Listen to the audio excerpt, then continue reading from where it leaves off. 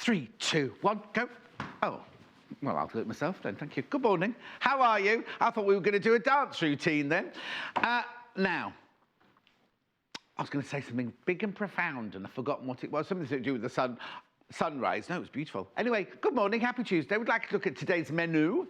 Here is the menu for today. Got a lovely show lined up for you today. Coming out today with me, John Scott. I can't even remember my own name then. 8 o'clock, we've got a Silky Satin Blouse with Jenniffer Taylor. 9 o'clock, we've got clever tools and gadgets, not just ordinary ones, only clever ones. 10 o'clock, we've got the flared cuff top with Jenniffer Taylor. And then 11 o'clock, I've got soft furnished fabrics. Oh, and you know what? In that hour, I've got like a velvet with a metal devore, and it's lovely. Anyway, would you like to have a look? Because this is the gorgeous Silky blouse. Nice, isn't it? It's lovely. Brand new fabric, that one as well. Brand new fabric that one's made out of today. So that's the 8 o'clock hour. Obviously, I've got, now in the 9 o'clock hour, the pressing rulers. The pressing rulers inspired by Jenniffer Taylor. They're in that hour. Then Jenniffer's back to do this lovely. Now, in the pattern in this is brand new fabric as well. The pattern in this, there are different sleeves and lots of different varieties of sleeves in that one. So that, and you can make it longer. You don't have it, because Hannah was a bit concerned. It was like a crop top on her. And Hannah with her muffin top, you see, just running around the middle there would just be a little bit. We were going to get Christopher to put it on, but it wasn't his colour. Yes, because he's so sylph-like. Anyway, and then, of course, I've got the lovely, the fabric at 11 o'clock. Furnishing fabric at 11 o'clock. So let's have a look at how to get in touch. What you need to do is go to our website, www.sewingquarter.com is where you go. And you click on Watch Today's Show. Then you have to log in to do this bit. Now, it doesn't cost you any money or anything. You just put your email address in and things like that. See the box there where it says Message the Studio? All you do is you just write your message there. Keep it to 140 characters or less, because at your end you can keep chattering away, but at our end it cuts you off after 140 letters. That will go through to Hannah upstairs, who's my producer du jour. Hello, she says, everybody. And she will then send it through to me on the tablet on my desk. Now, whilst we're on that page, if you have a look at products from today's show, in a minute, all of those... Now, let's have a look. Oh, they've gone? Have the other ones gone? Products from today's show, they're all from yesterday. In a minute, they will all disappear. And as I bring you fabrics and patterns and tools and everything from today, they will appear there. So if you're watching later, you can click on them and pop them in your basket. Now, talk about popping them in the basket. If you go to the top right hand there, you see the waist shaper. That was the waist shaper we had yesterday with CL. As I'm doing an auction or a sale, what we're doing will appear in that box. You can click on there, pop it in your basket. Now, if you know you want it, I would check out straight away. Only because if you can check out as many times as you like during the day, but obviously it's not secured until you've checked it out. But that's why we say check out as many times as you like. You'll only be charged 1 P&P of £2.95 for the whole day. Now, you can send in emails or pictures. The emails are better for longer or messages that you need forwarding on to someone else, because we can't forward on the web chats to anybody. studio@sewingquarter.com. studio@sewingquarter.com. Just send us an email in there, and that will be brilliant. Right, okay? So this is what we're doing. This is what Jenniffer is doing in the first show. It's lovely, isn't it? Beautiful. Brand new fabric there. So elegant. Lovely pussy bow there. You can do it without the pussy bow as well if you don't want the actual pussy bow on. It's 100% polyester silky satin fabric that, you know, really, it was very, very popular. The ones that we had yesterday, which if you weren't watching yesterday, I've got something again today because it was so popular. Anyway, so let's get on with this. So this is Le Pattern. 6 to 14, first of all. Now look at all the variations you get in the pattern. You see, you can have it sleeveless, long sleeve, short sleeve, pussy bow, collar, anything you like that. £12.99, that one is.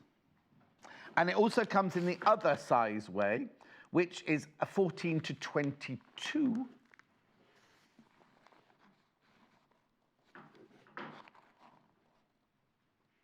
There's the other size. Now, obviously, all new patterns are being photographed with the flap out at the back. I'll show you in a second, like this, with the information. So if there's any information that you need, just let me know. Just let me know. £12.99. Okay, I'll take those over with me in a second. Now, the fabric, brand new fabric today, this one, it's a premiere today. It's 100% polyester. Look how wide it is. This one's got peonies and lilies on silky satin ivory background. $3.99 for half a metre. Isn't it gorgeous? 147 centimetres wide, which is just shy of 60 inches, isn't it? Beautiful, absolutely gorgeous print. I do love peonies, and that's what happens with peony petals, isn't it? They start off as a tight ball like that, then they open like that, and then they drop. Anyway, I love that. Look at the waftability, look at the drapeability. I've obviously got a metre here, so this would be your £8, wouldn't it? So it's $3.99 for half a metre. So if you're buying on the phone, because you can ring 0800 112 4433, just say to them, I need 3 metres or 6 metres, whatever you want, and they'll do it for you. If you're buying on the web, where it says amount, 1, if you put 1 in, that's half a metre. But obviously, when you buy this, it will all come joined together. It's not like the bundles where they're all separate. This will come all joined together. So if you buy 3 metres, you'll get a 3 metre piece. Oh, that is lovely, isn't it? So that one's brand new today. Now, the others were premieres yesterday, and they were so popular, we thought we'd bring them back today for you, just to see. So which one do you want first? Oh, the pink lilies on black. Oh, is this one you're going to be working on, Jenniffer Taylor? Yeah. Very popular yesterday. Very, very popular. We didn't demo with this one yesterday, did we? Demoed with the blue one, but isn't that lovely? Isn't that lovely? This is pink lilies on black. Yeah, it's the only one. No, well, they've got a blue background, a cream background, an ivory background, and a white background. They're all lighter ones, outer shades, but that's lovely, isn't it? We were saying kimono, beautiful. I mean, little cami top, harem pants, I said, for the summer. Open down the side seam, I think, with a little catch with jewels on the side. Oh, and somebody, well, I'll tell you when I come to it in a minute. I inspired somebody yesterday. I'll tell you more about that in a minute. This was our most popular fabric yesterday. And CL, she actually made herself a frock out of it while she was waiting to come on. Oh, no. She's left it behind. I said she could take it home, but I've just noticed on the rail. In the wrong section on the rail, but it's on the rail. Blossom flowers on blue silky satin. Isn't it lovely? And this is one we demonstrated with, CL demonstrated with yesterday. It's gorgeous. Look at that. Beautiful drapeability there. Look. Isn't that, oh, I love it. Summer weddings, summer afternoons out, evenings out. It's lovely, isn't it? So that's the blue one. That was the most popular one yesterday. Another popular one from yesterday was this one with the darker cream. It's like a clotted cream background, this one. This one's Blossom. Oh, bless you.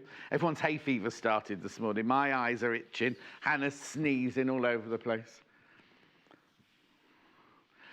There you go, look at this one. This is Blossom Tree Silky, multicoloured Blossom Tree Silky. That's nice, isn't it? That one's got lots of colours in it, that one, hasn't it? Okay, and then last but not least, the one that I said, if you're making an alternative wedding dress, anyway, somebody's taken me up on it. They're going to do their friend's wedding dress in this fabric. It'd look gorgeous, wouldn't it? Gorgeous.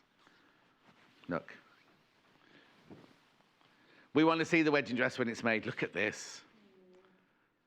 Oh, Hannah says she's free to go to the wedding. She didn't need a +1. Not that she's got anybody to take with her, but you know what I mean. We've already discussed Jay's wedding. Jay's wedding is next October, right, in 2019.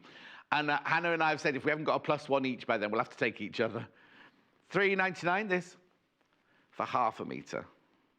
Isn't it lovely? The thing is, right, it's taking our addresses to send the invites out now, not until October next year. Who knows where we'll be at October next year? Yeah.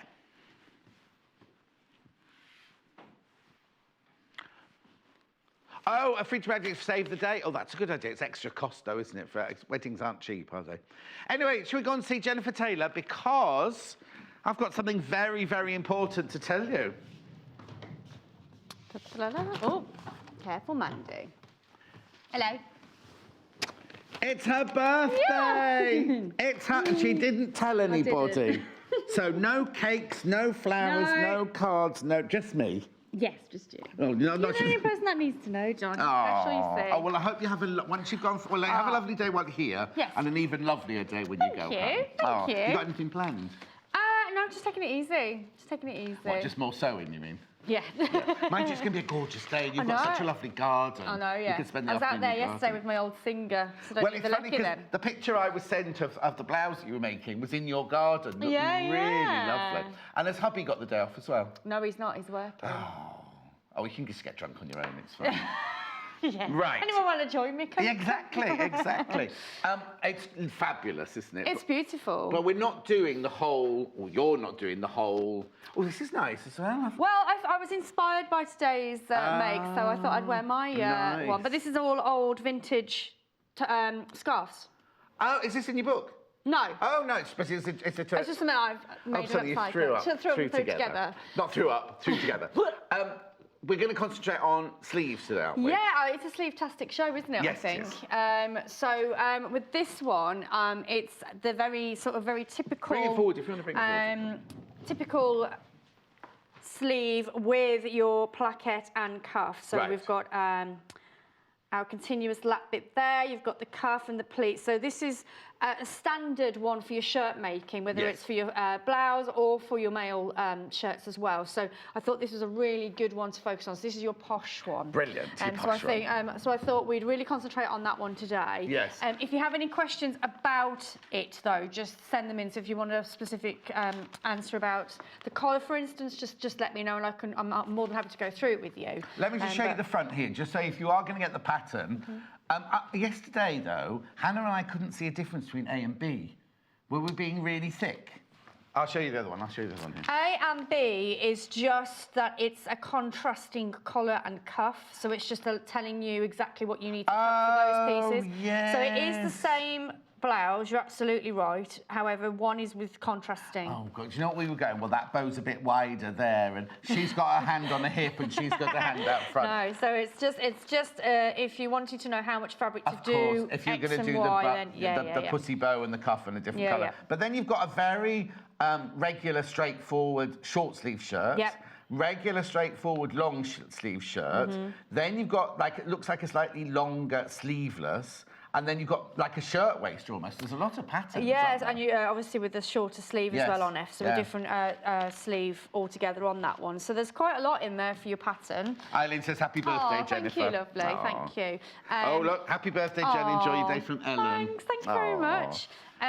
So yeah, it's got lovely shapes. So it's got obviously your bust line darts as well as you've got tailored darts in the front and the back. Right. And obviously in this case we've gone with the pussy bow collar there. But the drape of the fabric, this is what makes this make for me. Yes. Now the pattern does say easy. I'm going to slightly disagree with that. Okay. Who's that? It's going to be like this all day, isn't it? Happy birthday, Jenny. Morning to you both. Hannah will be happy in love by next year. John, love our Sonia. No. Oh, no. What about me? Will I be in love by next year, Son? Or am I going to be in love with Hannah? Is that the question? Of course you will. Right, okay. So, yeah, on the pattern, it does say easy. Right. I slightly disagree with that. Oh? Because you've got quite a complicated sleeve in there. Also, you've got the plaquette that you need to be dealing with. But I think what really knocks this pattern up a gear is the kind of fabric suggestions. So the fact that you are working with these very silky, slippy fabrics. Yes. So, to be honest, I think this is quite a difficult pattern as far as fabric handling is concerned. When you're doing these kind of techniques. In a cotton, yes, you're right, it would absolutely be easy. You'd be able to press it, it would stay in place.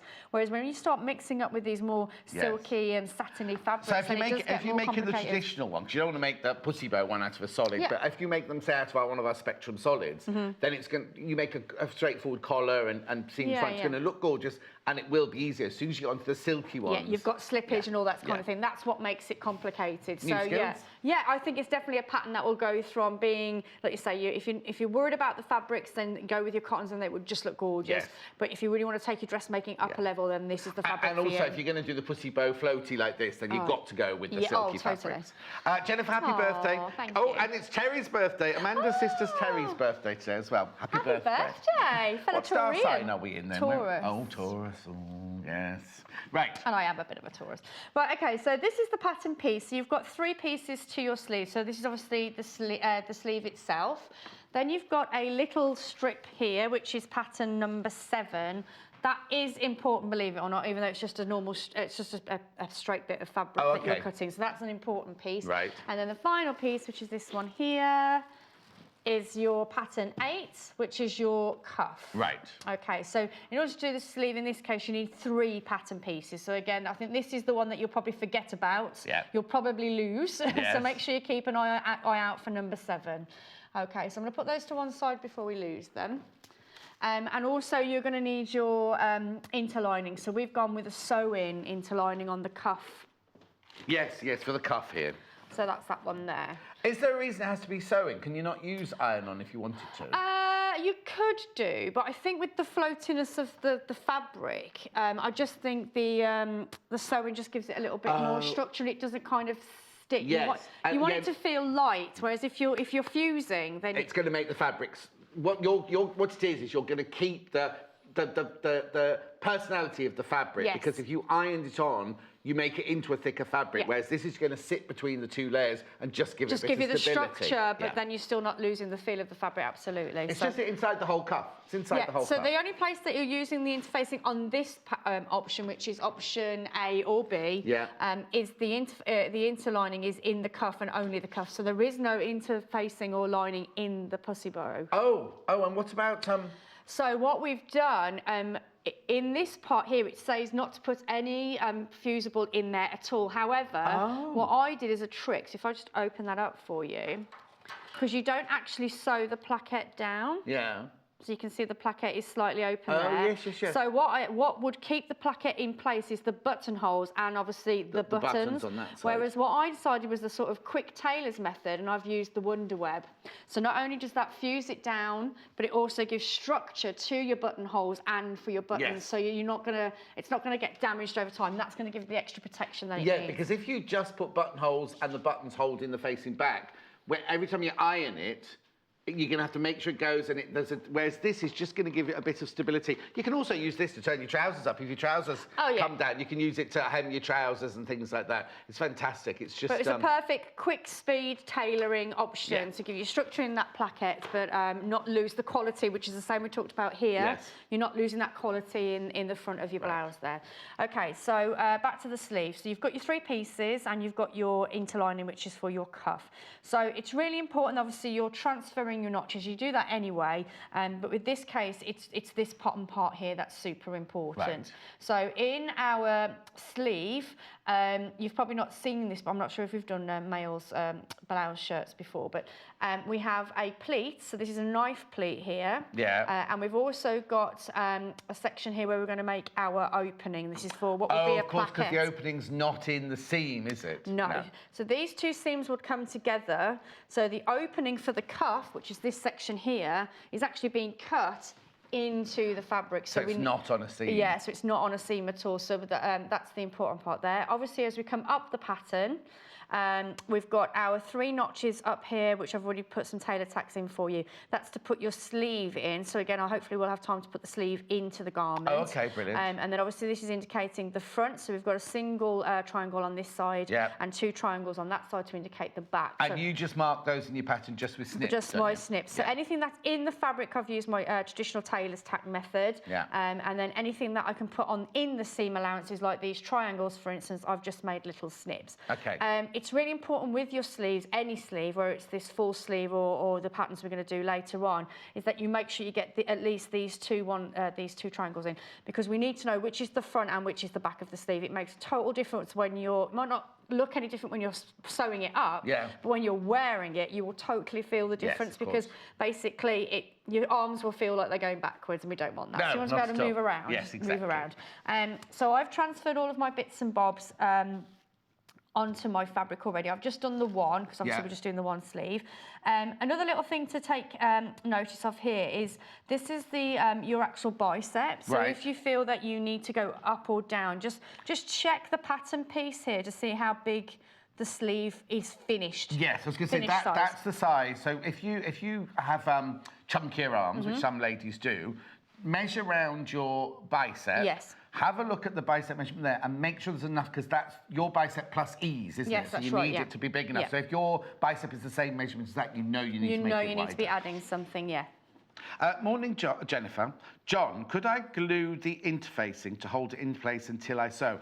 You could use one of the glue pens, just little dabs of the glue pen, couldn't you? And so it holds it there. Then when you wash it, it'll go away. Yes, of course that's good. But I'm going to show you how to do it with the sew method later, so don't worry about that too much. So if for whatever reason you do need to increase your pattern size, then what I would suggest doing is making a splice into your pattern and separating it out in that section, so you don't affect the arm size. That's the important part. So you'd slice that right from the top, right the way down to the bottom, missing the pleat and the dark thing.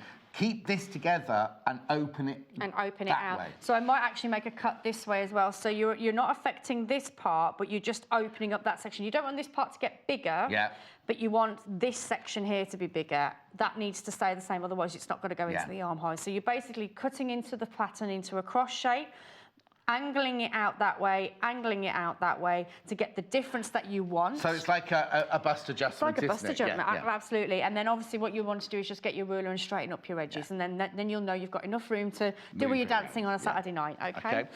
Morning, John and Jennifer. Lovely material today for the top. Wishing Jennifer a very healthy and happy birthday. Have a great day. Kiss, kiss from Laurie in Suffolk. Oh, thank you, my darling. Lots of Jennifer birthday love coming in today. Lots of Jennifer birthday love. Oh, now Rachel's emailed in. Oh, okay. She says, I always learn so much from you both. What's the difference between interlining and interfacing? I don't believe there's any difference. Oh, it's Americanisms, I think, isn't it? It's like basting and tacking and wadding and batting and things like that. It's all the same. So it's not about being fusible or non-fusible. It's nothing like that. It's just the terminology, like wadding and batting. It's called interfacing. Interfacing. Oh, and they've called it interlining on the graphics. That's what's causing the... It's basically the same thing. Interfacing, interlining, it's the same thing. It's like in dressmaking, in quilting terms, you have batting and wadding. It's actually just the same thing. I agree with you totally.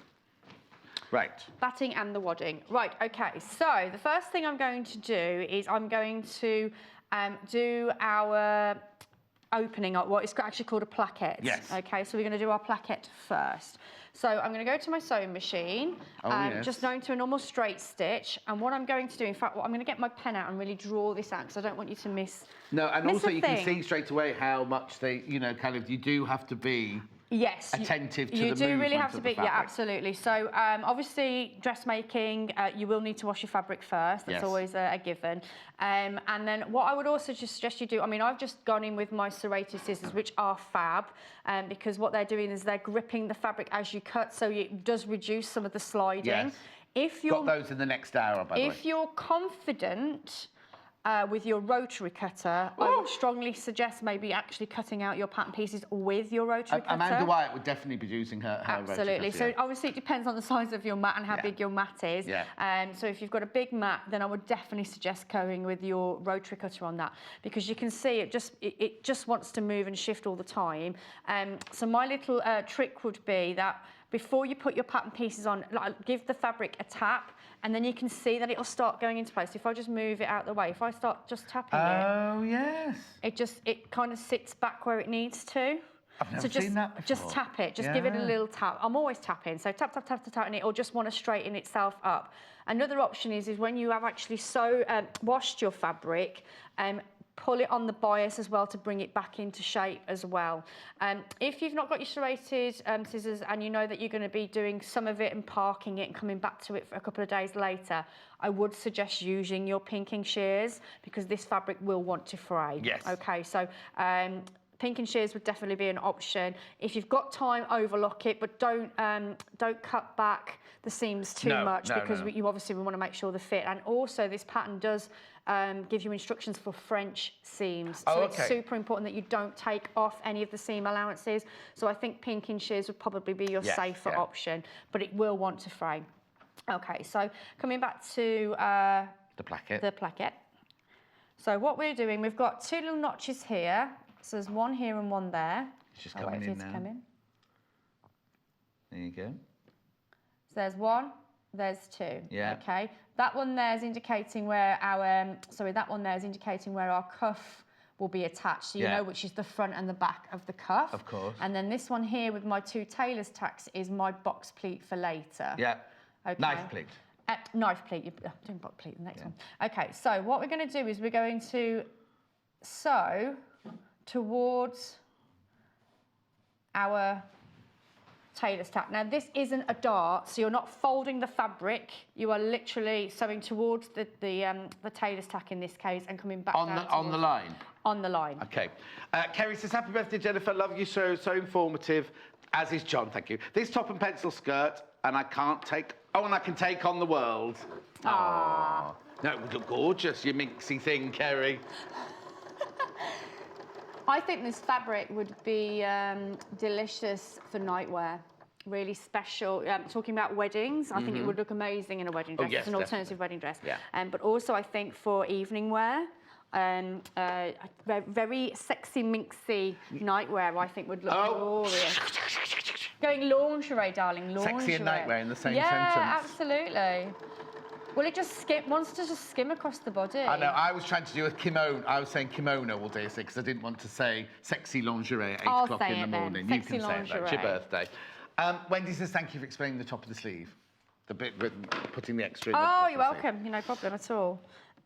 What I might ask is, though, can I grab a new needle? Because what it's doing is pulling the fabric, so it's a little bit dull. Oh, OK. So what we'll do is, can I go and do fabrics? And then Chris can bring you a new needle. Because there was the packet of thin ones we had yesterday. Oh, different machine. Because yesterday CL uses that machine. She used the big machine yesterday. And we got her brand new needles, 75 needles. So what if I just show them what it's looking like, then you'll know what you need to look for at home. You can see that it's pulling the fabric. It's coming in and now. It's pulling in the print. Yeah. So if you have that, you need to change your needle, and it needs to be a fine needle, so it would be around the sort of 70 to 80 mark. Yesterday, we were trying to get 70s to put 75s in the end, but Chris will bring you a new needle. I need to tell you, you've got so many messages coming in to wish you happy birthday. June says, happy birthday to our Jen, very inspirational, lovely lady, lots of Thank you. Right, I'm going to go and do fabrics, you do needle. needles. All right then, brilliant. I'll take the patterns with me. So, these are the patterns. Comes in 2 different sizes. Oh, I think you switched me off, Hannah. That's the larger size, the 14 to 22 there.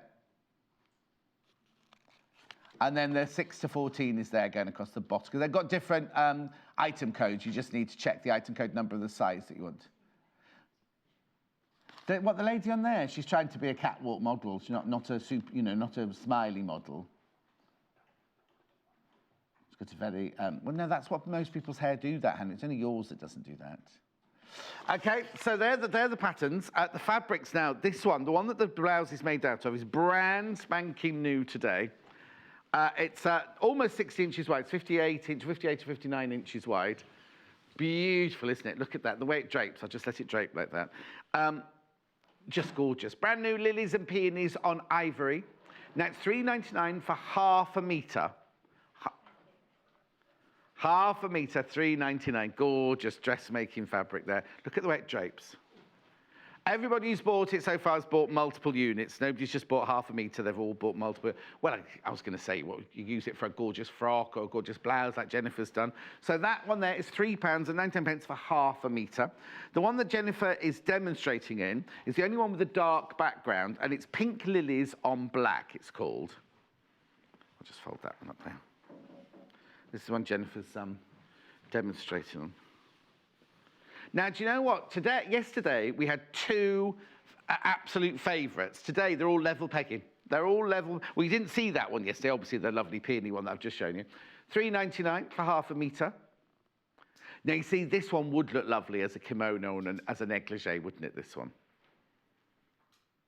Beautiful, $3.99. Hannah was going to make something out of it yesterday. She was saying, so she can come, when she has guests round, she could drape down the staircase. She's got a big winding staircase from the balcony, coming down and then make her entrance and then go into her yard. We all saw pictures. If you didn't see it yesterday, we had tablecloth fabric, and Hannah, Ian and Hayley all took a piece home to take a picture of. Hayley spent, obviously, the weekend styling her house around it. Hannah had made breakfast for herself and her flatmate, her housemate, and Ian had just bunged it on his table. Anyway, look at this. This was one from yesterday. This is the one you saw yesterday. CL was wearing this one yesterday and demonstrated with this one yesterday. This was #1 most popular yesterday. Blossom flowers on blue. 100% polyester. Almost 60 inches wide. $3.99 for half a metre. It's lovely, isn't it, the way that drapes? Then very quickly, I think Jennifer's ready for me, so I'll just do the last two very quickly. I've got Blossom, multicoloured Blossom. Oh, that's right then. Do you know what? You can tell this is going to be good to wear because you can scrunch it all up and it doesn't crease. It's very forgiving. Very forgiving and good for if you're going to, like, how often when you go to like a wedding, you've got to go to the hotel, you've got to get changed there, you get there and everything's creased, and the hotel has a manky little iron.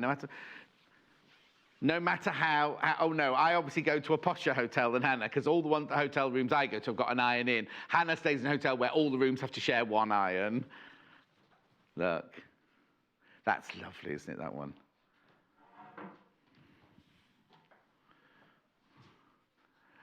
Oh, so Tom and Hannah, not that I'm starting any gossip here, but Tom and Hannah stay in the same hotel. Because were you just nodding about the iron? I stayed in the Ibis. Oh, yes, yes. That has one iron on the floor. Oh, okay. The one we stayed, oh, there you go. I said I've never stayed. No, what, the one nearby? The walkable one or the one further away? The one on the corner on the board. Oh, no, I had my own in there. Did you not look in the little thing in the corner? Anyway, he says there's one iron per floor. All I do know is when they do room service, they forget which room it is. They stand at the end of the corridor and they go, room service! Like this, whoever's expecting room service. I know. Do you remember that day? No, you weren't there. That was the day I was there with little Paul, I think. Not starting any gossip. Yeah. Mo's messaging. Hello, Mo, my love. Camisole top or jumpsuit, Mo says. Yeah. Or a camisole top jumpsuit, all in one. This is lovely. This is the one I think make a gorgeous, I've got it upside down, but look at the drape. Alternative wedding dress. Don't you think that would look lovely? Mm-hmm. See, I'm seeing Victoria Beckham for some reason with this one. $3.99. Half a metre. 100% polyester. Okay, Jeanette says, happy birthday, Jennifer. Thank you. I bought the Blossom tree fabric. Oh, it's lovely, yeah, because it's got lots of colours in that one, hasn't it? What are you going to make, Jeanette? Right, let's go back to Jennifer. Right, T-Hope. Are we all sorted? Yeah. Right. You do make me laugh when you go, oh, I'm seeing Victoria Beckham like you're a clairvoyant. I do love it. Well, she's not dead. I She's know still she alive. isn't dead, but like, she just it reminds me of that. It makes me chuckle. Oh. Right, sorry, let's get back to it. Yeah, so, come on, Jennifer. You're halfway through the show and you've done nothing. Well, it's my birthday. Yeah, exactly. So what? Right, okay, so I've done my stay stitching into that V area. Okay, so this is where it does get scary because you're going to take your scissors. So this is why it's important that you get some nice sharp scissors, especially with this fabric. Is you're going to splice right up to that Literally V. right up to the stitches. Right up to the stitches. So I'm just going to make one more cut. There you go. Okay. Okay, so that's opened up that area, okay? Yeah. So this is where you need to get that little strip that you think, oh, I don't need that. No, you totally do need it. So what we're going to do is sew that in. So in the pattern, it says to sew the right side to the wrong side first, bringing it forward to the front. And the reason being is you're going to top stitch that. Oh, okay. But if you're going to go for a more cleaner look, then I would ignore that instruction, put the right sides together and fold it back on itself, and then hand finish it. Yeah. But today I'm going to show you the instructions, okay? So if you're going to take it up again with your dressmaking, take it up to the next level for a more couture finish, then I would stick your continuous strip with the right sides together, sew that down, and then turn it back on itself. Like you do with the normal binding. Absolutely. Yeah. Whereas we're going to do it the other way because we're going to top stitch it. Okay. So I'm just going to take my tailor's tack out so it doesn't get stuck later. Okay. And you're going to put. So, right side of the strip facing up. Yeah. Wrong side of the fabric facing down. Right. Oh. Okay. Okay. So this is where it feels a bit strange because what you're going to do is you're going to sew this fabric that doesn't want to lay flat against that strip. Yes. So what you don't want to do is where it V's, where the top of the V is, you don't want to get it right to the top of or the edge of your raw fabric. You want it within the seam allowance. Right. And it will make more sense when I get to the sewing machine. So I'm going to do that now. Okay. So it's about a 1 centimetre seam allowance on this. Right. Is it the same seam allowance all over, or is it just this one? Just this section here, that's a little bit smaller. So that's why it's important to read your pattern as well. Read your pattern. Okay, so what I'm going to do, I've just sewn in a little bit onto my strip, so yeah, it's probably better that way, that's great. Yeah. Okay, so if I just open that flap. So can you see that the my shirt, which is this section here, is wanting to come away from that strip. Yeah. And it's creating a natural V. Yeah. You want to keep it in that position. Don't force this right up to the top. Otherwise, what's going to happen is you're going to get puckers in the top of the placket, and we don't want that. So allow it to kind of fall down. So as you go towards the points, if I just keep sewing, I'm keeping an eye on my I'm keeping an eye. Yeah. I'm keeping an eye on my stay stitching. And you can see that I'm coming really, really close to that edge now, super close. So now I'm going to drop the needle in. I'm just going to move my fabric out of the way. So this is where you want to watch for the ripples. Yeah.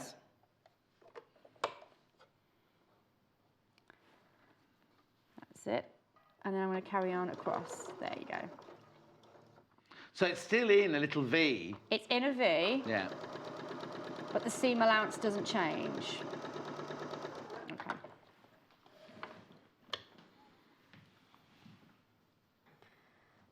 There you go. Can you see? You're not going to see because it's black on black, I think, at home. But you can see it's not just. So where my finger is there. Yeah, that's it. Yeah. That's the shirt, the actual shirt arm. Yeah. Whereas that's the bias. That's not the bias. It's not bias at all. That's the strip. Yeah. Okay.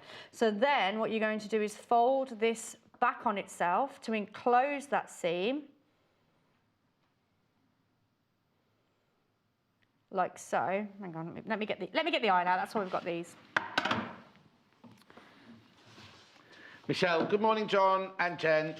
And the she shed friend. Oh, it's your she shed friend, Yay. Shelley. Happy birthday. Oh, thank you, darling. Oh, you don't need that. No, we don't need that. Okay, so what I'm doing is I'm pressing the seam allowance into that strip. Yeah. Oh. Whoop.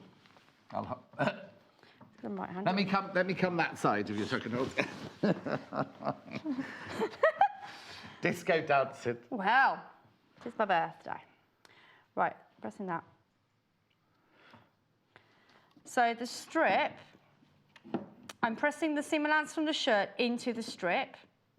Yeah. And then what I'm going to then do is fold that back on itself to create the binding. You can see that's giving me a nice clean edge. So I will just give that a quick press. Sonia says, Hannah, you've just sold me the idea of a swishy kimono, so I've bought 2 meters of pink lily on black. Love our Sonia. Beautiful. Oh, son. That'd be beautiful. Especially in the magnolia as well. That's very sympathetic to the kimono, isn't it? Yes. The magnolia. Yes. Have you got a magnolia tree in your yard, Hannah? No, not yet. They smell amazing, don't they? She's got an olive tree. Have you? Does it have any olives on it? There you go. Okay, so you're pressing that. Obviously at home you will pin, but I'm just going to go ahead and stitch that down very quickly. So the reason why I've pressed the it to the right side of the fabric, so when we do the top stitch we can really see what we're doing. Yeah. Whereas if you do it the other way, then you might get a wiggly line on the front. Oh, okay. So what you're wanting to do now is just enclose, so it's an enclosed seam. You're taking all of those raw edges and catching them in that strip, that continuous strip.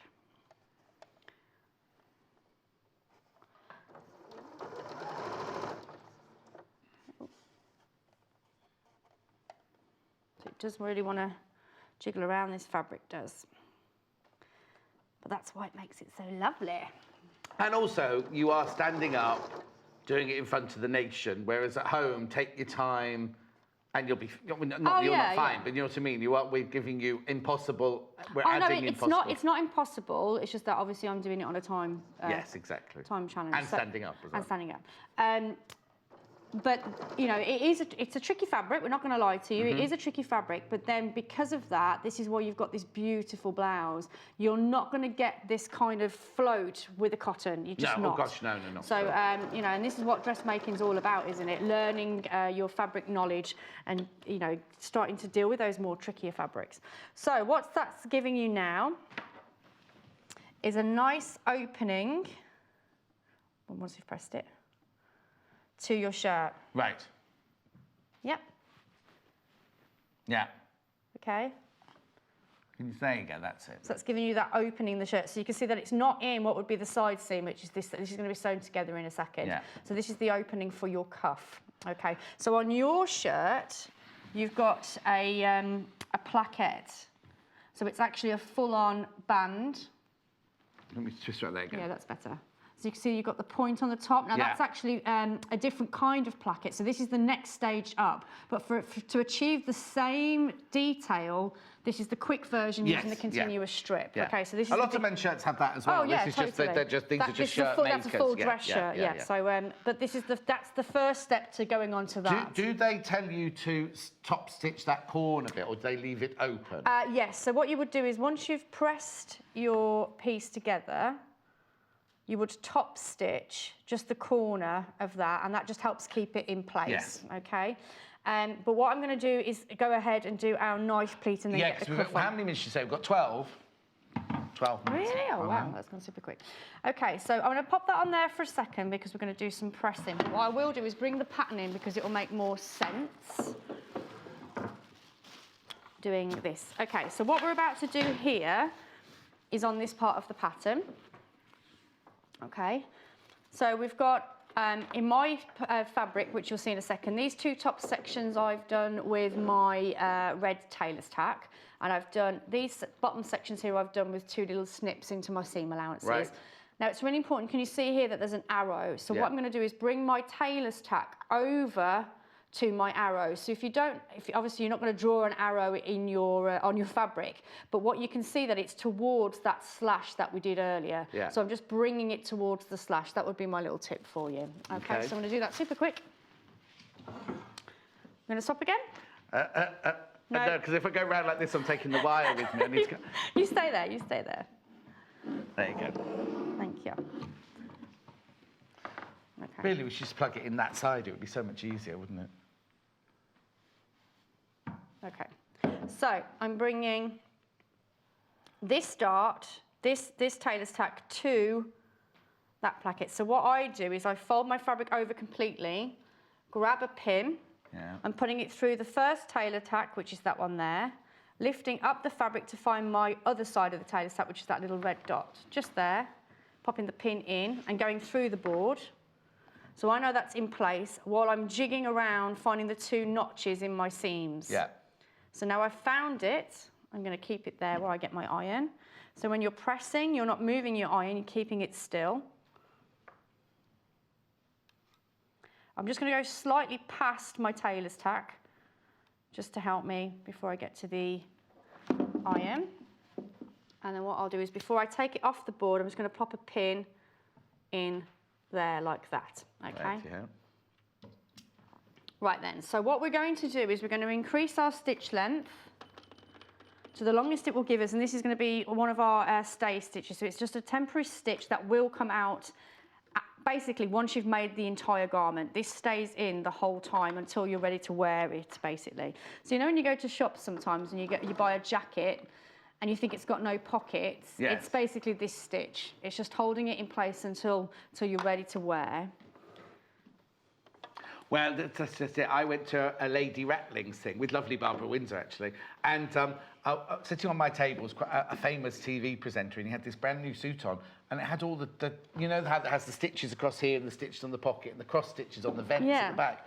And I said to him, you take those out? And he was like, no, they're designer. And I went, no, you take them out. And he'd been wearing this suit with all of the pink stitches in here, the cross at the back there. And, nothing frustrates me the most. You know, gentlemen's jackets or coats, where the vent is at the back, and you've got that, and the cross is in there, so it's stuck. So you haven't got that kick. Like, take it out. So if you've got it at home, check your jacket. yeah. Take Well, they the hate tack being out. told. They hate being told. You need to take those out. Okay, so just to remember, we brought our notches towards our vent here, our plaquettes there. So therefore, this little flap bit needs to be pushed in the other direction, so that the opening to the knife pleat is away from the opening. So to keep that in place, I'm going to do a quick stay stitch within the seam allowance. So again, we're nowhere near our 1.5 seam allowance yet. Yeah. Beverly says, morning both, bought a hand crank machine so I can sit in the sun as well, Jennifer. Yay! I love it. It was so peaceful because we've got a little pond, so we've obviously got the water coming through, and then just the... Yeah, we have got noisy neighbours on a Sunday morning. Oh my gosh. Oh my gosh. I did read that. You know what? Bless him. I don't know how he does it. I dread to think how old he is, but he literally he's still labouring all week, including Saturdays, and on a Sunday he does nothing but saw in the morning, so he has an open fire.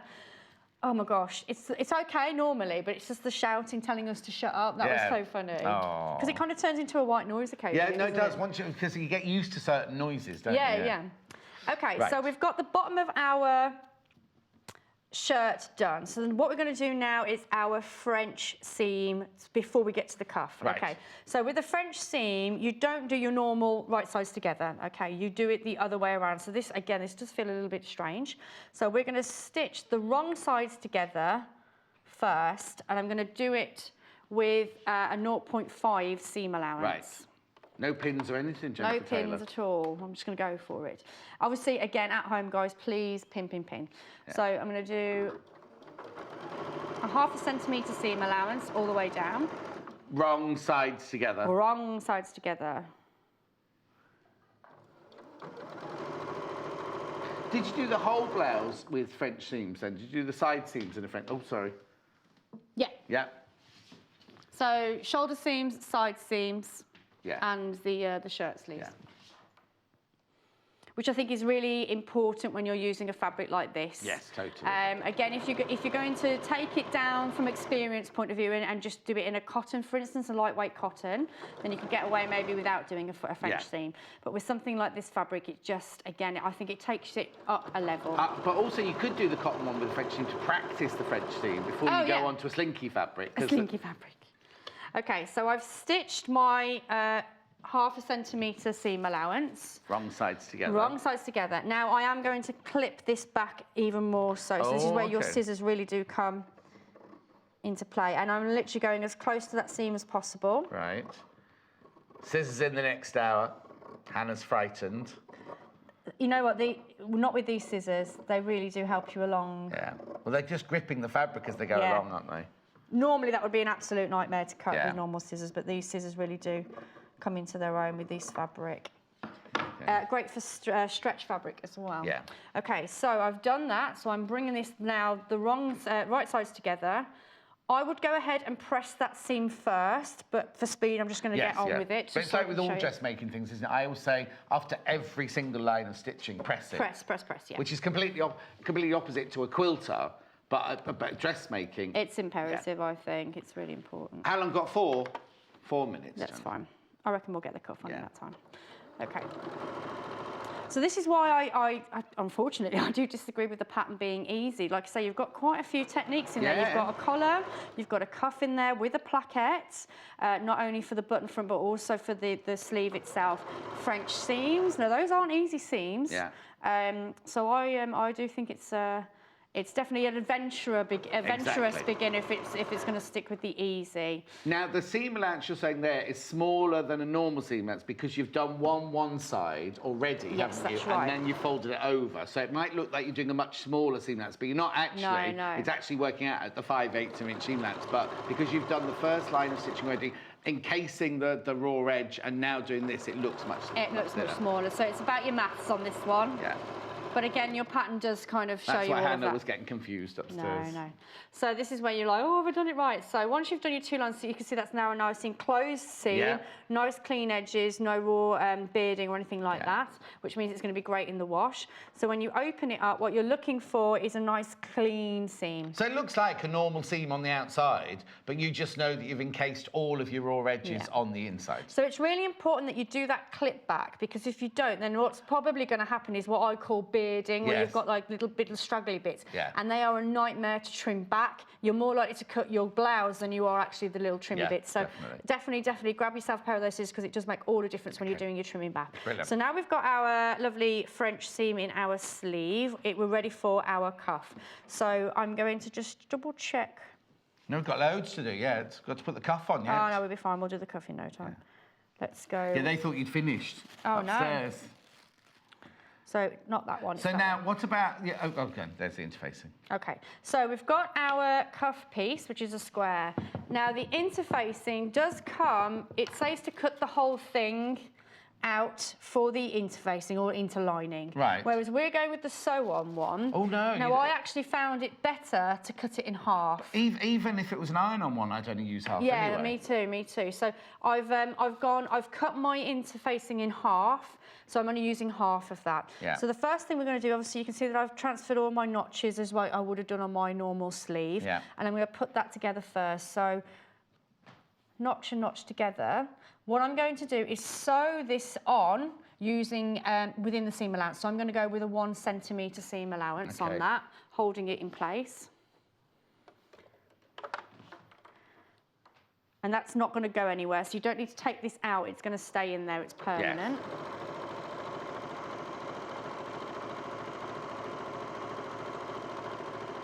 Having the interfacing there makes it much easier to sew as well, doesn't it? Because you've got the stabiliser. It stabilises it, which is fabulous. Okay, so once we've done that, now we can start putting it onto our cuff. Yeah. So the first thing we're going to do is match up our notch with our notch. So this part of the continuous strip is open, where the other one you're going to fold back. Yeah. And again, the instructions are on there for you. So this little notch there is just telling you that's where your sleeve seam goes. So you need to make sure that's in together. Yeah. Like so. And then if we come over. So with this one, you can see that my continuous strip here is going past my notch. That's because that needs to be folded back on itself. Yes. Okay, so one is open, one is behind itself, okay? But the pattern explains that, doesn't it? It explains all that, yeah. Pop a little notch on. Okay, so I'm going to take my gubbins box off. Or your bed, as we found out it was called yesterday. Oh, it's a gubbins box. That was CL. Suddenly went, I'll just take the bed off here. And we were like, ooh. Ooh, it's a gubbins box. So this is the permanent stitch now, and it's within the seam allowance. So it's 1.5. Yeah. So I'm going to stitch, go back, straight across. I actually like doing the cuff because it's so much easier with that interface. Yes, exactly. Okay.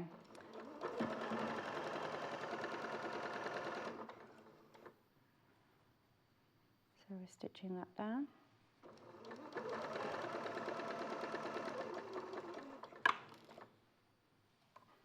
Okay.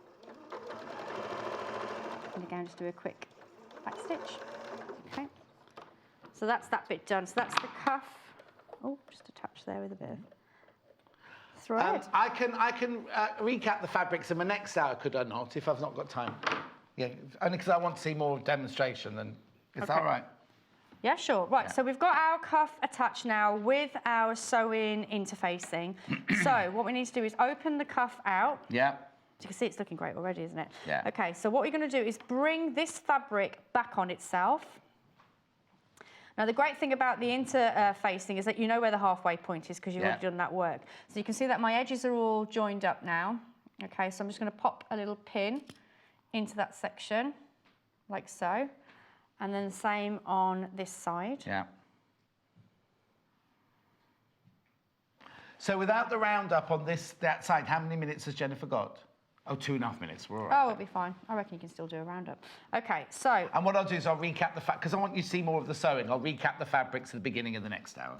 Okay, so I'll show you from this side because you've got our little point of reference. So where we stop sewing at the end of our sleeve, where that little notch is there, we're going to come straight down on that. So we're just creating this. Well, I've got notches on mine, but we're creating that little bit there, and that's why one goes right the way to the end. You see, that one goes right the way to the end, but that one's folded under. The one on the top there is folded under. So that's all that Jenniffer's done, and she's just creating the edges now of the cuff. So I'm sewing down. So that's that one done. So I'm just going to repeat that now on the other side. Oh, you're right.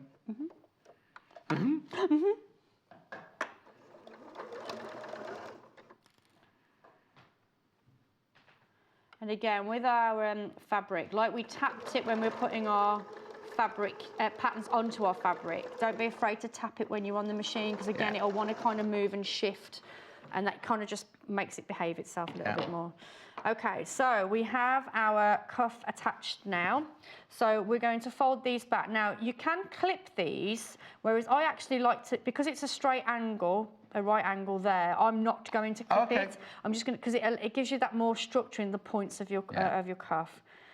It's personal preference, but I like to leave it in. So I'm making sure that it's folded back, giving me a nice sharp edge there, pinching it and then bringing it forward. So can you see? Yeah. Yeah? Beautiful. Okay. Whereas if it's like a collar, for instance, that's a very, is it acute? I always forget the words, which way it go around it goes.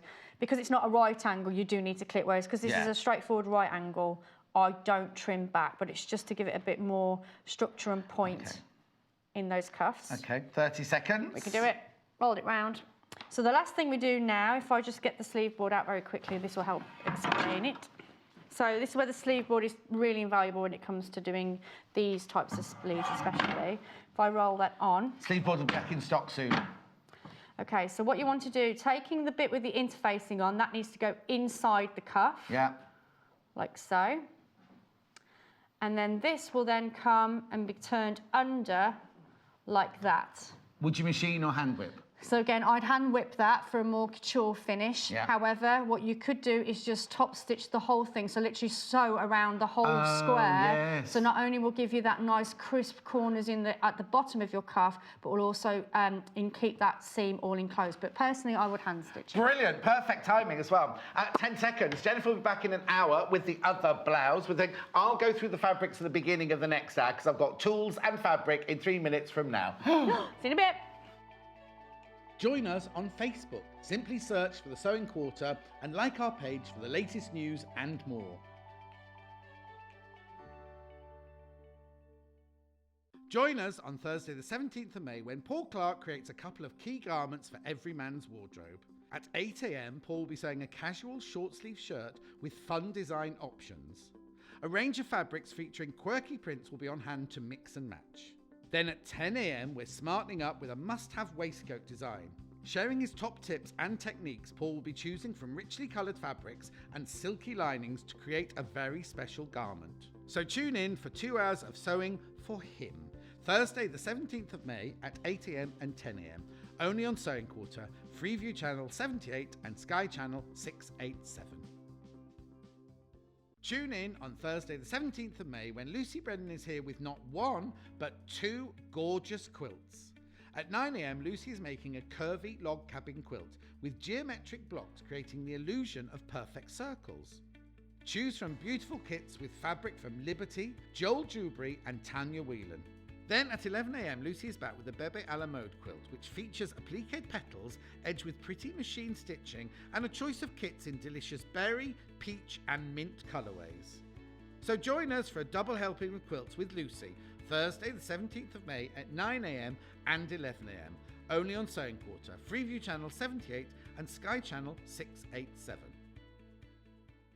Save the date for Saturday the 19th of May when we're joined by a brand new designer, quilting expert Sally Stevens, who will be showcasing a couple of wedding themed projects. At 9 a.m, Sally shows us how to make a double wedding ring quilt. In addition to offering you all our worldly tips and advice, we've created 2 gorgeous kits. Choose from romantic pastels or something blue. Sally is back at 11 o'clock with a patchwork cushion, inspired by the multifaceted cut of a precious jewel. We have kits inspired by amethyst, topaz, and of course, the classic solitaire diamond. So say I do to a morning of exquisite quilting, and we promise to get you to the church on time at midday.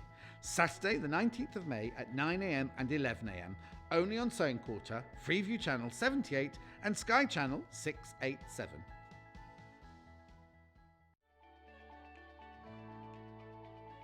Follow us on Twitter for more inspiration, top tips, news, and share your own creations with us.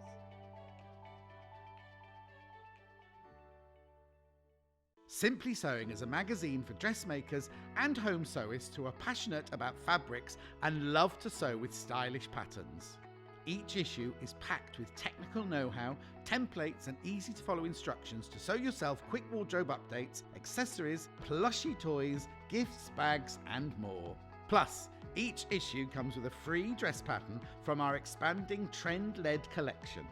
We're proudly flying the flag for contemporary sewing with stylish patterns and beautiful photography to inspire sewists across the globe at every level.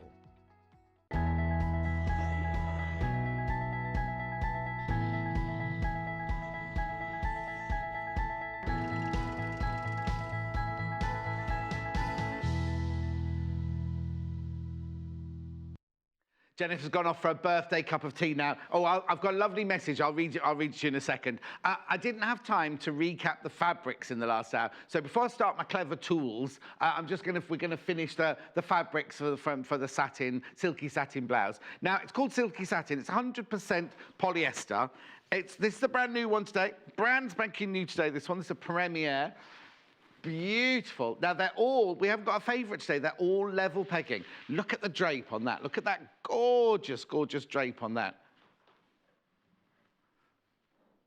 Nice bold flowers on that one. And yet, if you were to look at that fabric on its own, you think, well, that might be a bit bold. But then when you look at it at the made, it looks different, doesn't it? It's exactly the same fabric, exactly the same, but just beautiful, isn't it? So that one there is the lilies and peonies on ivory. Lilies and peonies on ivory, that one.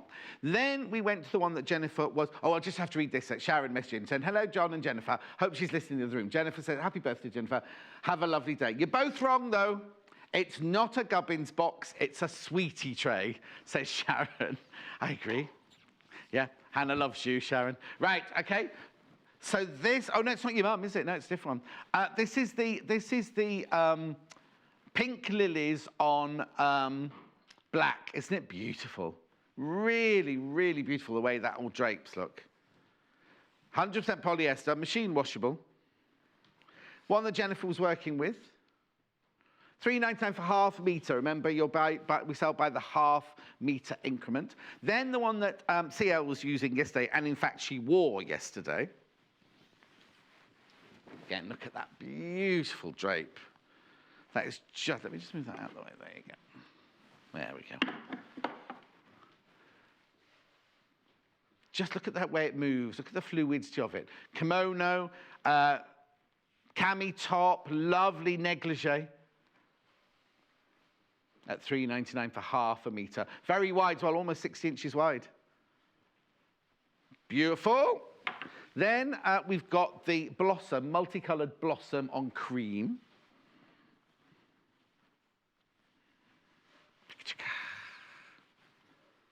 Yep, there we go. Just get right. There you go.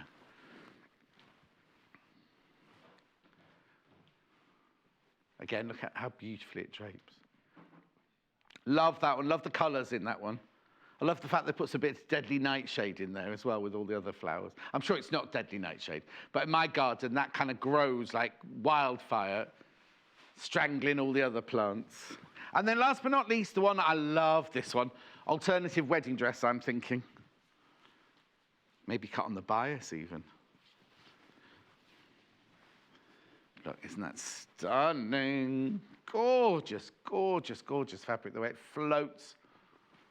$3.99 for half a metre, 100% polyester, almost 6 inches wide. It's beautiful. That's a big print as well. Imagine how gorgeous that's going to look all made up as well. That'd be lovely in a float. On the way to work in the morning, it's funny, I drive through a place called Studley, which isn't the glamorous, it's lovely, it's a lovely town, but it's not glamorous. And then there's a wedding dress shop on the left hand, huge wedding dress shop, like old-fashioned wedding dress shop. And they change the windows so often. And every day I drive past thinking, oh, look at that lovely wedding dress. Anyway, while I'm here, Jenniffer used these scissors. These ones Jenniffer used, these are micro serrated edge scissors, just back in stock. Let me move that one out of the way there. Fantastic for jersey fabrics, for slippy fabrics. Because now, if you look here, I mean, you won't be able to see along the edge there, rather than that edge being completely smooth. Oh, now, you can't put these in a scissor sharpener, in the scissor sharpener that we sell. The edge there has got like tiny, tiny, tiny teeth on it, and it just grips the fabric as it cuts through them like that. They're 39. These are micro serration. That's why you can't see them. They're so tiny. I'll do it that way around. There you go. Micro serration. Exact scissors, they're called.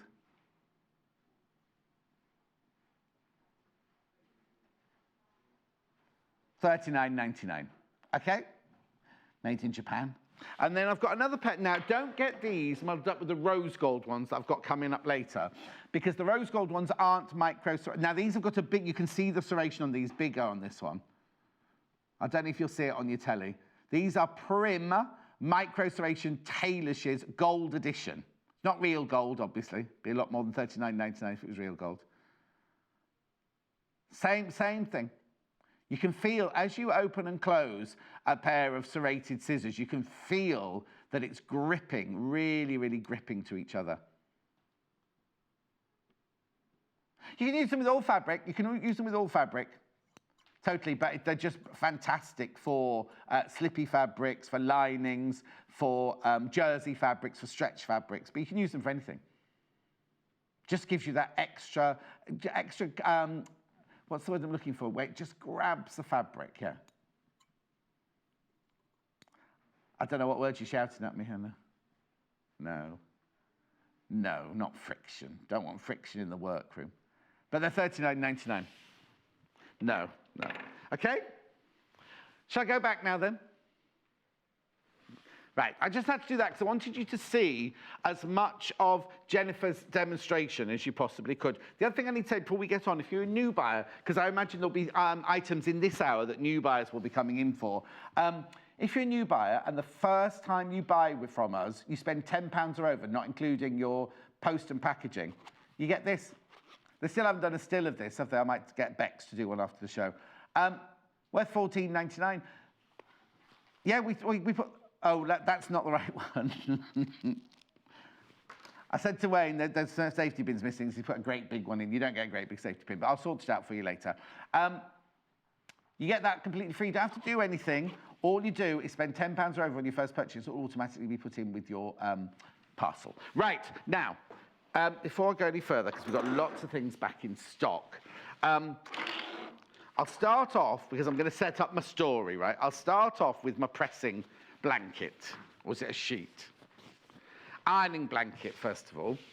So, this is the Prim ironing blanket. You see us use a different one each day, but this is the one, perfect for your workroom table. If you haven't got room in your workroom for an ironing board, then you can have this on the table. So on one side, it's cotton. They did that on purpose, didn't they? Try and catch you out. On one side, it's cotton.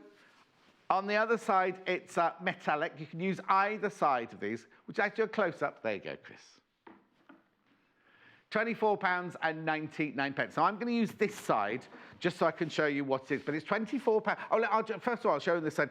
Obviously, don't use these as measurements or as proper angles. It's just more of a guideline, isn't it? Because because it's fabric, it will move, but you have got centimetres all the way around the edge there.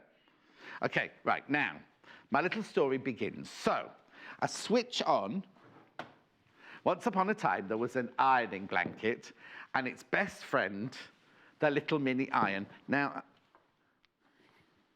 the mini iron does come with a little bag to keep it in if you're traveling, and a little water measurer. It's tiny, it's like that, but it's perfect. This iron is brilliant. Now, I've got to be careful because this is on. So this is on, right? Let me show you this side first. So what you can do is, if you are going to have it as a steam iron, that's where you put your water. There are your little windows where you can see how much water is in, and you just fill it to the maximum then. Then you've got this button here, which means steam on, steam off, or the other way around, steam on, steam off. You've got your temperature gauge here. Now I have to make sure that it's on hot, because I'm going to do hot in a minute. Right, okay. Little red light here, so when it gets hot, that little red light will go off when it's ready to use. You've got the fantastic little holes there for your steam to come out.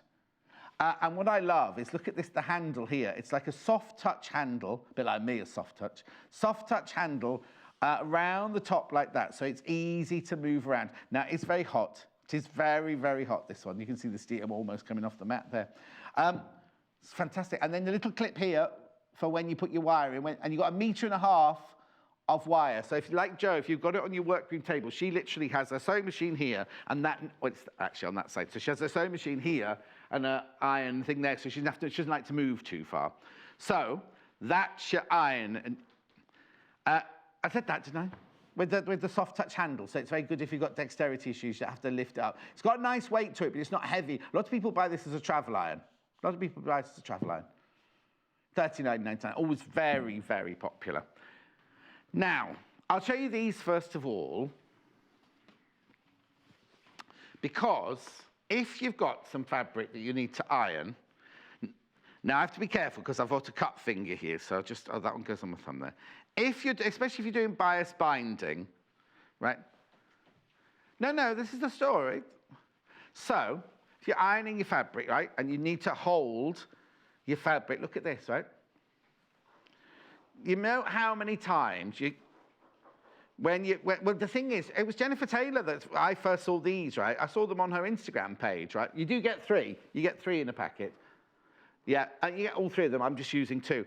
And it's just because the amount of times, you know, when you haven't got them, and you're like this, you go, ooh, because the fabric gets hot, the iron gets hot and everything. I don't know why my little red light hasn't gone off yet. But if you've got these on, that's the thumb one there, you get 3 different sizes. They're fantastic. Look, so you can just hold. Now, I'm not saying they're going to stop your fingers getting warm, but you're not going to burn yourself, are you? Because you've got the protector.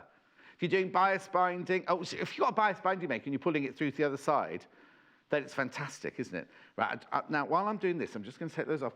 There's the packet, that's how they come. Right, hang on a sec, let's just...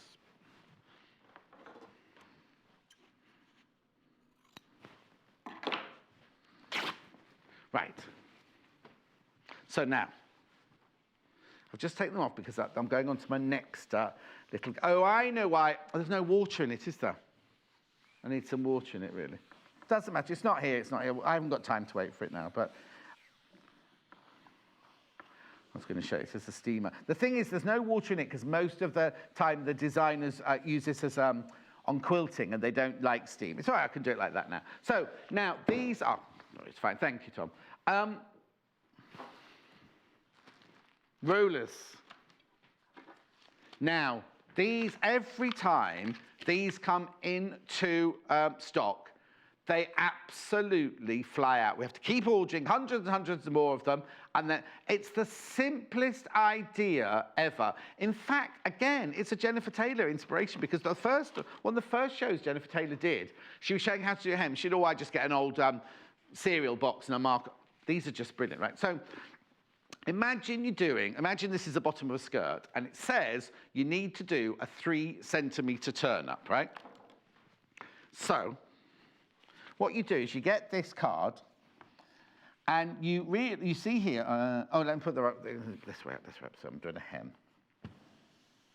Right? And you're thinking, I've got to do a 3 centimetre turn up. You see the card here, it's in increments of centimetres, up to 9 centimetres there.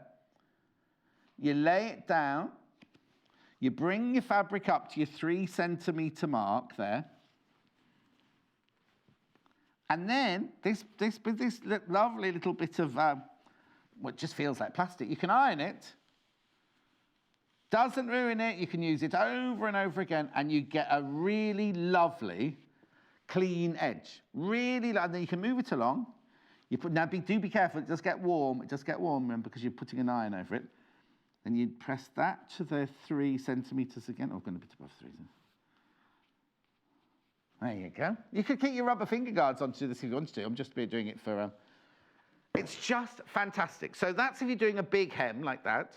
You can also do a short hem. So if you're doing like a little hem, but you need it really deep, or you need to turn in for pleats and everything like that. So look at this one. This side goes up to 12 centimetres. So if you're making trousers with turn-ups on, you need to turn up a big turn-up like that, 10 centimetres. You can do exactly the same. Exactly the same there. But in the packet, you're thinking, oh, that might be a bit big for my jeans, John. In the packet, you also get this one as well. You also get the smaller one here. And again, that goes up to 4 centimetres that way. And it goes up to 12 centimetres that way. So if you've just got a little, like a skinny jeans or a sleeve to hem or something like that, and it's just very narrow, you can just use it like this. Again, you can just iron over as many times as you like. They're flying out. They're absolutely flying out. Or, of course, I'll get this end here. If you just want a tiny 1 centimetre hem, look. Very, very simple. I wish I'd invented this, because whoever invented this will be a very rich person now. Imagine it's a lady. Look, you see, just turn your edge over. But not only can you use them with an iron, you know, sometimes you need to mark, like Jenniffer was showing you how the pleats were marked on there. And you're going to do, say you're going to do pin tucks, right? And you think, I need to mark a line every 2 centimetres, or every centimetre, let's say every centimetre. So you put your ruler up, you get your marker pen or your pencil or something like that. And when yours arrive, when your rulers arrive, you see these little holes, or the little punch holes. When yours arrive, they will still have their little bits of fabric in there. You need to punch them out when you first arrive. But what you do is you just line this up along your fabric. You think, right, well, so this is my first line here. And then I need to mark a line 2 centimetres away from my first pin tuck. And then mark another line along in 2 centimetres time for my second pin tuck. You're just creating, look, your little lines. So you can follow your lines. And then what you can do, let me put the top back on there. So then what you can do is you can fold over the fabric onto the first one like that.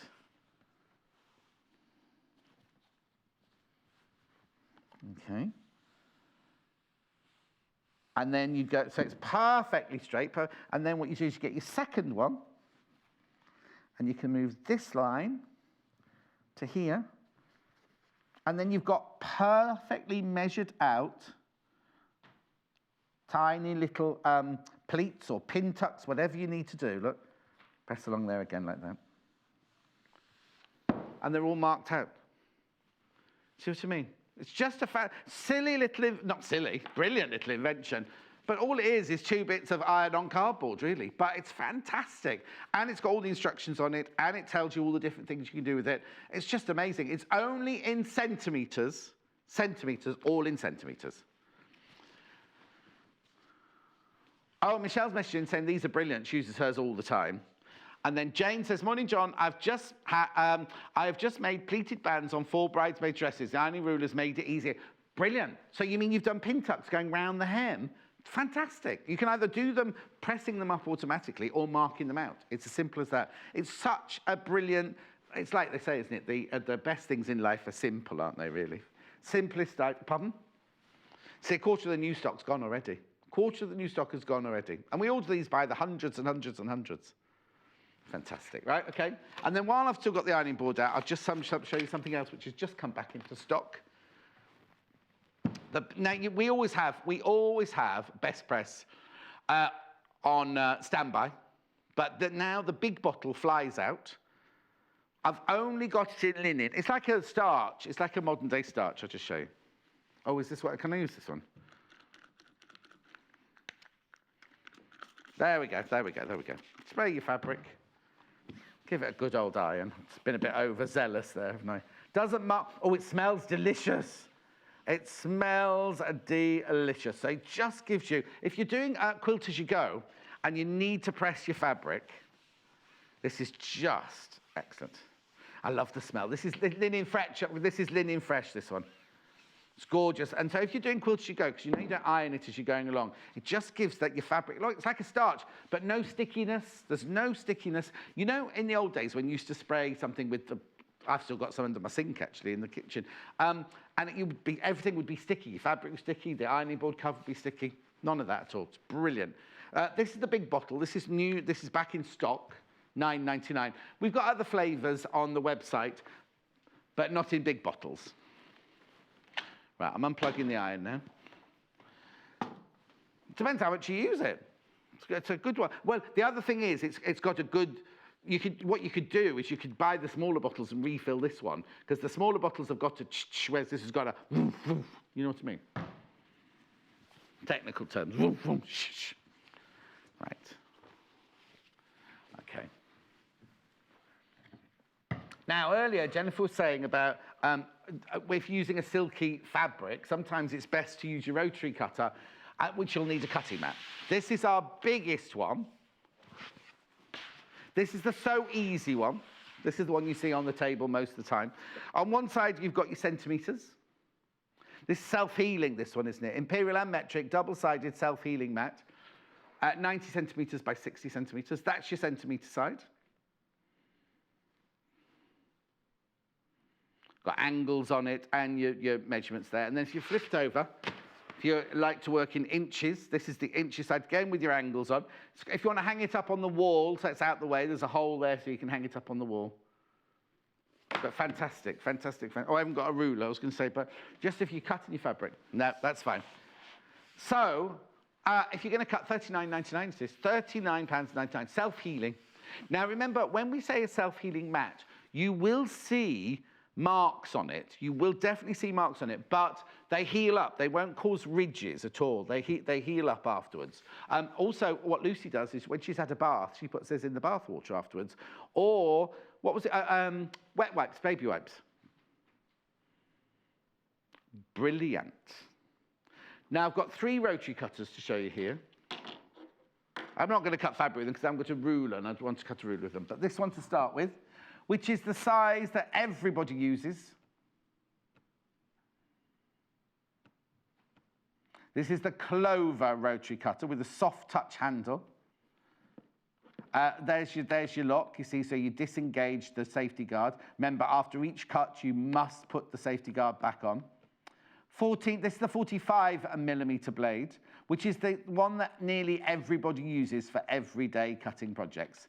Lovely grip on there. And then you've got the soft touch there as well, so your hand's not going to slip. And as I say, there's the safety guard. Just disengaged and then put back into safety like that.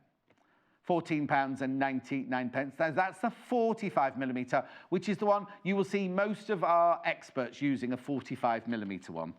But if you need to do curves or slightly more intricate or some little half square triangles, maybe you want to go to this size, which is the 28mm. This is £10.99. I think you'll find this is actually mine, this one. Clover soft cushion rotary cutter, 28mm, £10.99.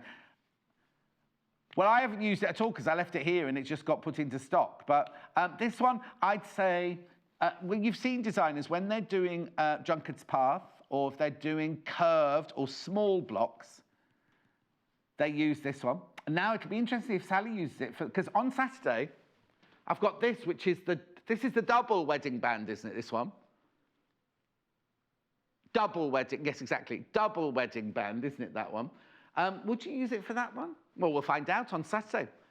Well, you've got curved templates and curved rulers. We'll find out from Sally on... Sally's a new guest. You saw the advert at the last break. New guest starting on the wedding day on Saturday. So it'd be interesting to see if she uses a 28mm.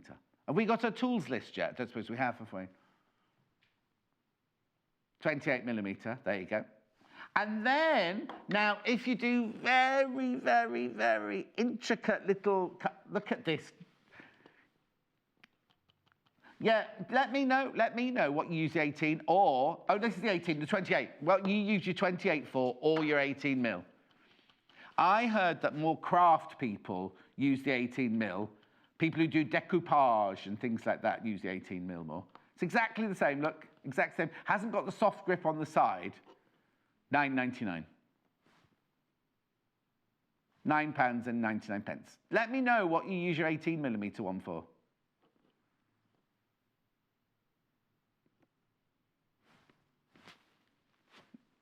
Okay, Kate, staying on the cutting theme. Let me put that over there because I've done that. Well, I just know what I've done and what I haven't done this way, don't I? Right, oh no, that's a safety pin.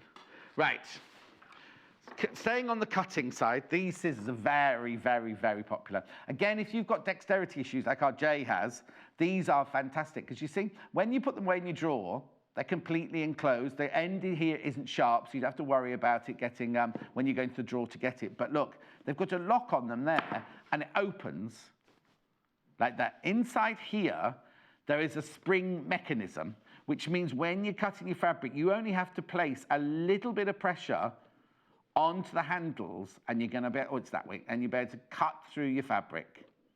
And then when you're done, you put the safety guard back in, the lock back in, and they stay beautifully locked. Now, the 9.5 inches, that's the length of the whole scissor, not just the blade, obviously, 24 centimeters. But they're razor edge. They are very, very, very sharp.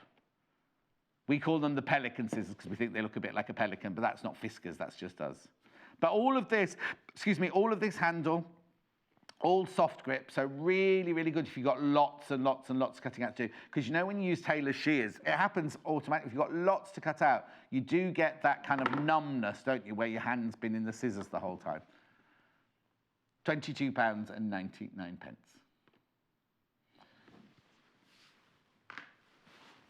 Okay, next. The snippers, the snip ones, yeah. These go beautifully with that. These are little snips. Again, they've got the lock on them. And again, now this time the spring isn't inside. You can actually see it there. But you can see how it works. It literally takes the pressure. And when you're just doing little snips like that, it's so easy to keep it going without any pressure at all. And then once you've finished, put the lock on. Now, again, you can store these away quite safely. Cute. They're 16 centimetres from one end to the other. £13.99. Very, very sharp to the end. Joe Carter uses these a lot. Look, as you can see, the sharpness goes right to the end of the blade. Easy action. Very, very good to have that.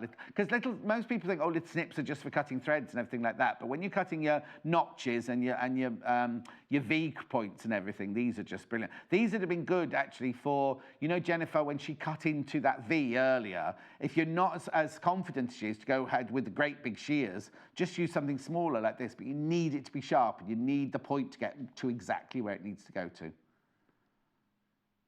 Yeah, you see, Hannah thinks she can control that better. But Hannah's not an experienced seamstress. And as a cutter, you'll know these things. When you get so used to... My shears were like big, proper shears. And you'd cut the tiniest, tiniest piece with them. It's just what you get used to. But you always need snips. You do always need snips. Oh, reverse applique. These are fantastic. Also, we always use these in reverse applique, but also you can use these in when you're grading down. You know, when you've got lots and lots of layers, like lots of gathering going in a skirt, and you want to graduate the seam allowance down. These are fantastic. So you open them there. Obviously, you've got the sharp scissors inside, but this is all blunt, and it holds the other fabrics out of the way. So if you're doing a reverse applique, you can quite happily chop the top layer away and not worry about going through the bottom layer because you've got this thick kind of blunt blade underneath here. Like I say, obviously They're sharp there, but then they've got the bit here, so it can just hold the bottom fabric out the way so you don't see. Because there'd be nothing worse, would there, than when you've done a reverse applique and you get your scissors and you're cutting the top layer away and you go through the bottom layer, the whole thing's ruined. Whereas with duckbill, and also look at the angle. Look at the angle of these. So you can really, really get into as close as you need to the line of stitching. $12.99. Now, we saw gold scissors earlier. They were serrated. These are the rose gold scissors. Now, when we first got these, I think everybody thought, oh, rose gold, they're just jumping on the bandwagon. Everything's rose gold this season. Well, last season now as well. But Joe Carter's mum's got these.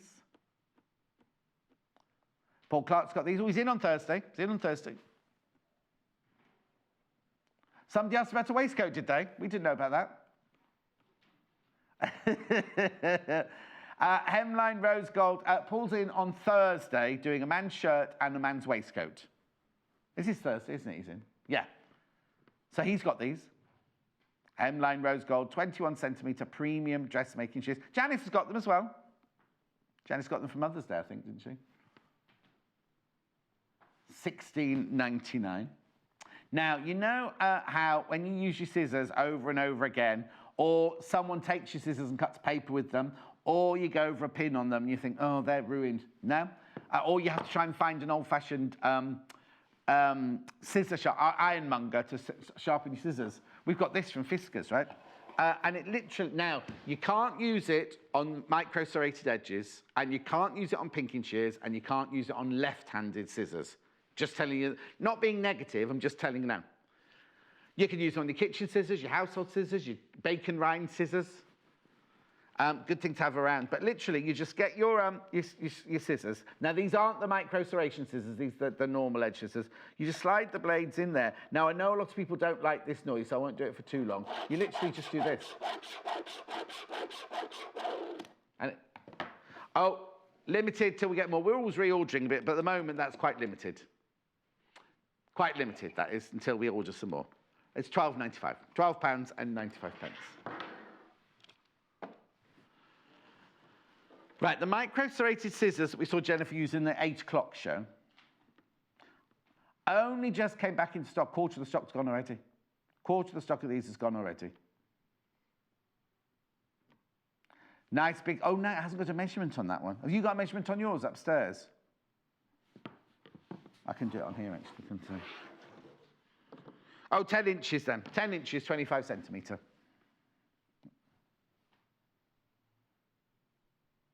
There you go. I use my 18mm for cutting small pieces for EPP. Brilliant, from Linda. Oh, thank you, Linda, my love. And Julie said exactly the same thing. There you go. Have you done EPP yet? Yeah, but yours are quite big, aren't they? Aren't your pieces quite big? Oh, they look big on the picture. You're tumbling blocks? Oh, no wonder she... Oh. She hasn't finished anything. She's got a half-finished kimono, a half-finished EPP tumbling blocks, a half-finished EPP... What's the little one then?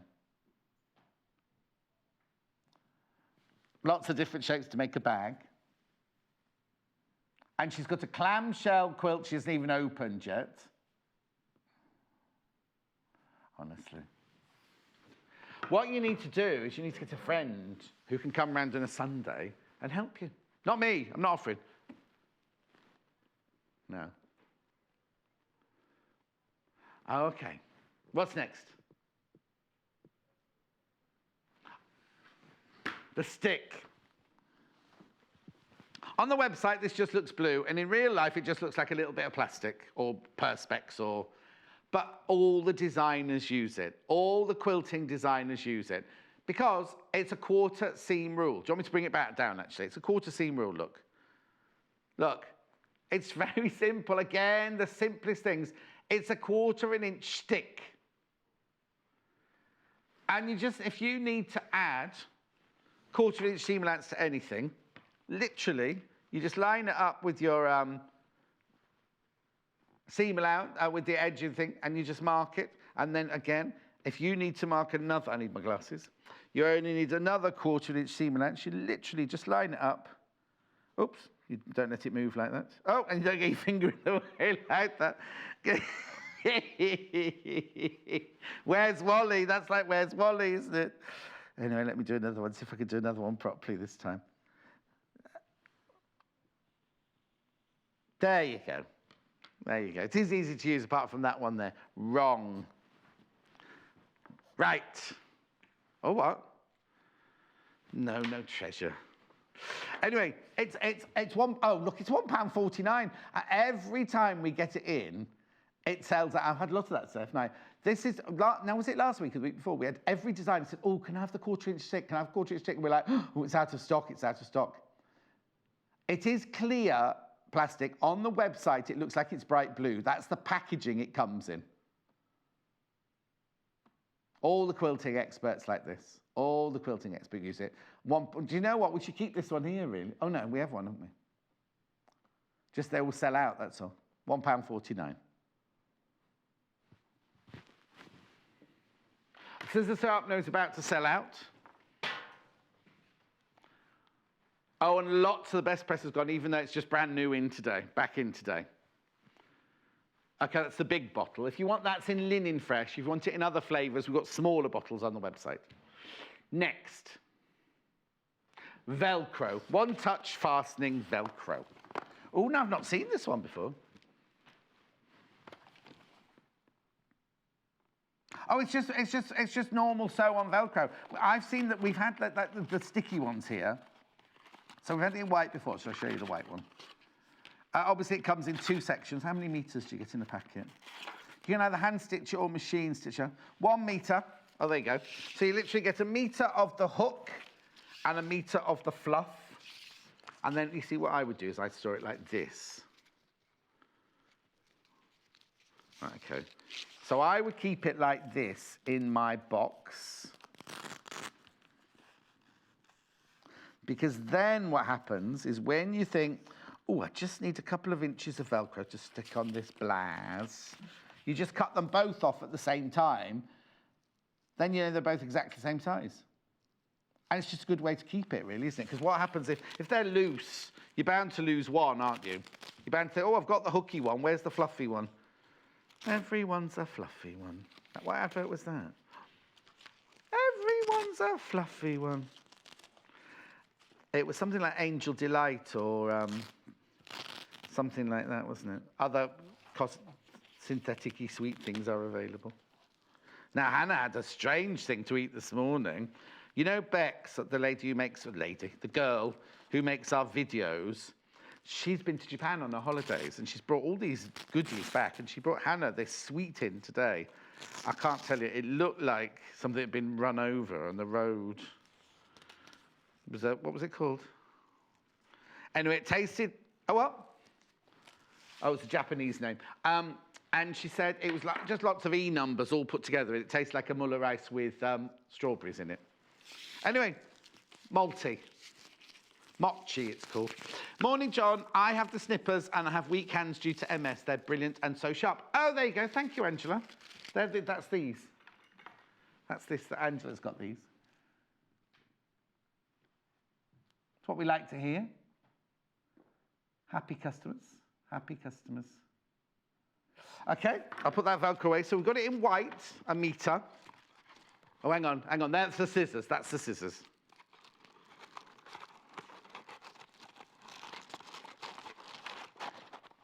Never had it in the black before.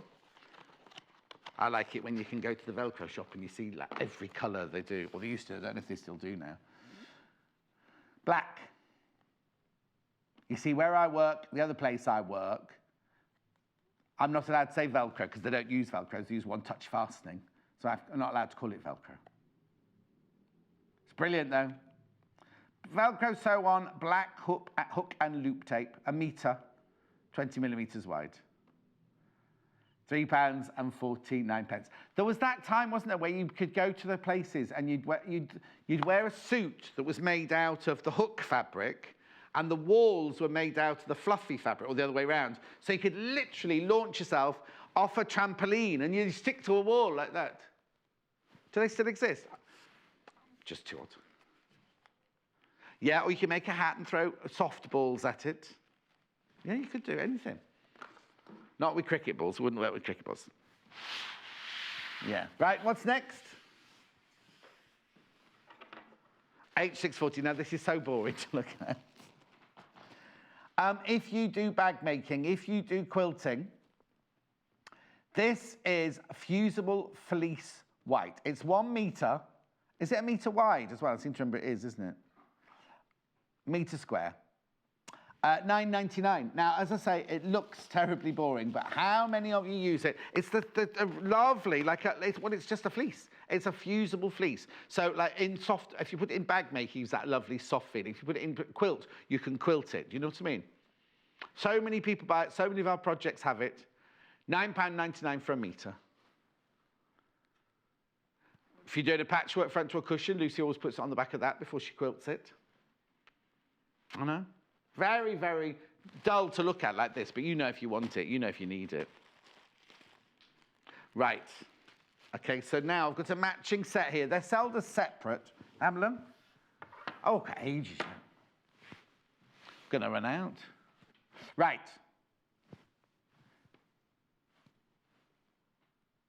Unpicker. Seam ripper. Quick unpick. Hemline, large seam ripper. Non-slip grip handle. Now, for some reason, this one doesn't come with a top. Yes, it doesn't. That's good English, isn't it? Yes, it doesn't, says Hannah. $2.99.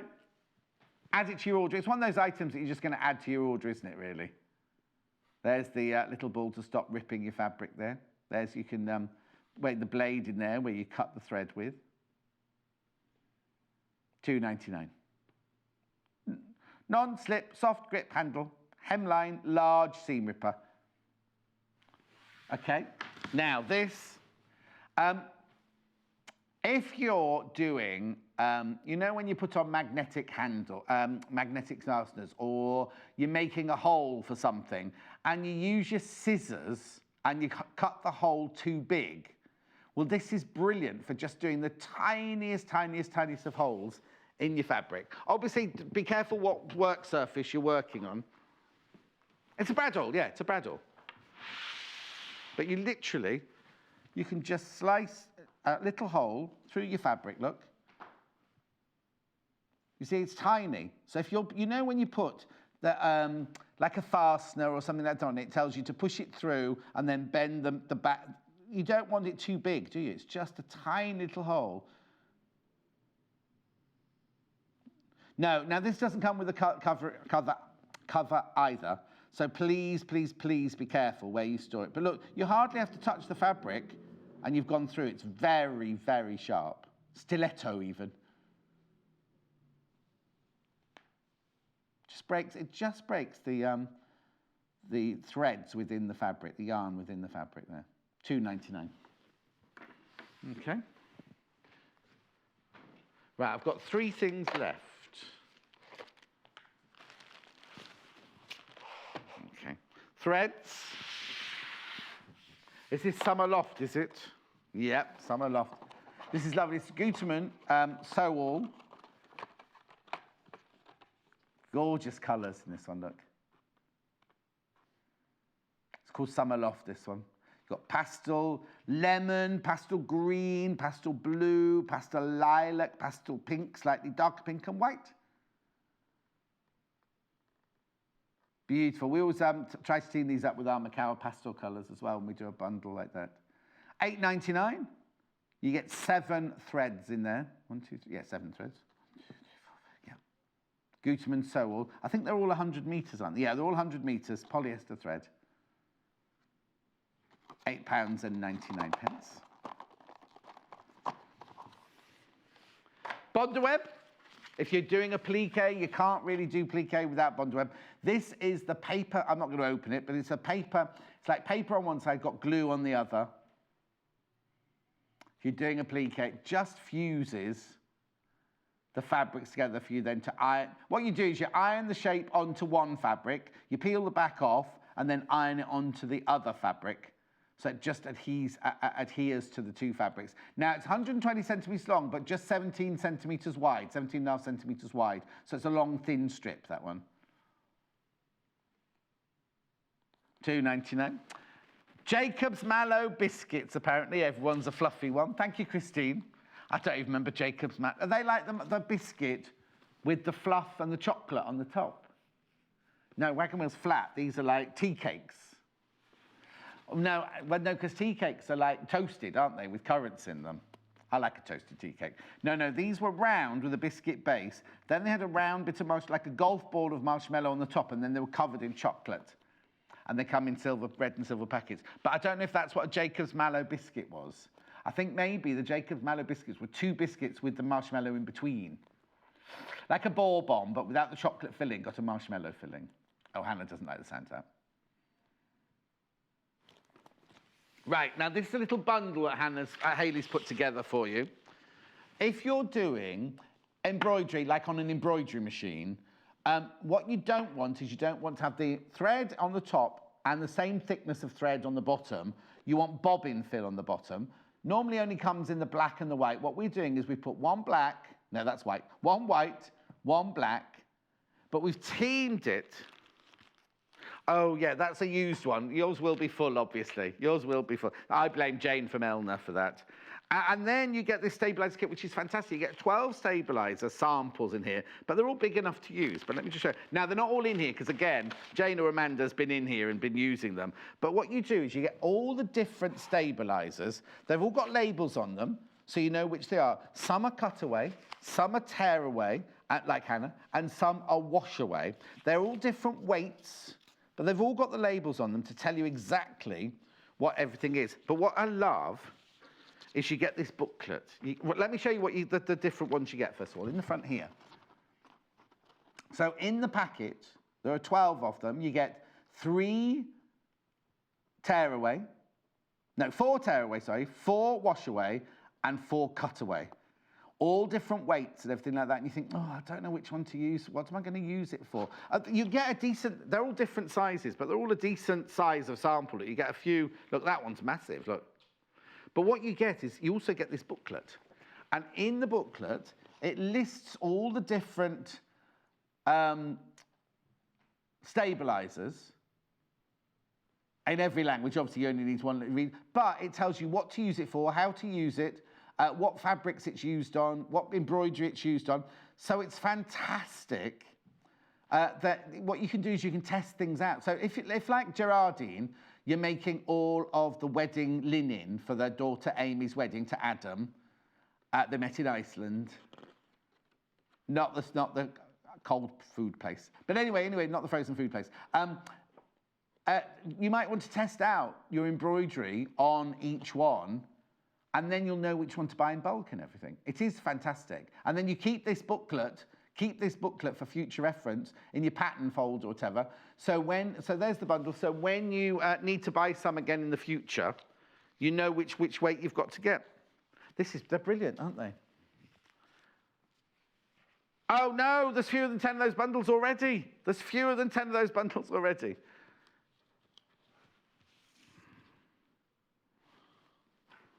Say that again. Oh, I haven't got any of these to sell you separately, but I've got bobbin fill. So if you just want some bobbin fill. Hello, John. Just made my first purchase of sewing quarter. I've bought the ironing rulers as I do a lot of patchwork, and this would be so useful. Joan, welcome. Welcome, my love. Now, I haven't got that separately, but if you want bobbin fill on its own, I can bring you that. Which colour first? 500 meters. Now this is, if you don't know what it is when you're doing embroidery, you have your proper thread on the top going through your needle. You fill your bobbin with this. It just keeps it so it doesn't get too bulky. Very, very fine Madeira bobbin fill. 500 meters for £3.50. I hide the white one because you're getting the black one there.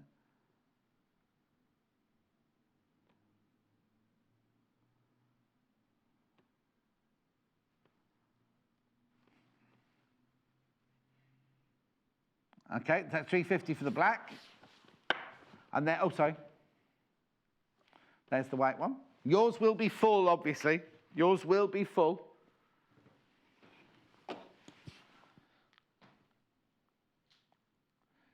Madeira white bobbin fill thread, £3.50. 500 meters. Don't use it for normal sewing. Don't use it for dressmaking or anything like that. It's literally for when you're doing your embroidery. Now, I just need to tell you something else. I said this was sold out. 2 people, after I said it was sold out, decided they didn't want it. So if you've got this in your basket, or if you want to ring up now or pop one in your basket now, but check out straight away, there are 2 available. Yeah, 2 people just popped out. Oh, right, lots of people have got it in their basket. So either pop it in your basket or not pop it in your basket, check out or ring the call centre.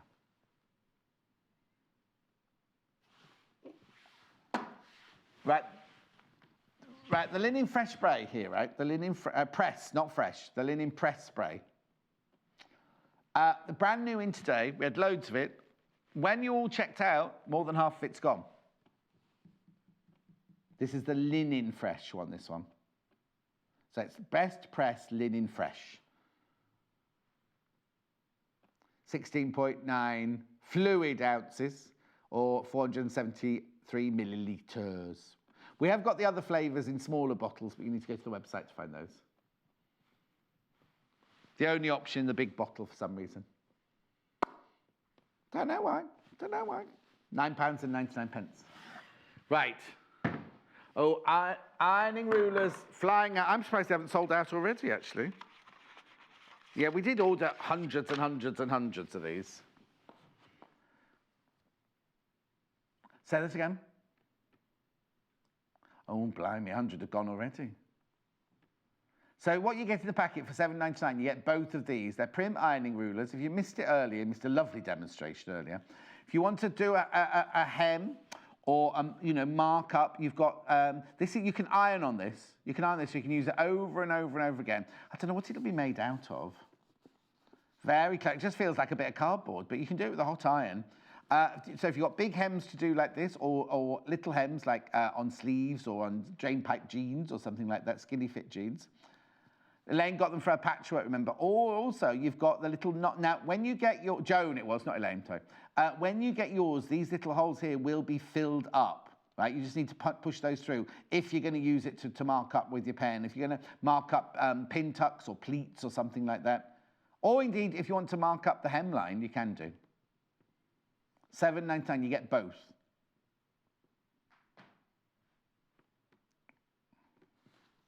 Oh, let's have a look then. Hi, John, the biscuits you're talking about are Tunnocks tea cakes. Now, I know those because Eric, that we used to work with, his mum used to buy those in bulk, and then she'd sit and eat the whole, not one packet, the whole box of them in one evening. Happy to test any others you suggest, though, that says Sarah in Cambridgeshire. Oh, thank you, Sarah. Oh, you're making me hungry. I've got apple coming in the next break, I think, haven't I? Yeah. And what? Fusible fleece. Oh, my, yes. Not a biscuit. Oh, obviously, if you buy more than one of these, it comes wrapped up like this. So it is in the, they don't come joined up. You won't get, if you bought 10 metres, it won't be 10-metre rolls. You'd get 10 of these delivered. The one that we sell by the half metre is the Insulbright. This one actually comes like that, already wrapped up in the metre piece. You can normally always tell, because here, if it sells by the half metre and comes joined together, it will put 0.5 metres there. But I'll always tell you. And if in doubt, always ask. That's what I'm here for.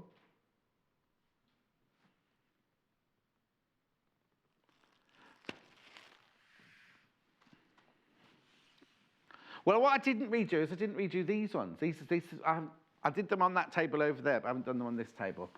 Now, these are micro serrated edge gold. Don't get them confused with the rose gold, which you saw me using on the, not a pencil sharpener, scissor sharpener earlier.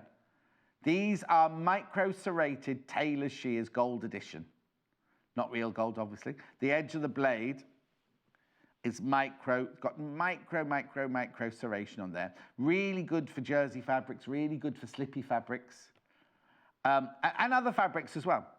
Ponte Roma, but Ponte Roma is quite stable anyway. But you know the viscose we had? Do you remember the stretch viscose we had where we made a black and white dress out of it? That would be good for this. The silky fabrics from Jenniffer's hour earlier, they'd be good with this one.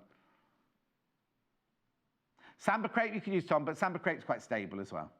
Yeah, but I'm talking about, do you know when sometimes you get a jersey that does this, it's like liquid mercury, and you put it on the table and it keeps moving like that? These would be good to cut with that because it literally holds the fabric as you slice it. But don't use them, never, ever, ever put these in your scissor sharpener, because you'll ruin them if you do that. And also keep them away from other members of your family. Just use them. Do you know what? With things like this and this, right? They get used to the way you use them. So if you use these scissors every day, and then someone else uses them, you will be able to tell that somebody else has used your scissors, because we all cut. If you think about it, we all cut in different ways. We all have different ways of holding them, and your blades get used to the way you cut. Right, okay, so this one here, the gold ones are still up here in there, and then these are down there. They're both $39.99, just have to choose which one you want. These are nice because these are bigger.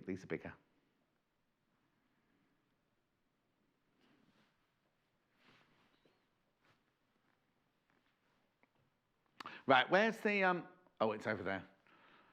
Coming up in the next hour, I think it was meant to go on the mannequin, wasn't it? I'll show you it without the mannequin, thanks, Tom. Jenniffer is doing this lovely little top in the next hour. Now, you have seen it before. Brand new fabric, the hair fabric, the rabbit fabric is brand new. We've got lots and lots of other fabrics for you to choose from. But Jenniffer's, again, going to be concentrating on the sleeve. Oh, let's have a look, because we've got a picture of it on the mannequin. It looks better on the mannequin than it does on the flat here. So the basic body is quite simple. There it is, but look at those gorgeous sleeves. Really, really lovely sleeves. Now, if you're thinking, oh no, John, I'd need it longer than that, or no, I'd need it in a different fabric than that, I've got lots of fabrics for you to choose from, going from stripes to all those beautiful denim blues, lightweight denim blues, like 4-ounce denim blues, or chambrics. All this brand new fabric as well. And the pattern also has different sleeves, more intricate sleeves, more flamboyant sleeves, more simple sleeves. So Jenniffer will be here after the break to show you that. I remember it's her birthday. We had loads of messages we didn't read out. I'll tell you, we'll show them all when she's finished her show. We'll tell you them all later. But don't go anywhere. Jenniffer will be up straight after this break with this blouse before she goes off and gets drunk. See you. Follow us on Pinterest. Search for our Sewing Quarter page and follow us to discover sewing work we create and love. Simply Sewing is a magazine for dressmakers and home sewists who are passionate about fabrics and love to sew with stylish patterns. Each issue is packed with technical know-how, templates and easy-to-follow instructions to sew yourself quick wardrobe updates, accessories, plushy toys, gifts, bags and more. Plus, each issue comes with a free dress pattern from our expanding trend-led collection. We're proudly flying the flag for contemporary sewing with stylish patterns and beautiful photography to inspire sewists across the globe at every level. Join us on Wednesday, the 16th of May for 2 whole hours of quilting with expert Victoria Peat. At 9 a.m, Victoria will be making a fun cushion, cleverly pieced to create a patchwork cactus. Prepare for a bouquet of colour at 11 a.m. when Victoria makes a simple quilt, showcasing a striking fabric panel by Alison Glass. Alison's colour-saturated prints are perfect for making an impact no matter how little time you have. So tune in for 2 hours of patchwork with Victoria, Wednesday the 16th of May at 9 a.m. and 11 a.m. Only on Sewing Quarter, Freeview Channel 78 and Sky Channel 687.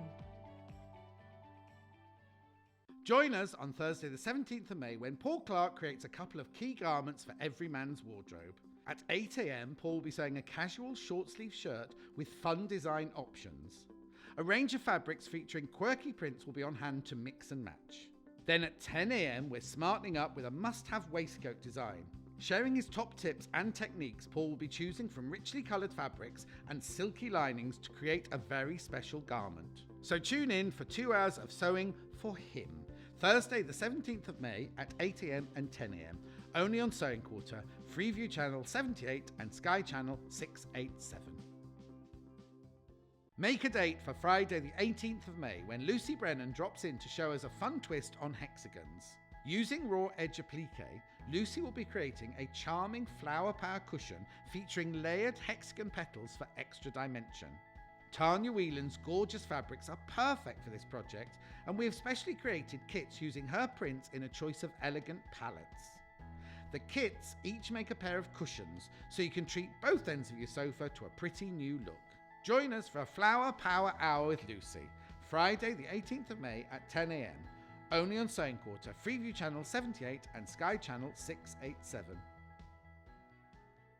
Save the date for Saturday the 19th of May, when we're joined by a brand new designer, quilting expert Sally Stevens, who will be showcasing a couple of wedding-themed projects. At 9 a.m, Sally shows us how to make a double wedding ring quilt. In addition to offering you all our worldly tips and advice, we've created 2 gorgeous kits. Choose from romantic pastels or something blue. Sally is back at 11 o'clock with a patchwork cushion, inspired by the multifaceted cut of a precious jewel. We have kits inspired by amethyst, topaz, and of course, the classic solitaire diamond. So say I do to a morning of exquisite quilting, and we promise to get you to the church on time at midday. Saturday the 19th of May at 9 a.m. and 11 a.m, only on Sewing Quarter, Freeview Channel 78 and Sky Channel 687. Love Patchwork and Quilting is the best-selling modern quilting magazine that shares your passion for fabric. We publish 13 times a year, featuring must-make projects, essential techniques, interviews, news and reviews from the world of modern quilting. Every issue comes with a free gift.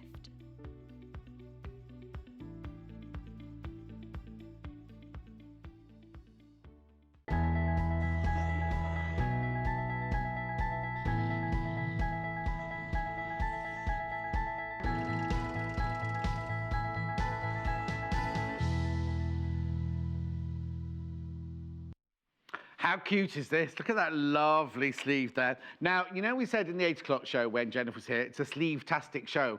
She's only going to show you 3 different sleeves in this hour, so I better get a move on. But isn't this lovely? I've got the pattern for this. Now, if you're thinking, oh, it looks too short for me, there is a way to make it longer and completely different sleeves. Let me show you on the patterns here. So, pattern comes in 2 different sizes. We've got the 6 to 14, first of all, here.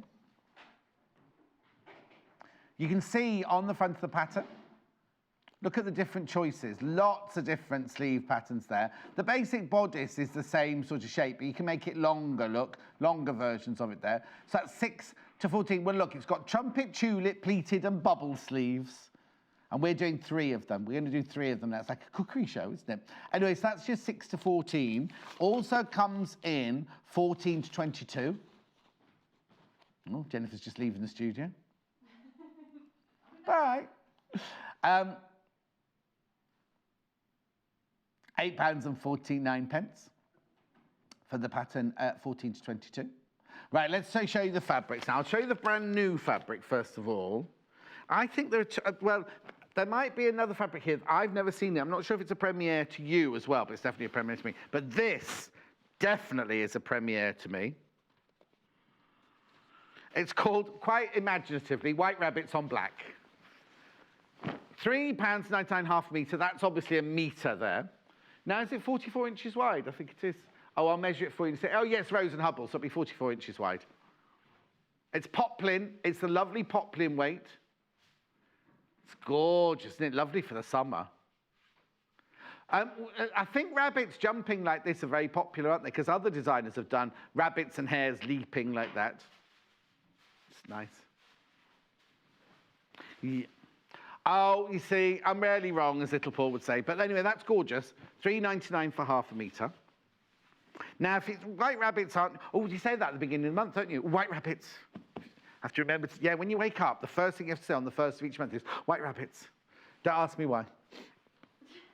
Well, that's why life's not going the way you wanted it to go, Hannah, because you haven't said white rabbits. No. Rose and Up, this is brand new as well. This is brand spanking new as well. We can all tell. Now, that one, let me just go and get, oh no, let me go and get my tape measure. I won't be a second. Have a look at that fabric. Beautiful, oh, beautiful ditzy print. Oh, sorry, I thought you were looking at the fabric. Well, you knew I was over here, Timothy. Timothy. What's that, Timothy? What's that? 40. What is it? Where they go, oh, Timothy. I have no idea. Tickled her fancy anyway. Isn't this pretty? This is so lovely. Maybe this is more you than the rabbits. Again, it's a Rose and Hubble, 100% cotton.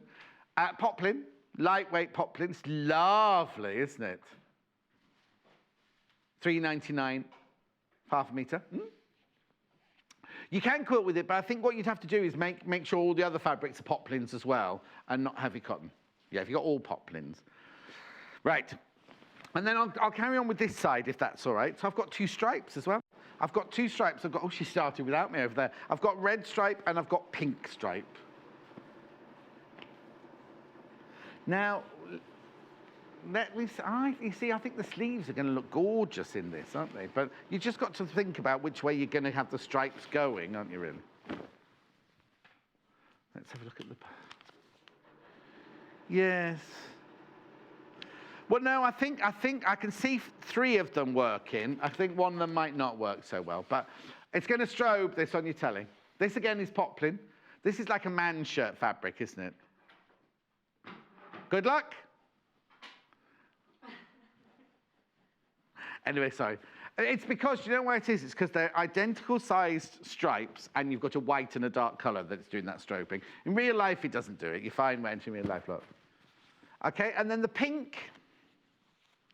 The pink's gorgeous. These are all the same weight. These are all the same poplin weight, these.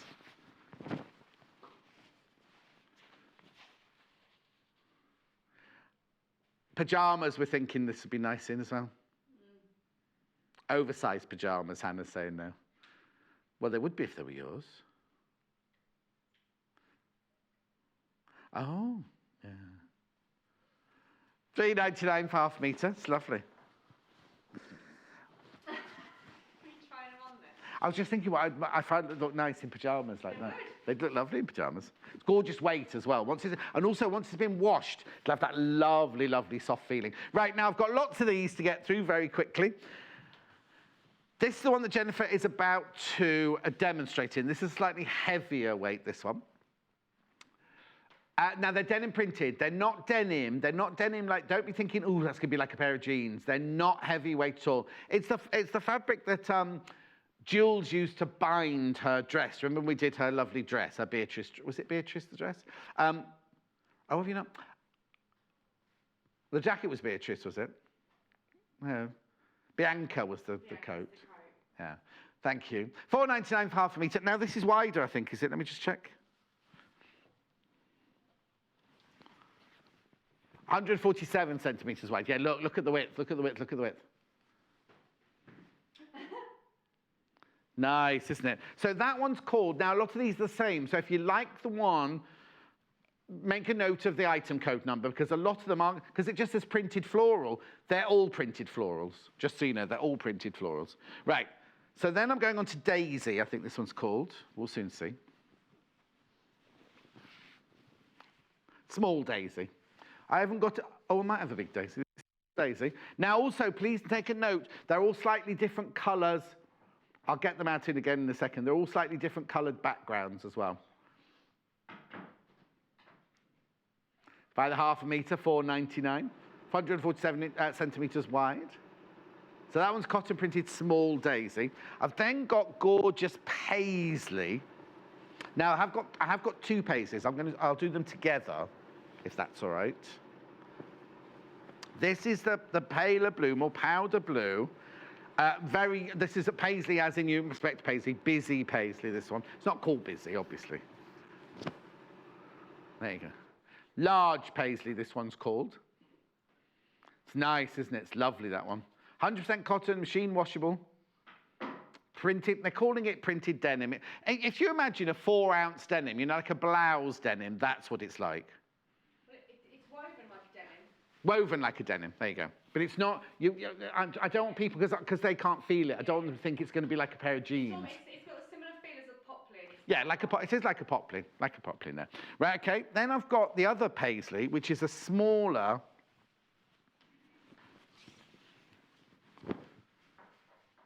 Yeah, poplin is lighter weight than our Macawa solids and a quilting fabric. Not much, but it is lighter. It's more of a blouse fabric, isn't it, poplin? This is the printed paisley, not large paisley. This is printed paisley, this one. $4.99. And then I've got two more florals. I've got like a ditzy coming up now. Yeah, you can own it. White rabbits has to be the first thing you say when you wake up on the 1st of each month. It's only if you're superstitious, and I have no idea why. This is small floral. This one's small floral. I told you there were a lot to look at, didn't I? I need you to get Chris to come in and fold all these back up again as well when we're done. Okay, and last but not least, I've got this one. I think this one might be my favourite. This is slightly darker, this one.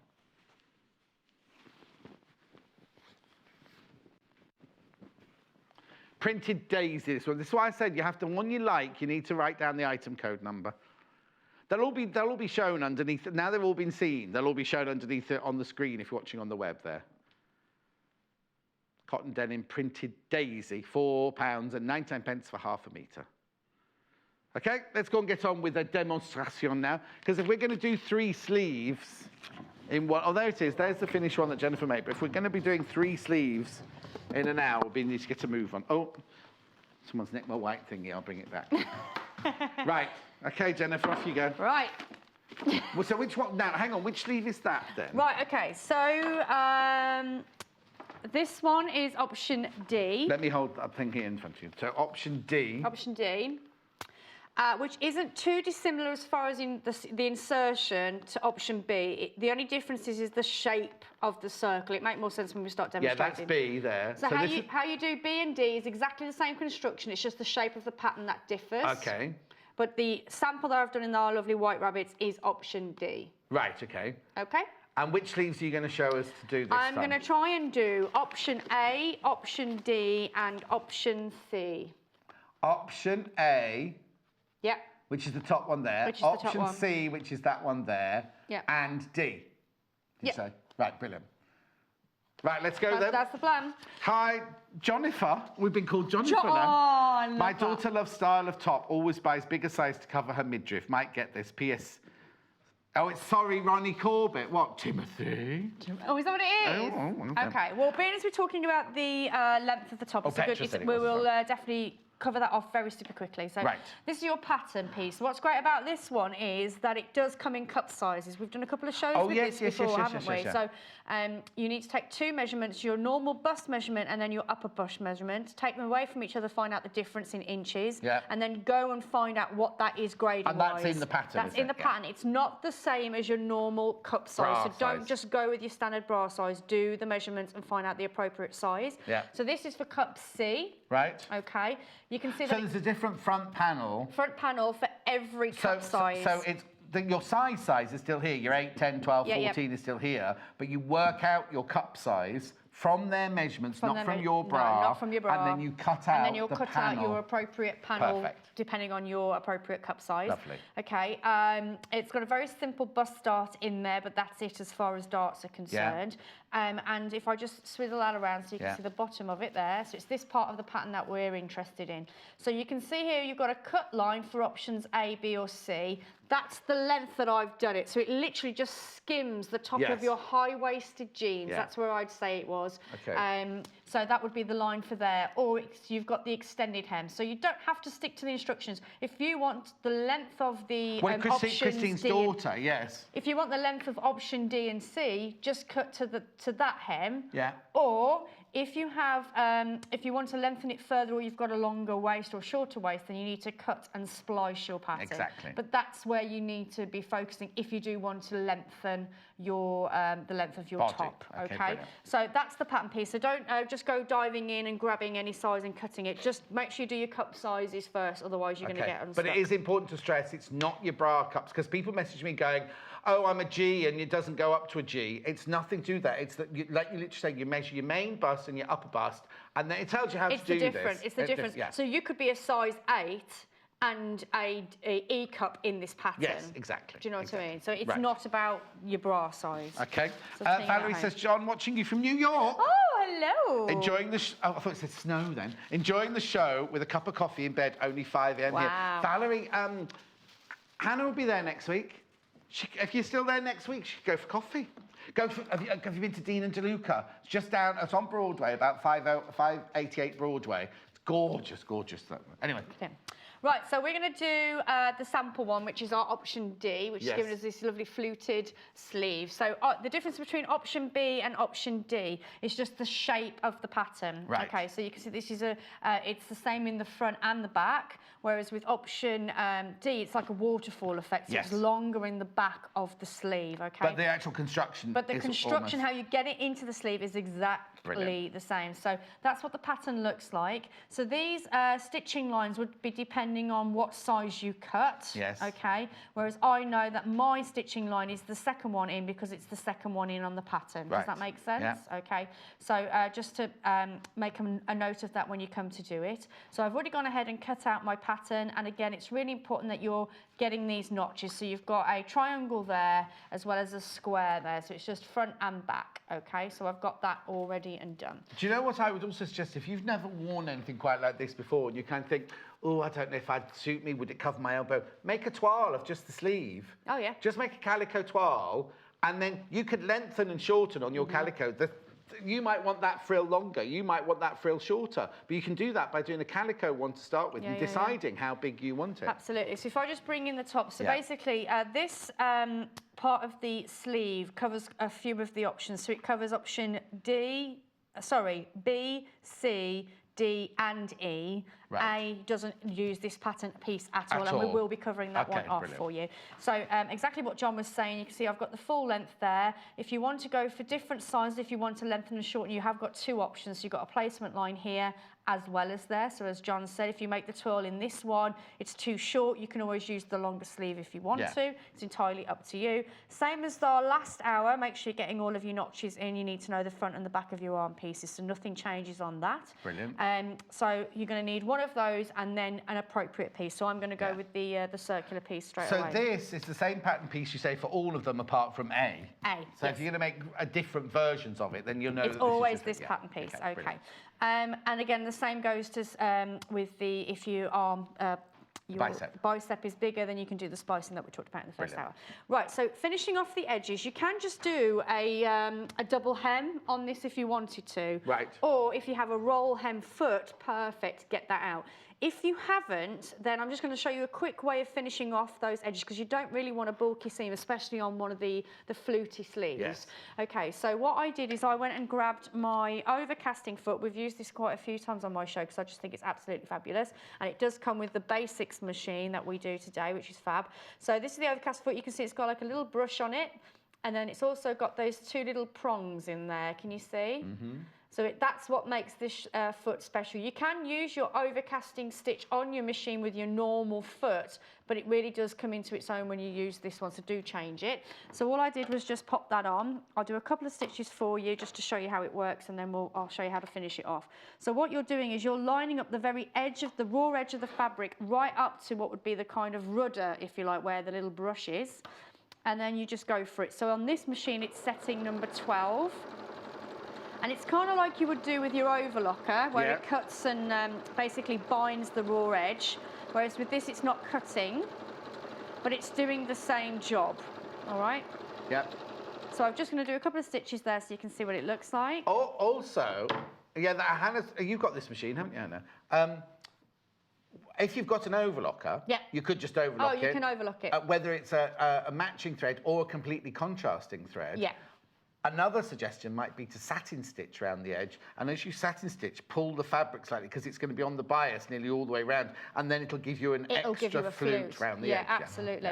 So I'm going to go with this the standard one. What I like about this, it's giving me a line to work with, so it's almost like a kind of wonky T. Can you see that? So I'm going to use that line to roll my fabric back.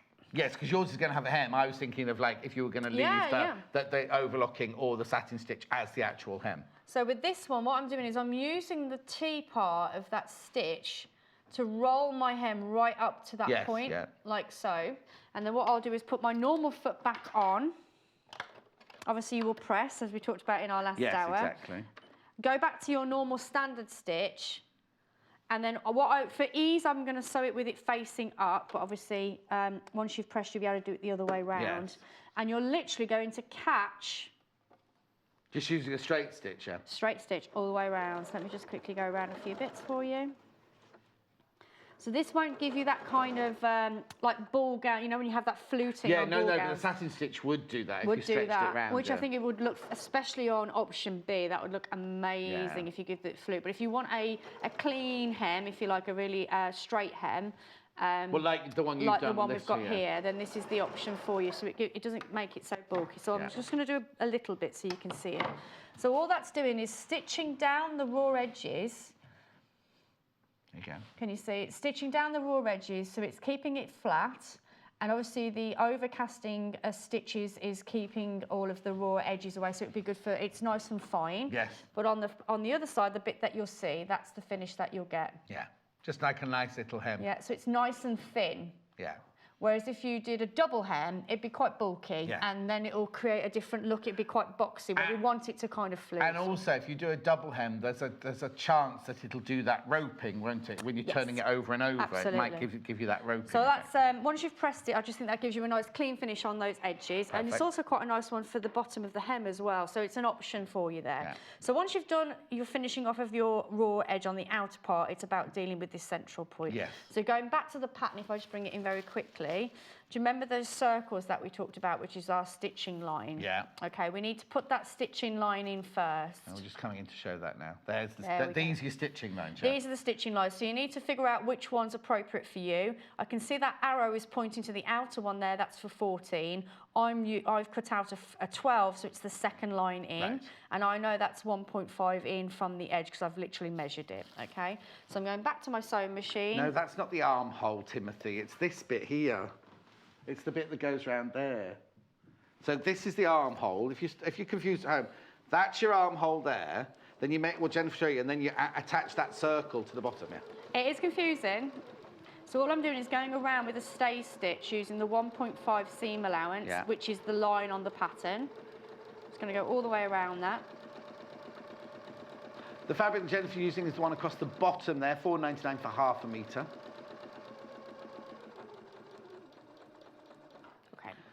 Now, you made that look very easy. Have you got any tips about sewing around in a circle? Take it nice and slow and steady. And if you find that you're pulling or dragging the fabric, drop the needle into the fabric, lift the pressure foot and actually rotate the fabric and pop it back down. So do it in like stages. Yes. And don't stretch it. Don't stretch it, So it's just about gently caressing it around. Don't try and pull it, don't pull it. Be gentle with it, be gentle with it. Because you're absolutely right, John.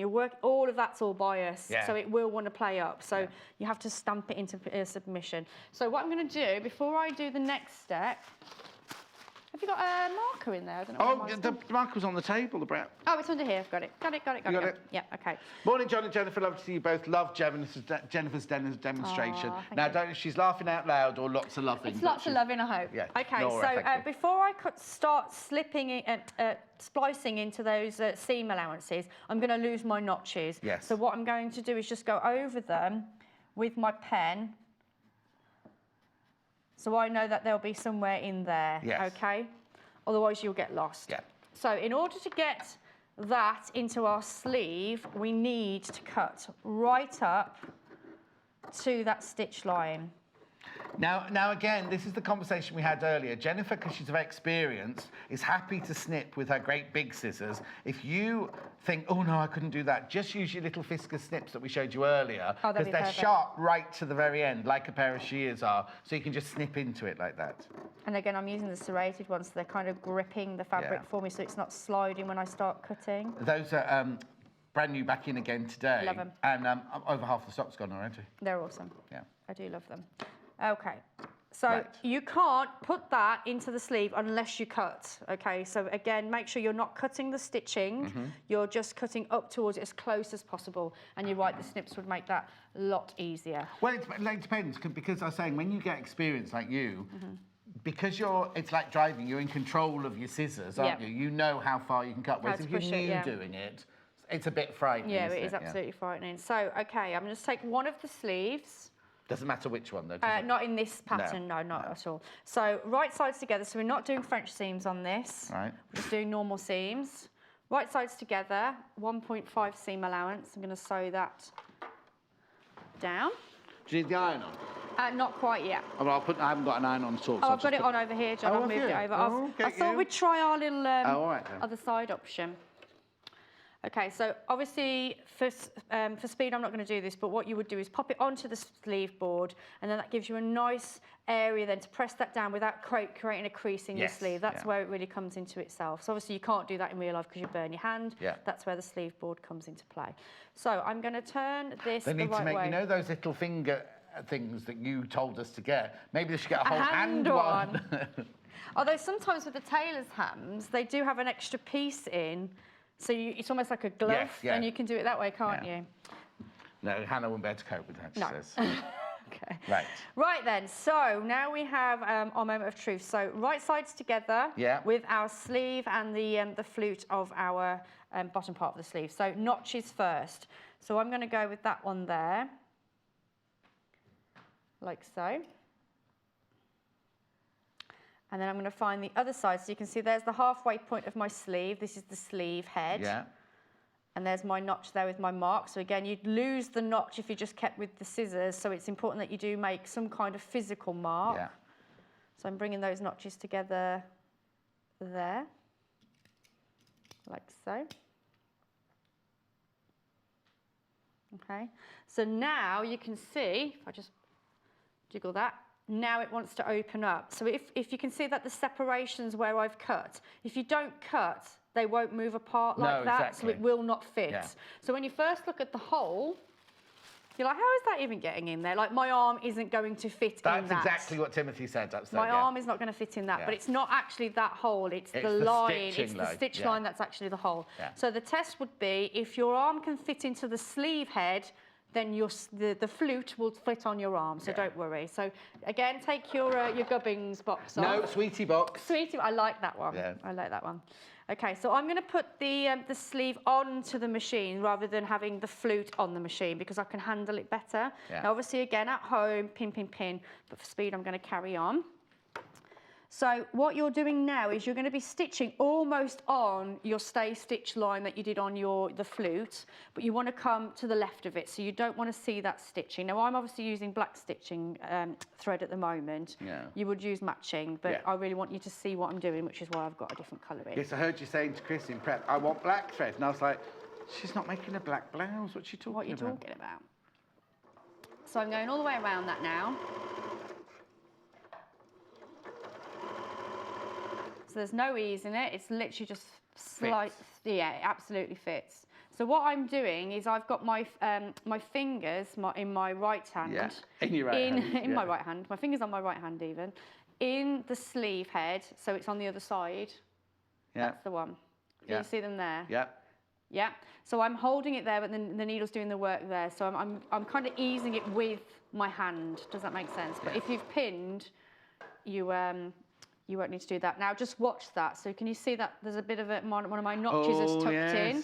Watch that. So again, knock that over. So the seam allowance, you can see that all the seam allowance that I've notched is exactly the same as the sleeve head underneath. So just make sure that they're lining up. Yeah. Okay, so I'm right back at the beginning. So before you take this off the machine, go again, but come away from your stitch. So you're stitching about 1/4 inch away. Inside your seam allowance? Inside my seam allowance. Why are you doing that? So I'm actually finishing off my edges right away. Did tell you to do that in the pattern, or was that a Jenniffer tip? That's a Jenniffer tip, I think. Don't quote me, I think it's my tip.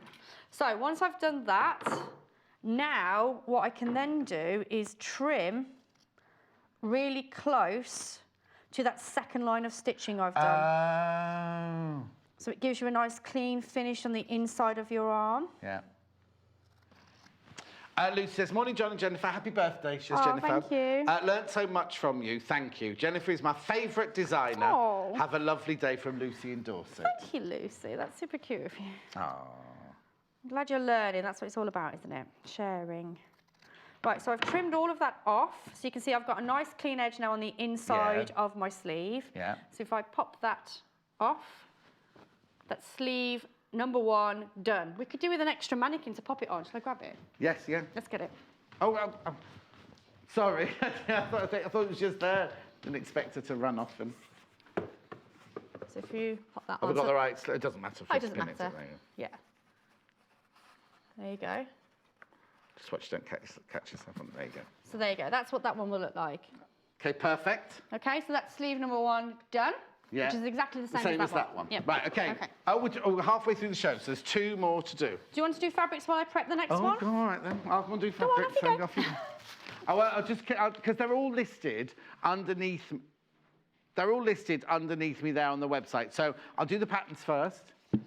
Patterns very, very, very popular today, just so to warn you. So that one is 6 to 14. There's 6 to 14 and there's 14 to 22. But there's 4 different variations. Or is it 5? 5, A, B, C, D, E. 5 different variations there. £8.49, whether you have 6 to 14 or 14 to 22. Okay, now which fabrics do you want me to go through? The white rabbits. Oh, now, apparently I've got a message about why it's white rabbits. Okay, this is half a metre. This is what you get for half a metre. Remember, we sell fabrics in half a metre. Elaine.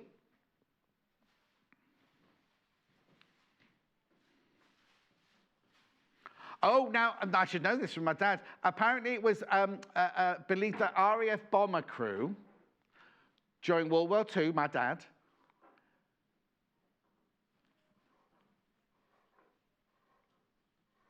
oh, so they used to say it every day, and it would protect themselves when they go out on bombing raids. Well, I should have asked my dad that, shouldn't I? He was very superstitious, my dad. He was an RAF pilot in the war. That's how I know. Anyway, $3.99. $3.99, white rabbits, there they are. Running all over the place. Thank you for that, though, Elaine. I didn't know that. But he was very, very superstitious. Wouldn't walk under ladder. You had to put the salt down before you couldn't pass to somebody the salt like that. You had to put it down before they picked up. Did that with the salt and everything like that. I know. And I thought it was odd because he was a very matter-of-fact man. When we talked about acupuncture and things like that, he'd go, well, rubbish, rubbish. But then would do all his superstitions and everything like that. Funny thing was, though, he always had a bad back. And it was so bad, the doctors couldn't do anything. They sent him for acupuncture, and he wouldn't go. After 6 sessions of acupuncture, he had bad back all his life. It completely went away. That soon quite dimmed down. Yeah, exactly. $3.99 for half a metre, this one. Pink and yellow daisy cotton poplin. Pretty, isn't it? Look at that. Then the denim that Jenniffer's using. Right, okay, so the 2 that I'm going to show you are the one that Jenniffer's using, which is this one.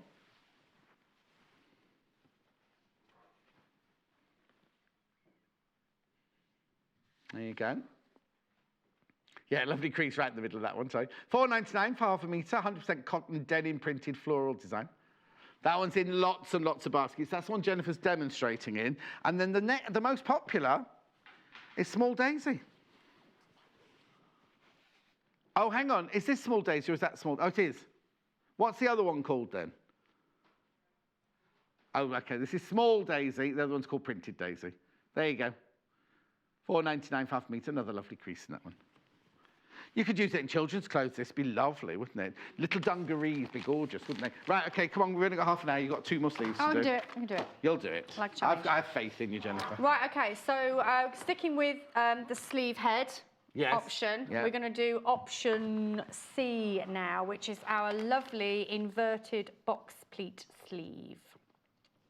And I will explain why it's called Now, Tom, for some reason, I was holding the pattern, needed a close-up of your face. Was I pulling a funny face at the time? I'm going to have to go back and steal that one, I think. No, you didn't sit at home. We didn't sit at home. Oh, okay. Okay, so we're doing which one, did you say? Option C, which is the inverted box pleat. Okay, brilliant.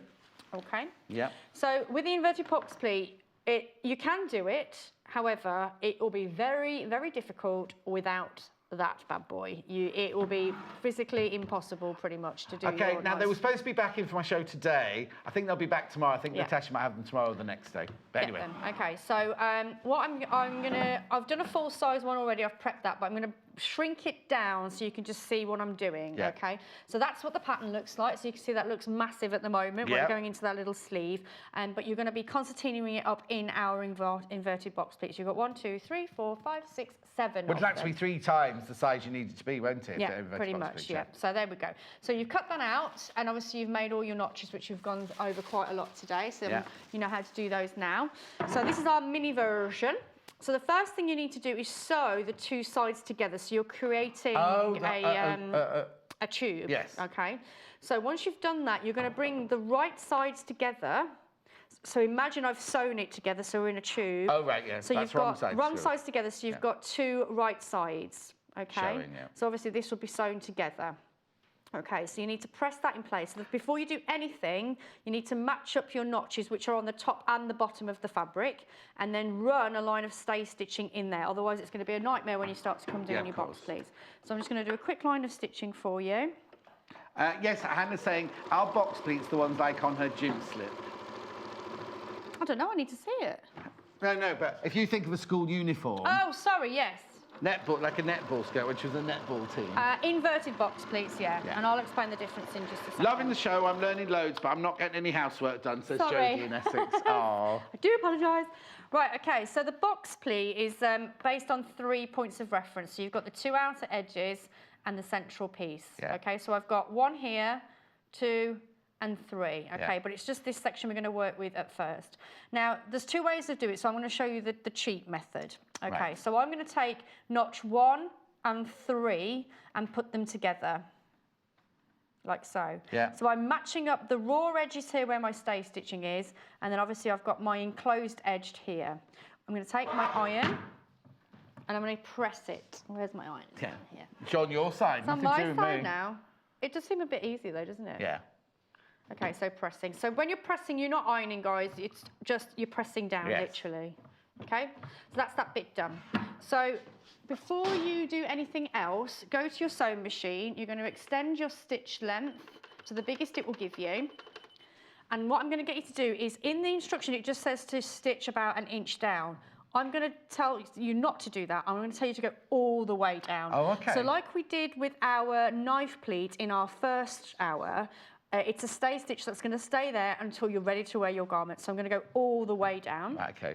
Which is why it's the biggest stitch. Which is why it's the biggest stitch. And don't backwards and forwards at the top or the Don't bottom, backwards just and run forwards. straight Yeah, down. so what I would probably do, I'm sticking with the black at the moment, but I would actually just either change the bobbin, something quick. So change the bobbin, and then that way you know, oh, I need to take that out. Yes, Otherwise, you'll yeah. completely forget about it.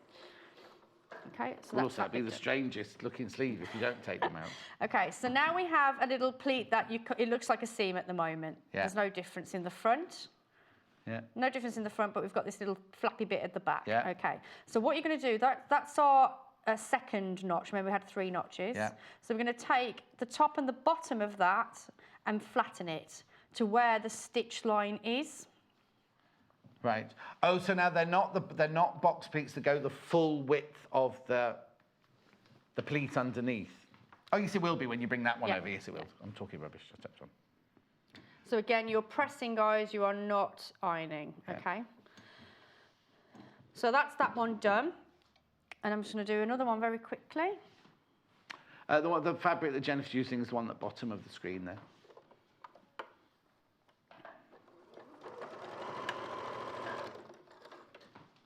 So again, you are opening out. So get your fingers into that little tube that you've created, like so.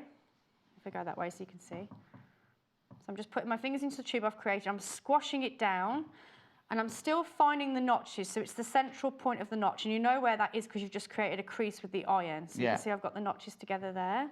So top and bottom. So if you only do it halfway, you're likely to you'd be perfect at the top, but then not as crisp at the bottom. Yeah. Whereas if you do the stay stitching all the way down it, you're guaranteed to get a nice, And also, clean, crisp. yeah, when you pleat, sometimes there's a tendency for the fabric to swing round, and then your pleats aren't going to hang properly when you actually make the sleeve. Are they? Absolutely. Okay, so I'm going to leave that there, so you're just going to repeat the process. Obviously, remember there was about 7 of them in your actual sleeve, but I'm just going to leave it for like that for a second. So leave that in and then continue doing what I'm going to show you in a second. But I'm going to undo one for you now so you can see the difference. Right, okay. So I'm just going to quickly go in with my seam ripper rather than just pull the tacking threads out. So red side, actually. There you go. So you can see how because the stitching there has kept it in place. You can see that my box pleat is nice and crisp. Yes. Okay, so this is an inverted box pleat, and the reason why I remember that is because you're looking into the box. Yeah. Whereas a box pleat looks like that. So it looks like a box. Yeah. Okay, that's the difference. So this is a box pleat. Yeah. That's an inverted box pleat, Yeah. and it's the inverted box pleat that we want in our garment. Yes. Okay? Well, the reason what I was saying as well is on period garments, what we've kind of done a cheat of a box pleat there because it's only a little. In a real box pleat, that underneath one would go right the way back to meet the next one there. So it's as deep. It is heavy. It would make it very heavy, but it goes right the way back to meet the next one. A bit, kind of because. But this is a much better way for a blouse. So if I just show you around, so what John's saying is these parts here would actually be touching. Meeting in the middle. So your actual inverted box is much deeper, but that would be too heavy. Too heavy for the garment. Yeah. So that's what it looks like on the wrong side. So when you put your sleeves on, just remember this is the wrong side. Yeah.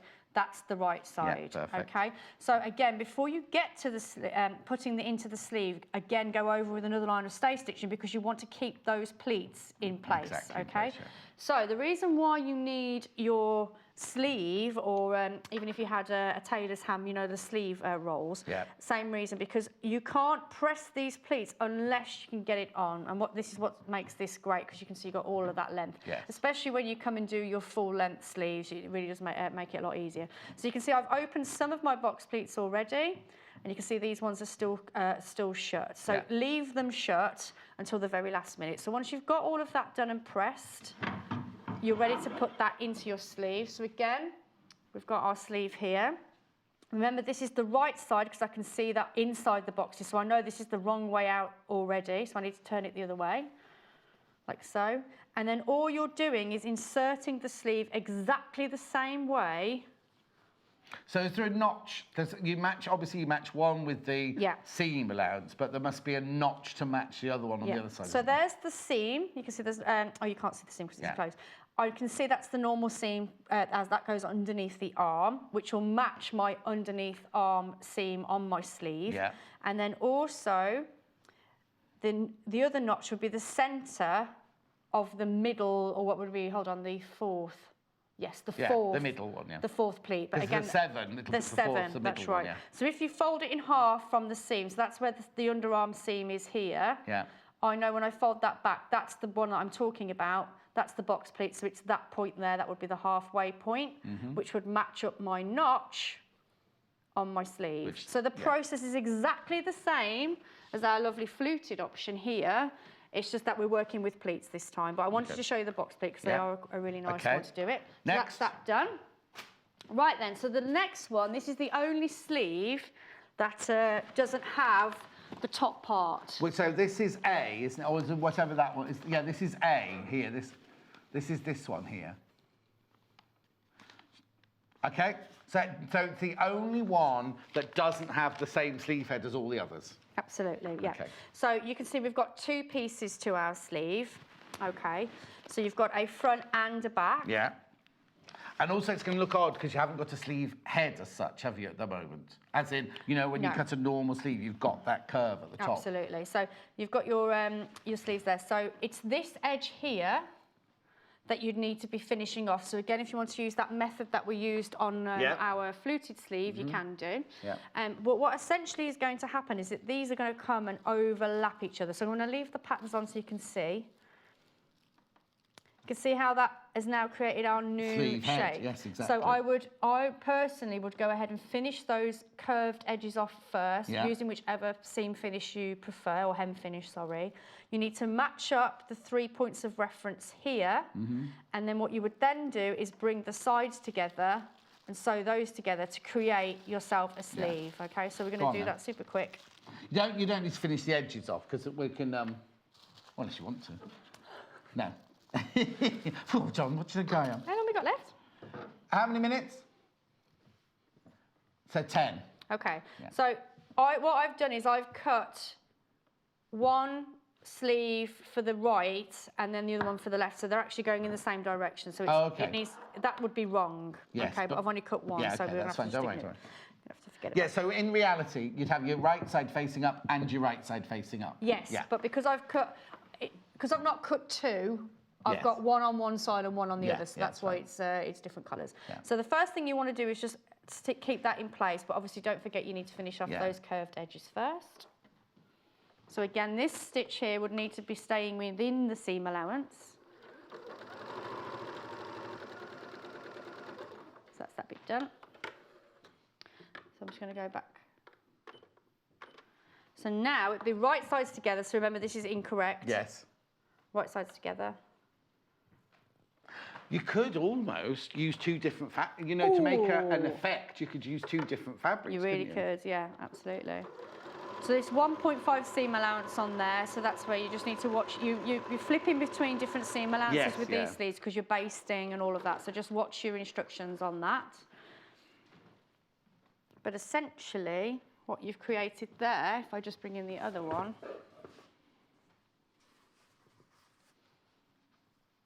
is that... And that's it. That angel, so that's it. So the one thing I'm going to show you now before we finish is just a quick tip for ensuring that you get a nice clean sleeve head. Yeah, good. And then once we've done that, we're all done. So if you have any questions, get them in. Yeah, now what sleeve did you call that? Which one? As in, what did you... Is it like an angel wing? Trumpet, tulip, pleated or Oh, bubble. tulip, So that's tulip. That's isn't a it? Yeah. tulip one. But some people do call it angel as well, yeah. Yeah, so that's a tulip one. Yeah.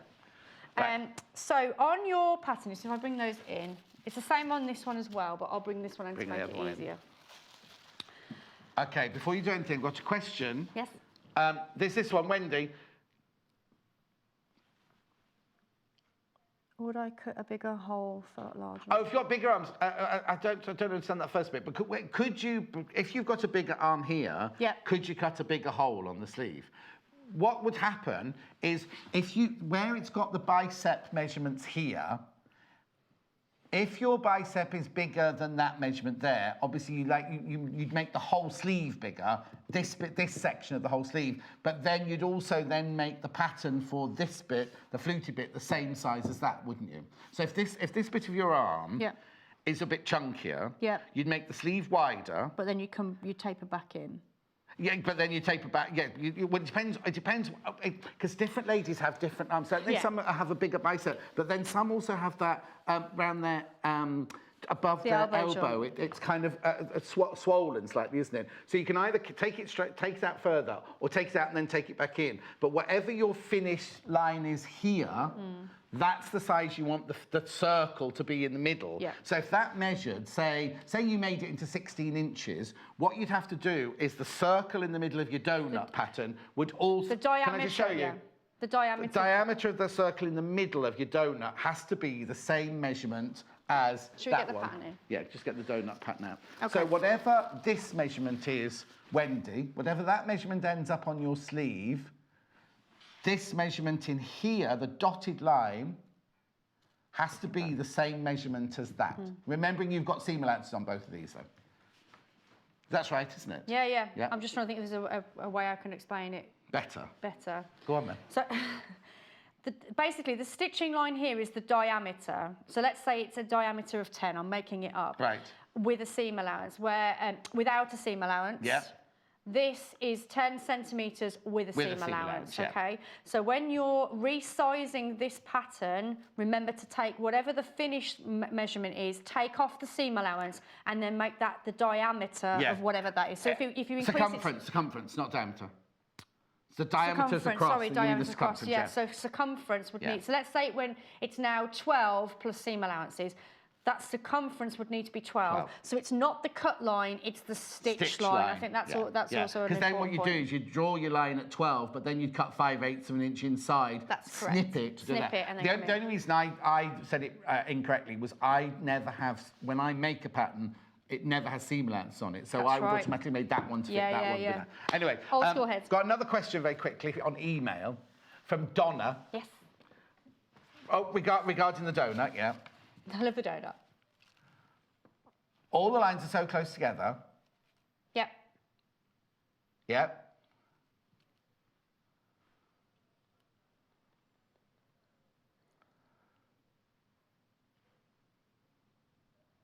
Oh, sorry about this. It's a long question. Hannah's having.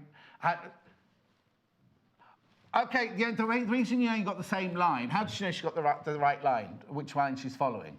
It's because if you look here, all the sizes for your patterns are on all the lines. So if you do the size 6, I mean, they are very close together, but it's important. The size 6 is the first line, the size 8 is the second line, the size 10 is the third line, size 12 is the fourth line, is it? And then size 14 is the fifth line out. So on the pattern piece, whereas we've got, if I just bring this one in just to make it easier for you. Oh, actually, just stick with this. You can see we've got grading lines here on the outer circle, which is the edged hem, yeah? Whereas this one here isn't, it's measuring out from the stitch line, so you have to cut the appropriate circle out. But also, this isn't your cutting line, so don't cut on this line. This is your stitch line. So what you do is so say you're a 14, you measure 5/8 of an inch in from that line, and that's where you cut it. Yeah. You don't. There's no Mark II transfer. You can just get your tape measure and measure in 5/8 of an inch all the way around, and then you cut that line. This is your stitching line that you then cut your notches into, like Jenniffer did, because you're actually going to stitch on that line there. So the circle would go in. This circle would become smaller. So if it was a size 8 circle, it will be in here somewhere. Yes. So basically, all of these stitch lines are 1.5 away from that outer edge. Yes. So you don't need to mark this stitch line, because if I go to the sewing machine, I'll show you what I mean. So when you come to your sewing machine, all I'm doing is taking the raw edge. I'll wait for you to come in. They're just coming in now. They're coming. So it's this side I'm There. looking at here, yeah. So like you would do with a normal straight seam, I'm putting my raw edge next to my 1.5 as I go around. Yes. Can you see? So you don't need to mark it out as such, because you've got the gauges on your machine. Yes. The only time you need to mark out stitching lines is when you're working right in the centre of it and you can't see your machine gauge. Just a quick question, if you do have larger upper arms, this sleeve is perfect for that, because it opens out and it gives you the ease. So if you're conscious about your sleeve, but you want that floaty look and you don't want to do all of the adjustments, then the sleeve option A would be perfect for you. And that is good, because you feel like the top of your arm is covered, but you've still got the flutiness and the movement and everything like that. And the wrap over is big enough that it's not, you know, sometimes you do a wrap skirt and the wrap's not open, you sit down and the whole thing opens. There's so much wrap on here. If you look wherever that goes round, look, it goes right the way across there. So you've got so much wrap. The top of your top of your arm will never ever be seen. No. Right, we've only got a couple of minutes. So what were you going to say about the sleeve head? Sorry. So the sleeve head, Here, this one. when you're, so whether you're doing option A, which is what we've just talked about, or just the standard option, what you're going to do is exactly the same on both. You've got 3 points of reference here, which really are important when you're doing sleeves. So, excuse me, not only is the front and the back notches, the triangle ones, important, because you need to know which is the front and the back of the sleeve. It's these ones that are crucial for the ease in the top of the sleeve. Okay, so what you need to do is a line of stitching. You need to do 2 lines of stitching within and outside the seam allowance. So if I do that super quick. The dots at the top usually represent where it's going to join the seam, the shoulder seam. Normally, these dots here are where you're going to join your shoulder seam, and then these here will correspond to notches on your pattern for your front and your back of your pattern. So while you're on that subject there, this is probably a good one. So I'm just using, again, this is the D-cup version, but again, the notches will all be the same regardless of what pattern you use. So this top one, the big circle here, is relating to where your shoulder seams will meet. Okay, so there is no notch there because it's literally physically the stitch line. So you don't need to worry about that one on this one, but you do need it on that one. And then this little dot here basically matches up with that dot there. So that's how it's going to be fitted in. So obviously this is the front of the sleeve, so let's go that way. So this notch goes on here, and you can see that you've got your single notch there, single notch there, single notch there. That notch comes together, so it's the ease between there and there, that's what we're working into. So if you don't know where this and this is, what will happen is the E section should only be here, not there. Yes. So if you don't get that notch in, what will happen is you'll start moving all of your E's into the bottom part of your sleeve and it'll become baggy. And this bit here, while you're stitching, I'll just explain, this bit here is under your arm, this bit here, going around here. You don't want E's there. That bit gets sewn in flush. And as Jennifer said, you only want the E's between these dots and those dots. And it's the same as you go down the back. Because you don't want fullness. There's no need to have fullness here. You need the fullness here for the movement. So you don't ever put E's underneath there. The only time you do anything different there is for a dancer's costume. You have to cut it very, very high there so they can do a lot of that. But that's something completely different. Right, okay, so I'm just doing my second line of stitching. So remember our seam allowance is 1.5. You're welcome, Wendy, my love. So I've stitched 1 centimetre and now I'm stitching 2 centimetres. Right, so one's inside the seam allowance One's and one's outside, but on view outside, On view outside. Hidden, because sometimes you have to do one inside the seam allowance, don't you? Yeah. So there we go. So that's the 1 centimetre. So that this one won't be seen when we sew it to the body, the bodice. That one will be seen, but both of these stitches will come out in a second. So you can see the sleeve head there. It's just starting at the small notch, the big notch, and then the small notch. So it's only in that section. And as John said, when you come to the underarm, there's no stitching in there whatsoever. It's just the top of the sleeve. Okay. Are we done? You can go and enjoy your birthday now. Yay! Thank you so much. So have you still got anything planned then? No, just no, champagne in the garden on your own and a bit of Hopefully sewing. it's still sunny, fingers crossed. It will be. Have a thank lovely, you, John. have a really, Thank really you all lovely for your day. messages. It's And been there's really more. kind. I'll get Hannah to Oh send my them to you. gosh, There's that'd lots be and lots of amazing. them. Right, I'll Thank just go and you. do a roundup then. Oh, hang on, what does Jill say? Morning, love the show. Happy birthday, Jennifer. Enjoy Thank the rest of you. your day. Bye. Right, fabrics very quickly. I've got patterns first, yes? Oh, the patterns are in. The patterns are in, look. So the 14 to 22 is up at the top there. The 6 to 14 is down there. And they're the patterns. Okay, I might not do all the fabrics. The fabric that Jennifer's using is this one. This is wide fabric. Look, look, look, look, look, look, look, look. Almost 60 inches wide. Oh, I think only 60, isn't it? Is it 150 or 147? That one, something like that. 147 centimetres. 100% cotton denim printed floral. Gone racing into the lead, this one. $4.99 for half a metre, remember. Right, then Small Daisy, which is this one, is very, very popular. Oh, and then large. It's large paisley one with lots on.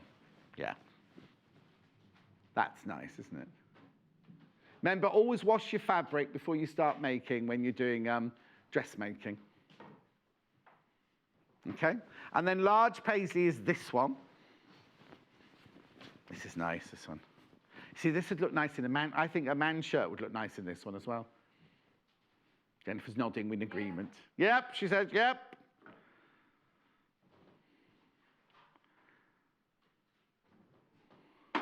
There are other denims, but obviously they're all listed below me if you're looking on the website. White Rabbit's brand spanking new fabric today. Here it is in the finished garment. Well, there you go, in the I'll raffle. Looks lovely, doesn't it? I like the way as well, because they've got the donut shapes on the end of the sleeves, the rabbits are going in all different directions. There we go. $3.99 for half a metre. Poplin, cotton poplin. Lovely weight to use it to make to this blouse. And then all the others, all these other stripe, the floral, and all the other denims, they're all listed underneath me there. I thought I was going home now, but I'm not. I've got another hour. We are going to do kind of upholstery fabrics, which you can use for fashion as well. We've got piping cord, and we've got a brand new velour that has got a zinc metal, I don't know if it's real zinc, but it's got a metal background behind it. Stay with me, because it's going to be after the break. And we can, I want you to send in your pictures of all your lovely stools that you've made. I'll see you in 3 from now. Join us on Facebook. Simply search for The Sewing Quarter and like our page for the latest news and more. Join us on Thursday the 17th of May when Paul Clark creates a couple of key garments for every man's wardrobe. At 8 AM, Paul will be sewing a casual short-sleeve shirt with fun design options. A range of fabrics featuring quirky prints will be on hand to mix and match. Then at 10 AM, we're smartening up with a must-have waistcoat design. Sharing his top tips and techniques, Paul will be choosing from richly coloured fabrics and silky linings to create a very special garment. So tune in for 2 hours of sewing for him. Thursday the 17th of May at 8 a.m. and 10 a.m. only on Sewing Quarter, Freeview Channel 78 and Sky Channel 687. Tune in on Thursday the 17th of May when Lucy Brennan is here with not one, but 2 gorgeous quilts. At 9 a.m, Lucy is making a curvy log cabin quilt with geometric blocks creating the illusion of perfect circles. Choose from beautiful kits with fabric from Liberty, Joel Dewberry and Tanya Whelan. Then at 11 a.m, Lucy is back with the Bebe a la mode quilt, which features appliqué petals edged with pretty machine stitching and a choice of kits in delicious berry, peach and mint colourways.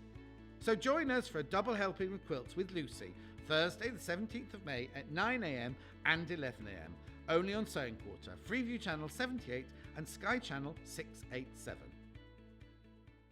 Save the date for Saturday the 19th of May when we're joined by a brand new designer, quilting expert Sally Stevens, who will be showcasing a couple of wedding-themed projects.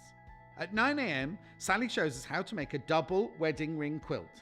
In addition to offering you all our worldly tips and advice, we've created 2 gorgeous kits. Choose from romantic pastels or something blue.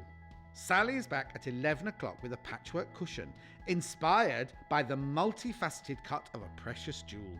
We have kits inspired by amethyst, topaz, and of course, the classic solitaire diamond. So say I do to a morning of exquisite quilting, and we promise to get you to the church on time at midday. Saturday the 19th of May at 9 a.m. and 11 a.m, only on Sewing Quarter, Freeview Channel 78 and Sky Channel 687.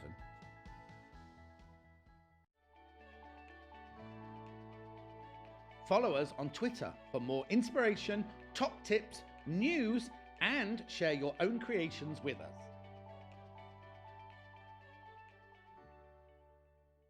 Simply Sewing is a magazine for dressmakers and home sewists who are passionate about fabrics and love to sew with stylish patterns.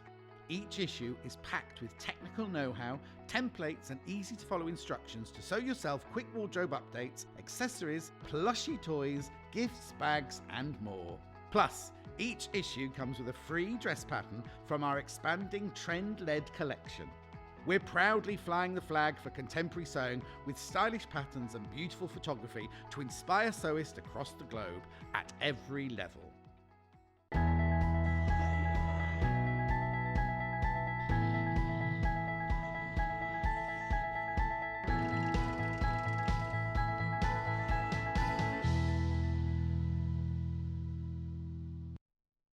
Look at this!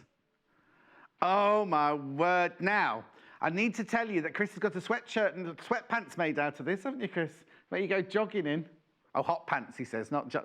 Oh, I might need a sick bucket. I'll be all right, I'll be all right. Oh, isn't this gorgeous? Now, it's got... I'll hold it here while you come in and have a close look at it, look. Do you know, like a Devore? Look. It's got like the plush ochre on the top. And then it's got this, I think it's called zinc, this one, isn't it? Zinc ochre, this one's called. Isn't it lovely? Okay, let's just waft it out for you. This is obviously a metre that I'm showing you here now. It's very wide. Oh, I've just got fluff in mine. Oh, I love it. Oh, it's 140. I've come untucked just with the first fabric. That's not very good, is it? So it's £9.99 for half a metre. I'll show you half a metre. There's your half a metre. 140, it feels wider than 140 centimetres. 140 centimetres wide. It's velvet. It is velvet. That was the important bit, Hannah, the velvet. Because what it is they have the velvet, and then, and let me have a good look at this. They cut the velvet away, like a Devore, and then the zinc, it's not real zinc, obviously, is underneath it now. You see, because it's fully, it's got a backing to it, look. So now what's the, what composition is this then? Oh, wow, it's polyester velvet. Now, it doesn't feel like polyester velvet. It feels like the most gorgeous, oh, isn't it lovely? Now, you need to know that the, hang on, I've got, not the best fabric if you've got hay fever. You need to know when you see a metal thread or a metal or shiny, you obviously think foil, crunchy, heavy. It's not at all. It's not at all. Look at the way, oh, this drapes beautifully. Now, what would you make out of it? Would you make curtains? Would you make a stool cover? Would you make your poof? Oh, now apparently I made somebody really laugh yesterday because I was talking about those leather poofs you get from Morocco. They were like, ours came from Tunisia. Isn't it lovely? The thing is, you kind of want this fabric to make something that you're going to see it from different angles, because look at the way the light plays with that, the kind of zinc behind it. It's not, I think zinc is just the colour they use. I don't think there's any metal in it. It's beautiful. I don't know what I'd make out of it though now. A round footstool, Hannah's saying. Well, it's polyester velvet, so it's going to be hard wearing. It's got that lovely backing. It's going to be very, very hard wearing because the backing on there as well. It's also going to be very easy to sew. A lot of the time, velvet, you kind of go, ooh, but that's going to be that's very stable, that one. Oh, do you know what? I saw it in the warehouse this morning. Oh, yeah, it's nice. I love it. I love it. Hang on. Oh. Do we have what? No, you don't need a special foot to sew velvet. What you have to be careful is on a silk velvet, sometimes you do have to have, you have to be careful because the foot presses the velvet down. But this is polyester velvet, so this will bounce back. Now, I know it's not a clothing fabric, but do you know what? One of those swing back jackets would be amazing, wouldn't it? Look at the way it folds like that. Oh, that's lovely. Oh, I really like that. I'm also thinking of like Oberon's robe in Midsummer Night's Dream. So if you're making a pantomime walk down costume would be nice, wouldn't it? Wishy-washy's walk down. Oh, I'm sorry, I'll get on. Now, I know normally your walk downs wouldn't be in ochre, they'd be in silver or gold. Well, guess what? Next one's in silver. I'll just fold that one up. Obviously, that's a metre. That you've seen there, so that would have been £20. But look at this. Look at this one. Oh, it's like liquid mercury, this one, isn't it? Look. It's lovely, look. Oh, now that could be, you see, now this. I'm seeing one of those, you know when you see those houses, I watched it on the telly last Christmas, and it was like, my friend Tracy Ann Oberman voiced over it. It was the world's most expensive Christmas presents. And there was a house in London, the family lived in America, and the butler who lives in England, in London, had to decorate the whole house, and he had the whole house done in all the, cost hundreds of thousands of pounds, they never even turned up. They were going to be there for 36 hours at the most, and the whole 6 floors were decorated, right? Didn't even turn up. But, do you know, oh, well, I was thinking that. I'll pop round. Look, isn't that lovely? Oh, that is just got such fluidity to it, hasn't it? I have to say, though, I am preferring the ochre. Yes, but then we like the ochre, don't we? Oh, now let me know what you're going to make out of it. It's brand new. It's brand new. It's Fryett's Dove Zinc Velvet Fabric, 100% polyester.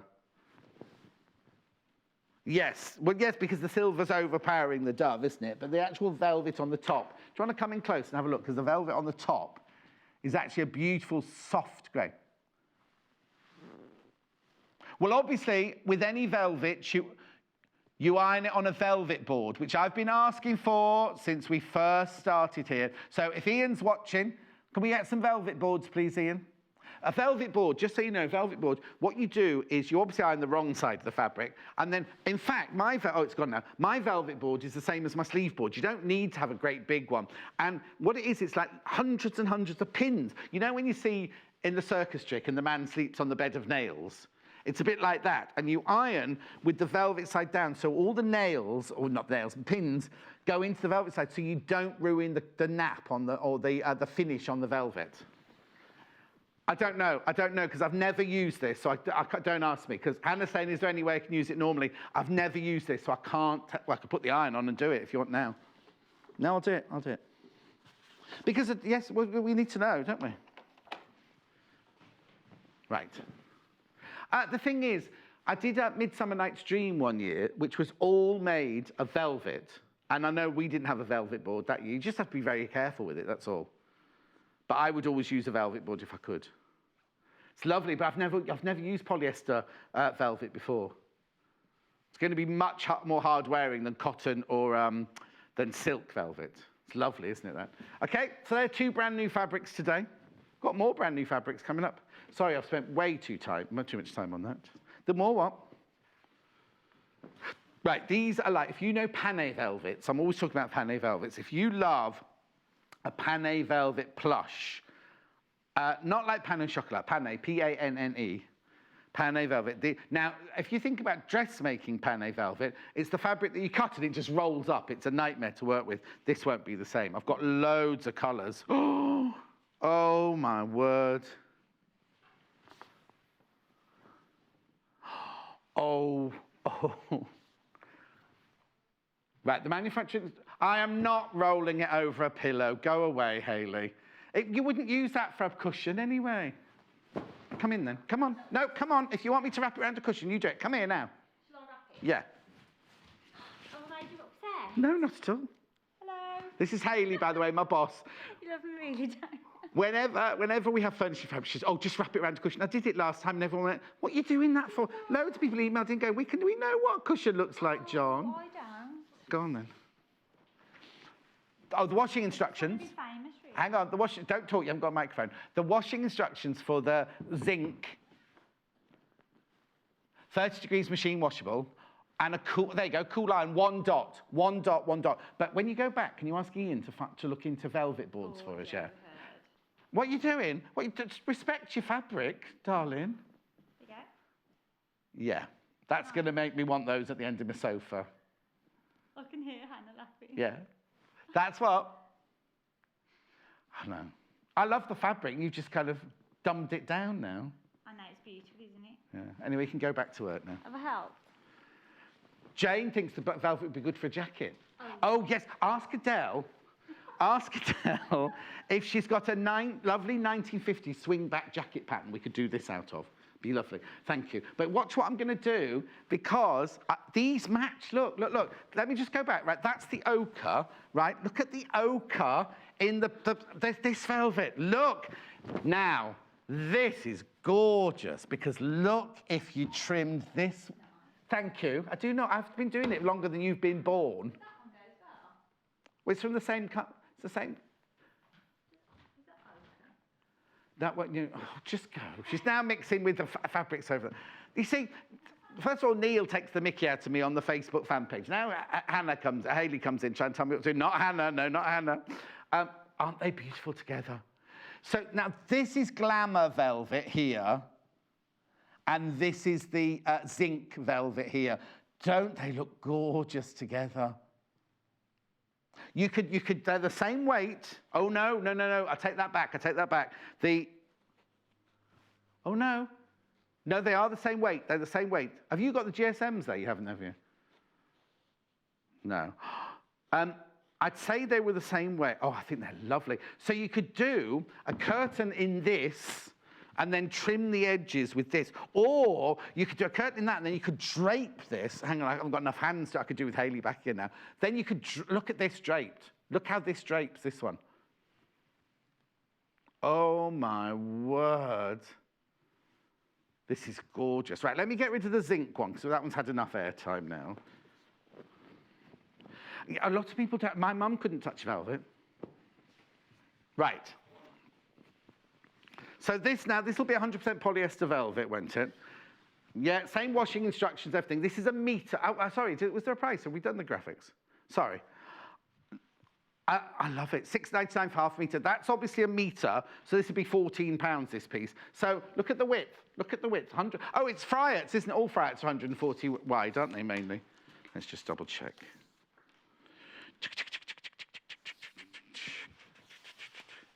Oh, no. This is wider. This is 155 centimetres wide, this one. Right, Fryett's website say they're 140. Let me just double check then.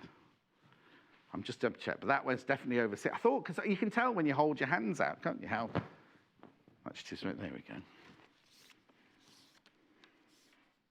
Okay, so this is 31.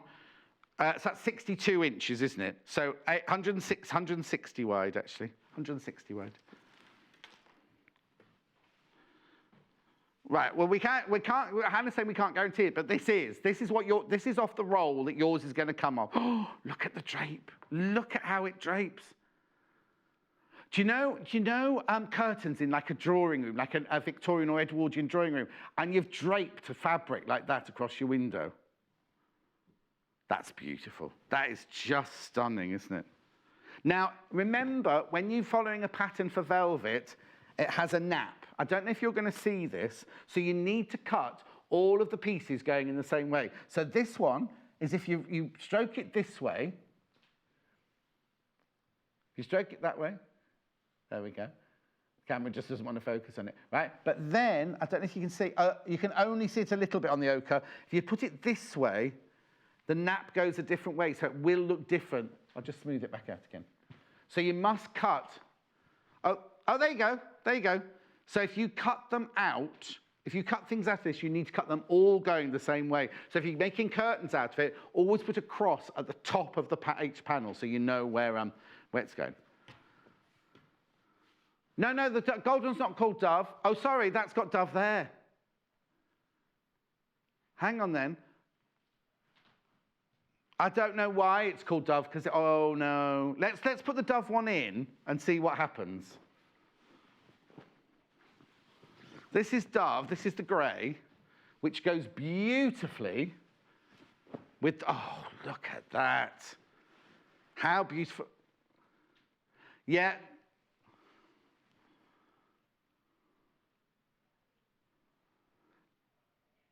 Okay, right, okay. Okay, so that, oh, okay, so what, now, hang on now. So if they order that item code number, they'll get the grey one. Okay, right, thank you for pointing that out. Who was it that just said it? Thank you for pointing that out. Somebody's written the wrong. So if you want this fabric, don't worry about that saying ochre there. Remember that number there, look, UAFR28. You remember that number, they'll be changed now, but before the end of the show, it'll be changed. Oh, look, I'm thinking evening cape, lined in black, ladies' evening cape, $6.99. This'll be interesting now, see about the other colours then, won't it? That is lovely. Beautiful, isn't it? Okay, watch this. Magic, the magic of telly.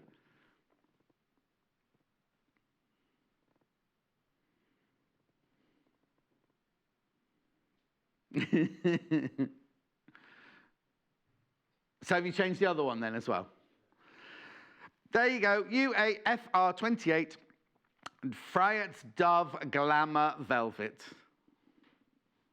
That is beautiful. And we'll change the ochre one across. Somebody just typed the names in the wrong way round. Do you want to do the ochre one now while we remember, or you'll be all right? Oh. What? Oh, Hayley's sending in pictures now. What, of a piece of fabric round a cushion? Of a chair.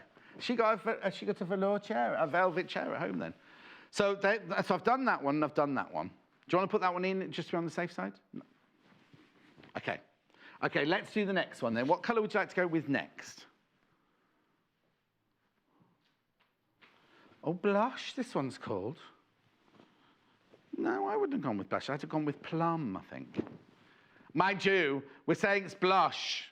Anyway, no, it will be blush, this one. Oh, look. That's beautiful as well, isn't it? What are you going to make out of this? I wish you could feel it. I wish you could feel it because it feels beautiful. Blush Glamour Velvet fabric, this one is. I think it'd be really easy to work with as well, this. It's because it's got the stabilised backing on it. It's going to be, you know, like when you use the PU and we were like, oh, that won't be easy to work with, and it's actually brilliant to work. Oh, do you know what? Can you imagine CL's jacket made out of this? You know, the biker jacket made out of the velour, out of the Glamour Velvet. Beautiful, look at that.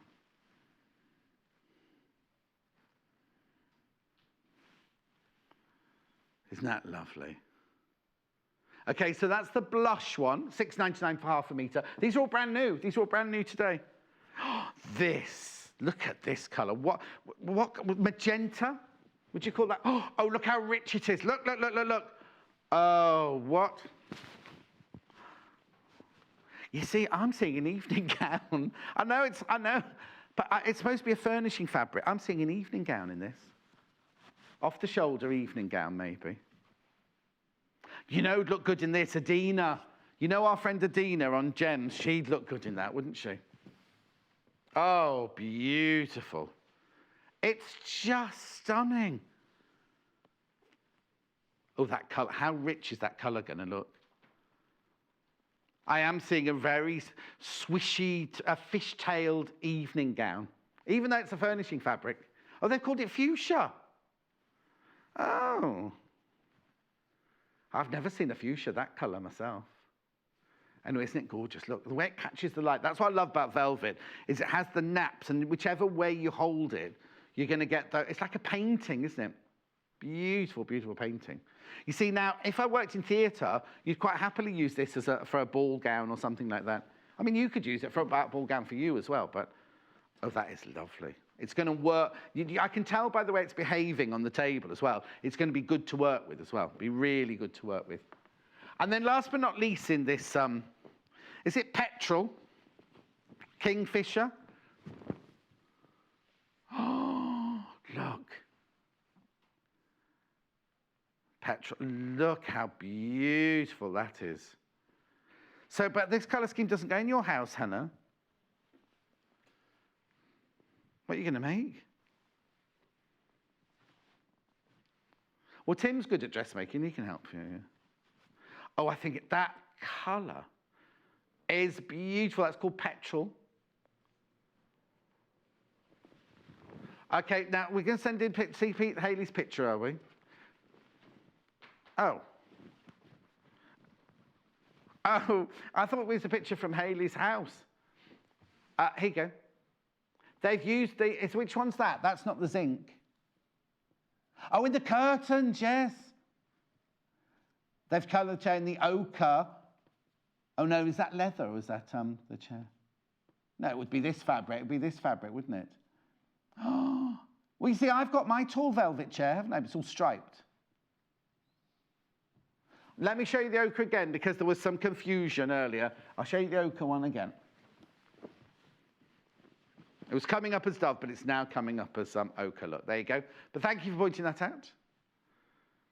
Isn't that lovely?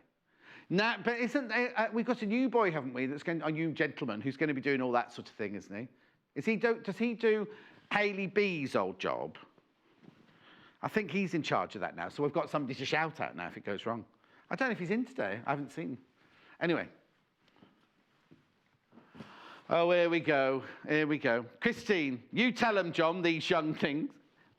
Age equals wisdom. Not always, Christine, not always.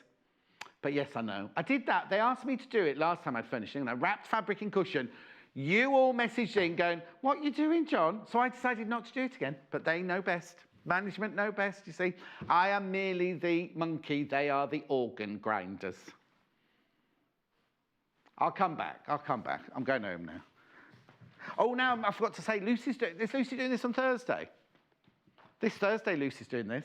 And the one behind me over there, that's a new guest at the weekend. They're all wedding day. Right, piping cords are back in stock. Should we do piping cord first, actually, because it always sells out. It comes in 3 metre lengths. I don't know why I'm holding it out like that, because you don't. It's a 3 metre length, size 5, at £1.99. £1.99. Last time we showed piping cord, it was the first time we'd ever done it. It just sold out, flew out, flew out, flew out. It comes in 3 metre lengths, 5mm size, £1.99. Now, £1.99 is for the whole 3 metres. It's not per metre. £1.99. We'll show you the end. Somebody hasn't sellotaped the end of this one properly. Oh no, look, the sellotape's there, but they've not done it properly.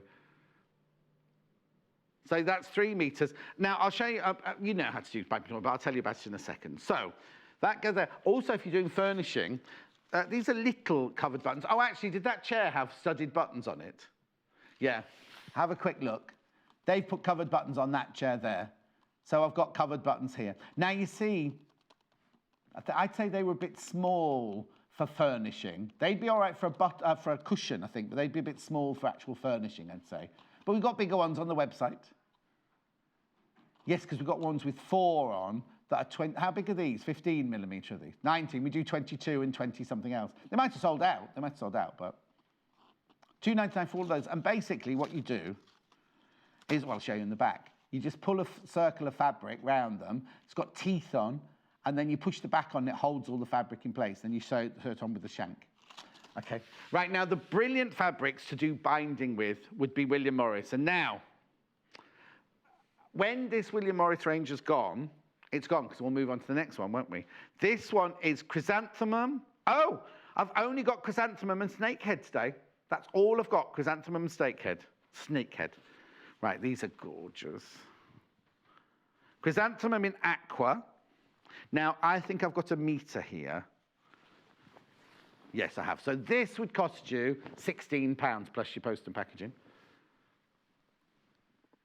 Right, now, what you'd need to do, well, I'll show you in a minute how to do your piping cord.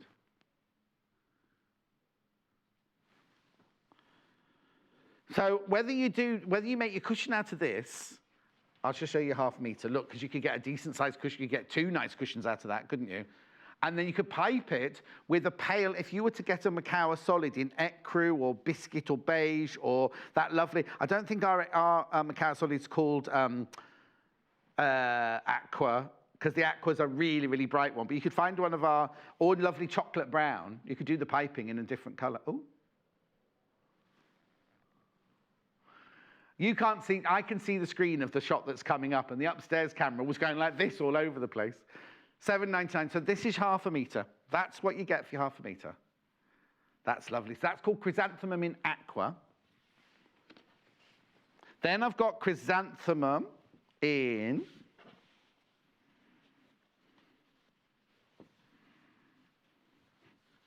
taupe. It's more like black. You have to be a bit careful because sometimes you'd think, oh, you'd call this one the black one, wouldn't you? But this is the chrysanthemum in taupe. Again, this is a metre. 100% cotton, machine washable, 44 inches wide. Beautiful. No, I wouldn't put white. Well, the selvage is an antique white. If you look at the selvage here, I think that would be too white to put with it. I'd want a biscuit, a latte, an ecru. And the back, oh, well, the thing is, you wouldn't want to do your backy cushion and your piping in the same colour because you want it to be a contrast, don't you? Yes, but not from the back. Oh, she's not going to turn the cushion around. And then Karen will drizzle red wine, or not drizzle, that sounds like she's doing, dribble red wine all over it. What time was her exam, by the way?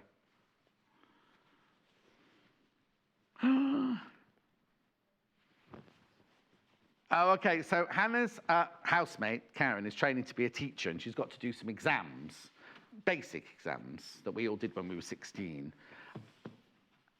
She's on the bus. She's on the bus. Anyway, she's got the first one today, and she's thrown her notes away already. She said, well, I'm not coming back to this now. That's confidence for you, isn't it? This is nice. Look at this. This one is chrysanthemum.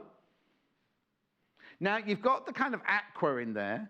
You've got a lovely coral, and then you've got the deep, dark red look. Now, Christmas red would look nice if you piped in Christmas red.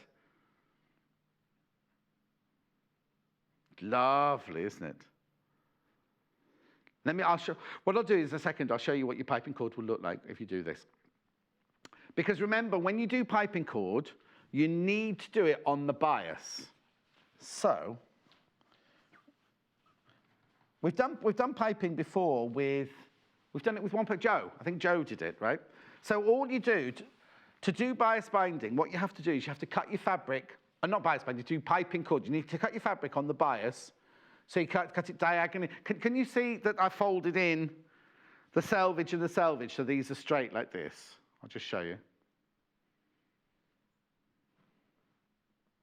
Timothy? We need to see this. Okay, so you fold your fabric over, so that's your direct bias. What you do is you cut a bias strip of fabric, there you go, across there. And then what you do is you then put you've cut it into a strip. You then put your bias binding in,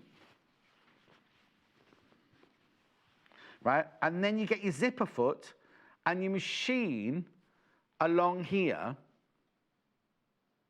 creating piping. And then what you do is where your seam is, you sandwich that in between your seam, and then you have to, and you again stitch as close as you can to the piping then. It just, so imagine how gorgeous that piping's going to be, because you won't see that they're flowers, you'll just see the different colours in there.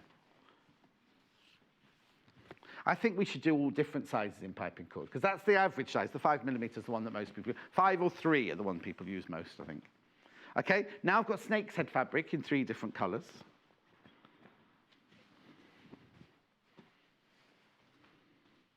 Okay, Christopher's brought in a sample of piping. I'll just do that quickly now before I get on to the next one. Obviously, when Joe made this, you see the piping cord in here is the bright red, and you've made it on the bias, and then you sandwich it between the seams. That's the piping cord in there. Size 5, 3 meters. You get it in bundles. Now, if you buy 2, you won't get 6 meters together. You'll get 2 little bags. 1 with 3 meters in, 1 with 3 meters in, 1 with 3 meters in. Well, that was close. 1 with 3 meters in. So just so you know, Right, okay, let's go on with snake's head then. Oh, it's halfway through the hour. Yeah, I've got loads more fabrics to go through yet. This is snake's head. Again, this is a meter. Now, snake's head is a plant, which lots of you sent me pictures of. This one's in taupe.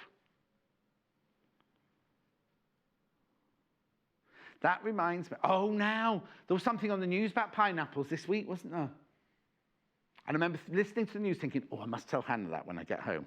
It's gone out of my brain, but it takes me so long to get home every day that they've all gone out of my mind, and I can't write them down, can I? Anyway, this is snake's head. Oh, now, okay. Just tell it, right, Vanessa Feltz, right? You know Vanessa Feltz. She does the early morning breakfast show, which is on when I'm driving in. So I know all about Vanessa Feltz's life. I know she went to a poetry reading yesterday and everything, which she really enjoyed. Anyway, what she does is she has to get up really early because she's already on the radio. She's on the radio at 5, isn't she? 5 o'clock. And then she does another radio show, and then she's always going to a party at night time, and I didn't know how she did it. Anyway, what she does is after she's finished her second show, she goes home, she goes to bed for 4 hours, and sleeps for 4 hours, and then gets up, and then can have a nice evening with her husband or her boyfriend or whatever and her family, go to bed to normal time, get up at 3 o'clock in the morning. So I told Hannah this, right? So yesterday, Hannah got home, decided to have a nap for 2 hours, right? Thinking, well, that's what Vanessa Feltz does. Felt fine after a 2 hours nap, then went to bed later on, bit later, as usual, couldn't sleep, and she was like, I'm not listening to Vanessa Feltz ever again. John Scott, do not give me any more Vanessa Feltz. I said, it's not going to work on the first day, is it? This is Aqua, snake's head. And when I lived in New York, all the people I worked with, they would have a power nap in the afternoon, and your power nap has to be exactly something like 17 minutes, because if it's any less or any more, sorry? Oh, I thought it was under 20 minutes. I thought it was like 15. Anyway, it has to be a certain amount of minutes. It doesn't work if you only have 10, but it works even less if you have more than half an hour, right? So they could all do it. They could all just fall asleep on the sofa for 20 minutes. I was like, oh, no. And then I'd be falling asleep as they woke up. And then if I did fall asleep, I was so grumpy. Grumpiest person ever. So I didn't really fit into the New York lifestyle like that. I just wanted to party all the time. Oh, she has a power nap on holiday. That's because she's normally drunk by lunchtime. Siesta. She has a siesta every afternoon in a hot country. This is sage. Yeah, this is sage, this one. Red sage. That very famous one. Red sage. Lovely, isn't it? You see, this would work beautifully as a piping as well, wouldn't it? Piping cord, 3 meters for $1.99. And like I say, it's already been cut. So it's not being cut off a roll. It's already been cut. So they are in 3 meter length. So if you buy 3 of them, you'll get 3 little bags, each with a 3 meter piece in it. Okay? I've all come untucked, so don't look at me. I'm all messy. Right, I've got loads more fabric. Can I do what?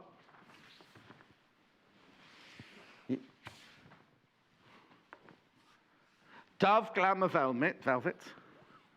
Right? Right. Okay, so this is Dove Glamour Velvet. Beautiful, isn't it? A quarter of the stock of that has gone already. $6.99 for half a metre. Polyester, it's polyester velvet.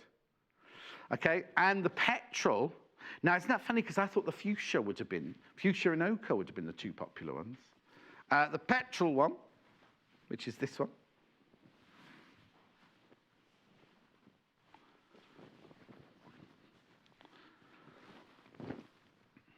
That's lovely, isn't it? Look at that. I'm seeing the back of an Edwardian walking skirt, do you know what I mean? With a lovely little train on it. Glamour Velvet, $6.99 for half a metre, petrol colour. It's 106, well, I'm going to say it's 150 wide. Fryett says it's 140 wide, but it actually measured 150. Velvet cushions would be gorgeous, wouldn't they? You got one on your bed. Do you have to throw it off onto the floor every night before you go to sleep? Oh, you leave them where they are. Right, which fabric should I do next?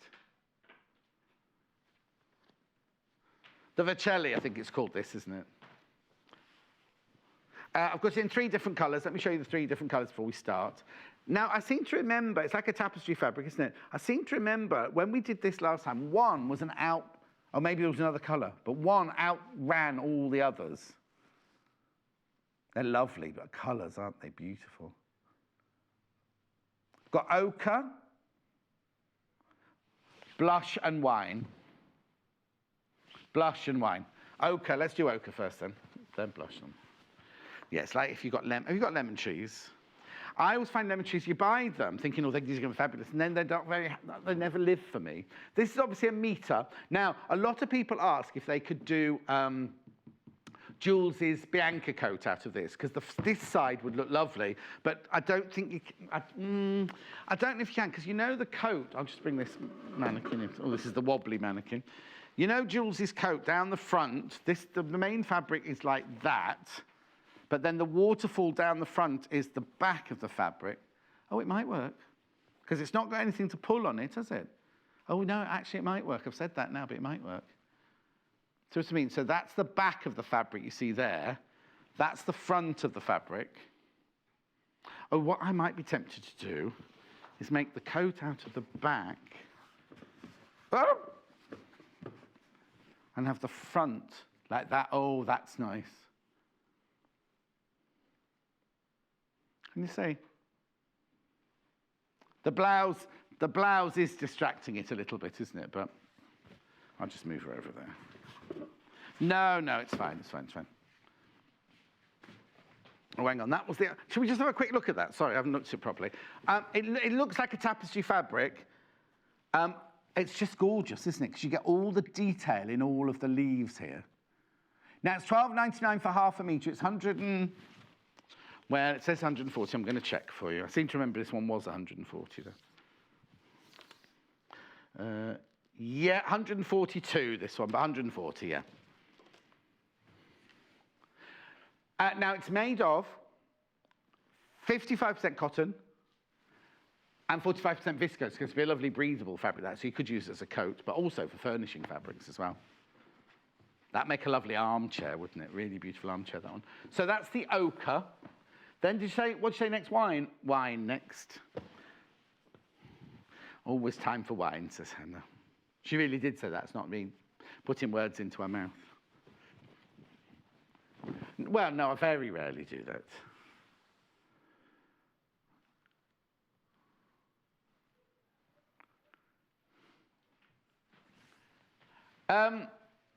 It's lovely, isn't it? Beautiful. Look at the size of the print there. This is Fryett's Wine Vercelli tapestry. Beautiful. Now, do you think they're rosebuds? I think they're leaves. I think they're all just leaves. No, I don't think they're buds, Hannah. It's all leaves, I'd say. Well, I bet you any money Vercelli means leaf or something like that, doesn't it? Not vermicelli. Not sprinkles on top of your ice cream.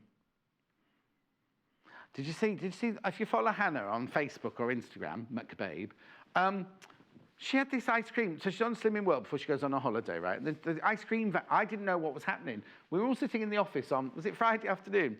And suddenly everybody ran out. And I was like, what's going on? The ice cream van was outside, right?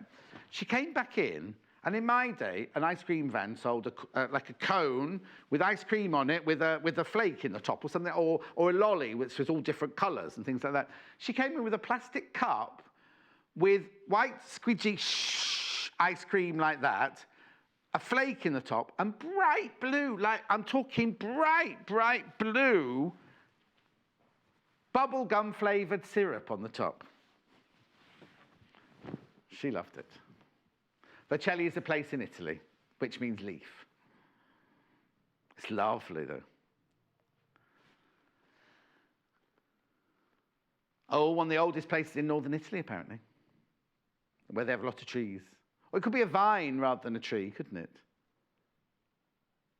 £12.99 for half a metre. It's lovely, isn't it? 55% cotton, 45% viscose. That's lovely and subtle, that one, the blush, isn't it? Okay? It's nice. Right, okay. Then I've got... Now, I've got a blanket. Ken and Barbie, years ago, bought me a lovely blanket for Christmas over the back of a chair in one of the spare bedrooms. It's beautiful. This is called Balmoral. Oh, that's quite apt with the royal wedding this week, isn't it? Don't they go to Balmoral for Christmas? Or was that Sandringham they go to for Christmas? Summer's Balmoral, isn't it? This is gorgeous, isn't it? So now, this is Sky Balmoral fabric, £10.99 for half a metre. Again, it's wide. It's 78% polyester, 22% cotton, and it's 143 centimetres wide, so 140 centimetres wide. Now, we were talking, last time I did this, didn't I talk about curtains with, and I said, put the big eyelets in the top and have that. And then a lady sent a picture of her sitting room with exactly that, and they looked gorgeous. I think she'd gone for a red version, but I think these are lovely.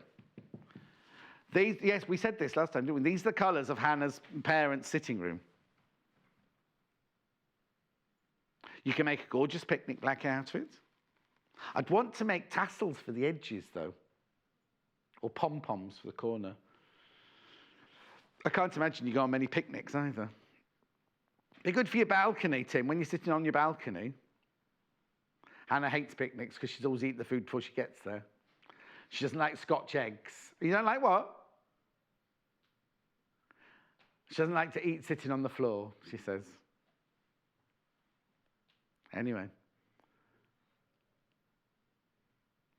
Oh, but you know what? This would be nice, Hannah. You know when all your neighbours all sit in the front garden together in summer and they put all the chairs out and have a lot to drink and everything. It gets a bit chilly and they won't bring the chairs in, right? These would be nice as blankets, wouldn't they, over the chairs so you could all sit. If you get a chimiera, whatever it's called, or one of those fire pits to have out the front, you could all sit round. Whose party did we go to? Cherries.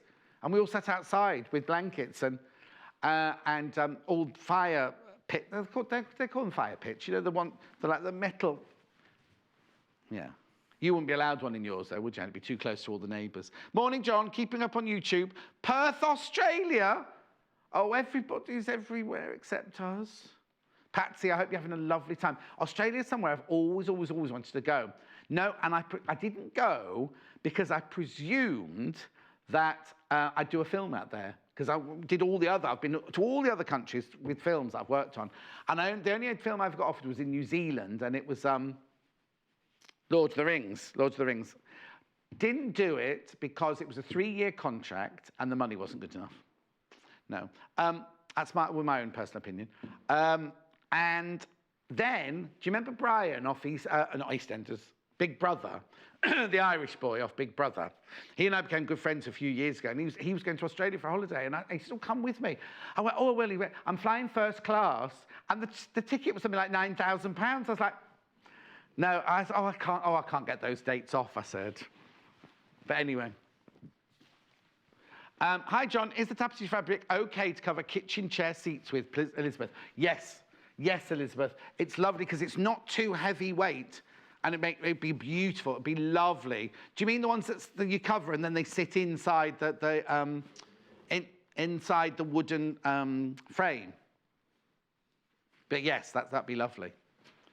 Wonder what colour? I bet you're going for yellow in your kitchen, aren't you? Right, the other blanket is the green blanket. Well, it's not, I've called it blanket. It's not called blanket. It's called Balmoral. But again, in the greeny, ochre-y colour. Sherlock Holmes, not Sherlock Holmes. Yes, who was it wore the funny hat with the two flaps on the side? Sherlock Holmes, I'm thinking. I'd be good at that. Sounds like Sherlock Holmes, dear stalker. Oh, do you see, I think a duffel coat out of this would be lovely. I'd have the blue one, not the ochre one, but...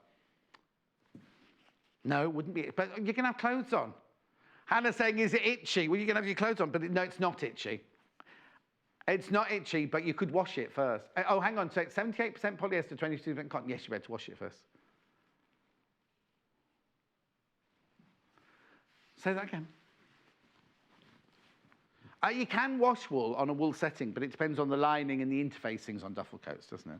That's why you have to. But mind you, I was really shocked the first time I saw dry cleaning happen, because you think dry cleaning is not going to get wet. And I went to dry cleaners, they were putting it in, it was all getting wet inside. But it doesn't get wet with water, it gets wet with dry cleaning fluid, doesn't it? Right, shall I do opulence, these are called. These are like, what's the word I'm looking for? Don't say Draylon. It'll come. This is great opulence fabric. This is like, yes, this has a pile on it as well. 90% polyester, 10% nylon, so it won't crease. £9.49. You can see there where I've done the nap of the fabric. I want to say Draylon, but I don't mean Draylon. I mean, what's the furnishing fabric that's like a velvet but heavier, more robust than a velvet? No, I'm not asking them upstairs. I'm asking the spirit world, so they'll send me the word in a minute. I want to say Draylon, but it's not Draylon. Anyway, it'll come to me. Olive, which is not olive. This is more, I don't know what I'd call that one. They've called it olive. Well, it is a bit olivey, as in if you get the pale olive ones.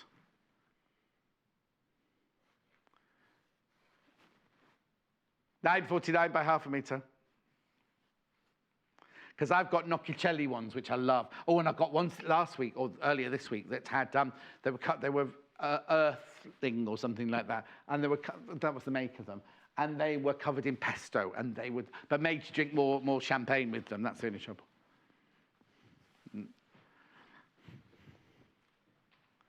Look, this is nice. Midnight, not a sound from the pavement. £9 a foot. Would she not be able to... Oh, no. I'm thinking of the wrong musical. It's like Sally Bowles in Cabaret isn't meant to be able to be a good singer. She's meant to be a bad singer. But, of course, then Liza Minnelli did it, sang the song so brilliantly, nobody else can now do it like it's supposed to be. She just shouldn't be able to sing. Right, I've got so many fabrics and 10 minutes to do it in. We're fine. Let me make space then. Right, should we just go in order? These are like a lightweight canvas fabric, linen look canvas fabric, by the half metre. They make a lovely beanbag, this, or cushions for the garden in the summer, or a teepee. Now, this is called Summer Holiday. Now, this one, if I'm not mistaken, is 100% cotton, is it not? Yep. Cute, isn't it? I'm just moving along so you can see the pattern on the repeat of the pattern there. Oh, there's a teepee there, look. Oh, that's why you said it, because I couldn't see it. Make curtains for your she-shed. Or blinds. I'd make blinds out of this. That's nice. Then you can make bunting to go with. Nice. Then, now, I thought this had sold out. When we bring you a fabric that's a pretend patchwork, You go absolutely crazy for it. Back in stock. Blue vintage patch fabric, it's called. Obviously, it's not patched, it's printed like that. You've got the spots, you've got the leaves, you've got the stripes, you've got the ditzy flowers. $5.99 for half a metre. That's what you get for your $5.99 there.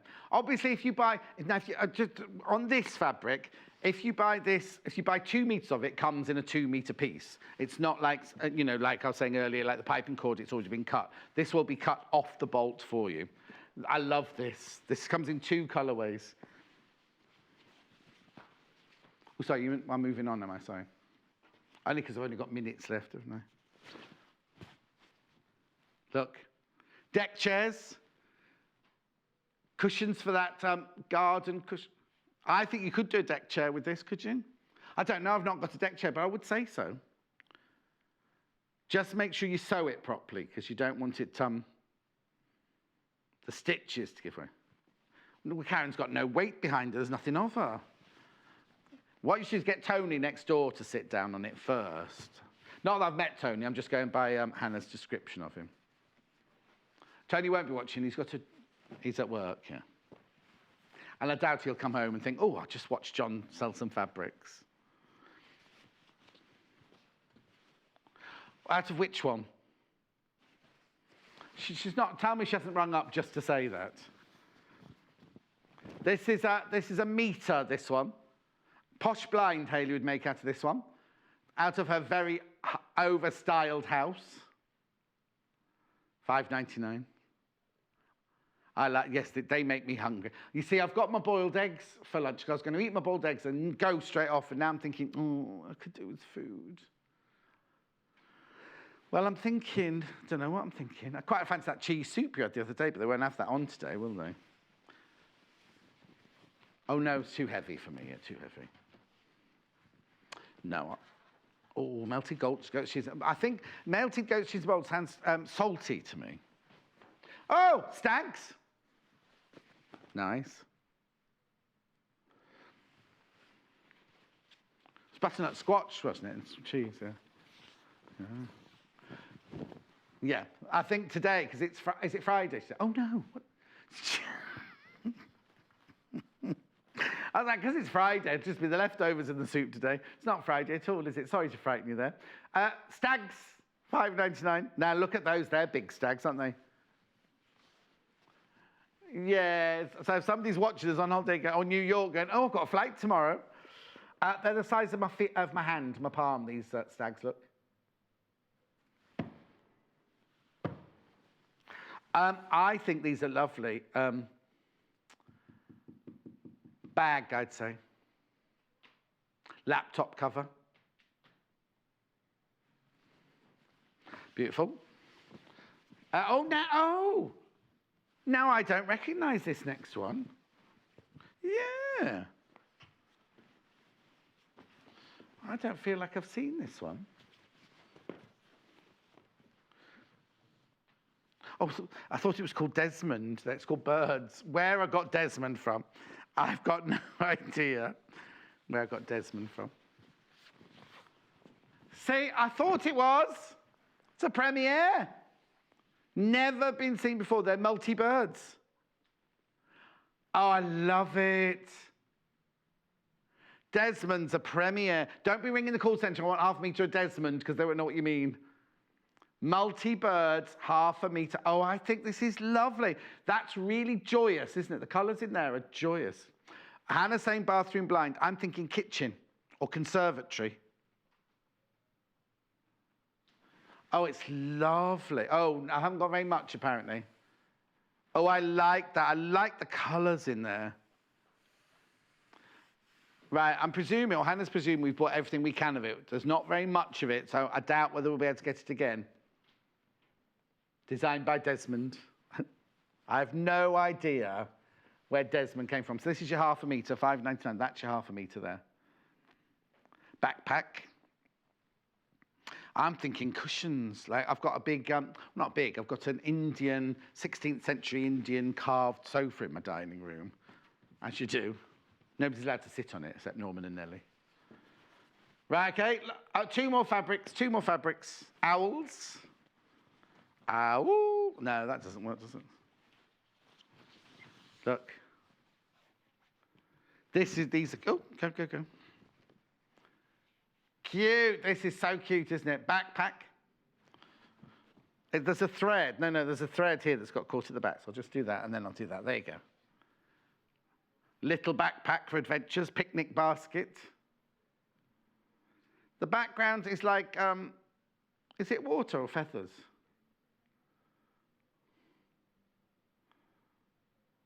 They're all going like that, though. They're all tumbling. They could be called tumbling owls, couldn't they?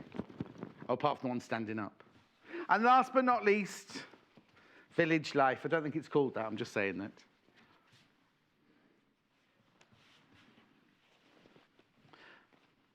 Well, no, these are all different houses like in my village.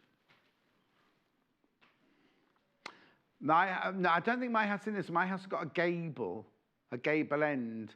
So I think if any of them, the one next to the post office is more like my house. Post box is most like my house.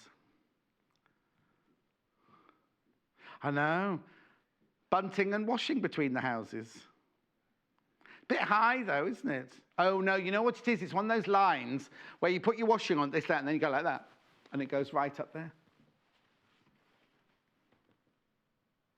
One's got the butcher's bike outside. $5.99 for half a metre. I love that. We haven't got a telephone box anymore in my village. No, the defibrillator's at the pop-in. We've even got coffee tables outside the pop-in and umbrellas now and things. And it's not posh, but they've moved the wood store and the coal round the back of the shop. And so normally you can go and pick up your coal and your kindling for the front. Right, how many minutes have I got? What would you like me to go to, Hannah, then? The zinc ones. Zinc in ochre. Velvet, it's a polyester, oh look. Polyester velvet. $9.99. There's a very loud meeting going on in the green room. £9.99. The Dove one is the more popular of the two. That's well, not strange, but no. The thing is, I think you could do more with the Dove one. The ochre is a specific destination colour, isn't it? Whereas this would look. Well, you know what I mean? Like a statement piece. Well, I haven't got a cream living room. I've got a pink living room. No, not pink. Lavender living room. But I've got pink and gold in there as well.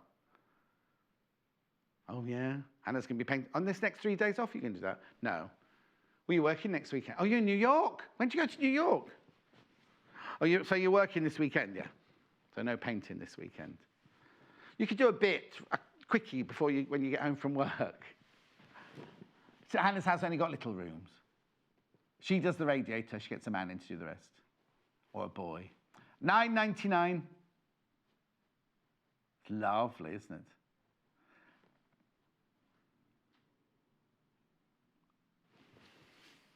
Right. Midnight. It's petrol, not midnight this. Where did you get midnight from then? Nearly half the stock of this one's gone. It's this petrol glamour velvet. It's saying it's a furnishing fabric. You could use it for the most gorgeous jackets and bags and things like that. $6.99 for half a metre. Beautiful. So we have a look. I'm not in now for 2 days. Have I got 2 or 3 days off? 2 days off. 2 days off. So it must be Natasha for 2 days. Here's the menu for tomorrow. Coming up with Natasha, fun fabric and felt. Quirky cactus cushion. I've seen that. That looks nice. EPP tools and accessories. Oh, now at 11 o'clock, they've got the Alison Blouse quilt. It's got a panel in it. Watch the advert, because the panel is gorgeous. That's a nice day. I'll tune in tomorrow. Now, remember, this quilt here is Saturday when the wedding's on. Brand new guest, Sally's coming in to do this quilt. It's a double wedding ring, that one. And then this one here is Lucy Thursday. Lucy on Thursday, doing that one. Oh, look at me, I'm all untucked, I do apologise. That's Lucy on Thursday. The Curvy Log Cabin, along with Paul's on that day doing the shirt and the waistcoat as well. So that'd be a very full, fun-packed day, won't it? How long have I got? How many? Thanks ever so much for your company. Make sure you check out your baskets. Make sure you have a think about all these fabrics because they are gorgeous. And so Natasha's here Wednesday and Thursday. So I'm in Friday, Saturday, Sunday and Monday next week. Oh, I know. But then you won't see me for a long time after that. Anyway, no, not long time, but I'll see you on Friday at 8 o'clock. Join us on Wednesday, the 16th of May for 2 whole hours of quilting with expert Victoria Peat. At 9 a.m, Victoria will be making a fun cushion, cleverly pieced to create a patchwork cactus. Prepare for a bouquet of colour at 11 a.m. when Victoria makes a simple quilt, showcasing a striking fabric panel by Alison Glass. Alison's colour-saturated prints are perfect for making an impact no matter how little time you have. So tune in for 2 hours of patchwork with Victoria, Wednesday the 16th of May at 9 a.m. and 11 a.m. Only on Sewing Quarter, Freeview Channel 78 and Sky Channel 687.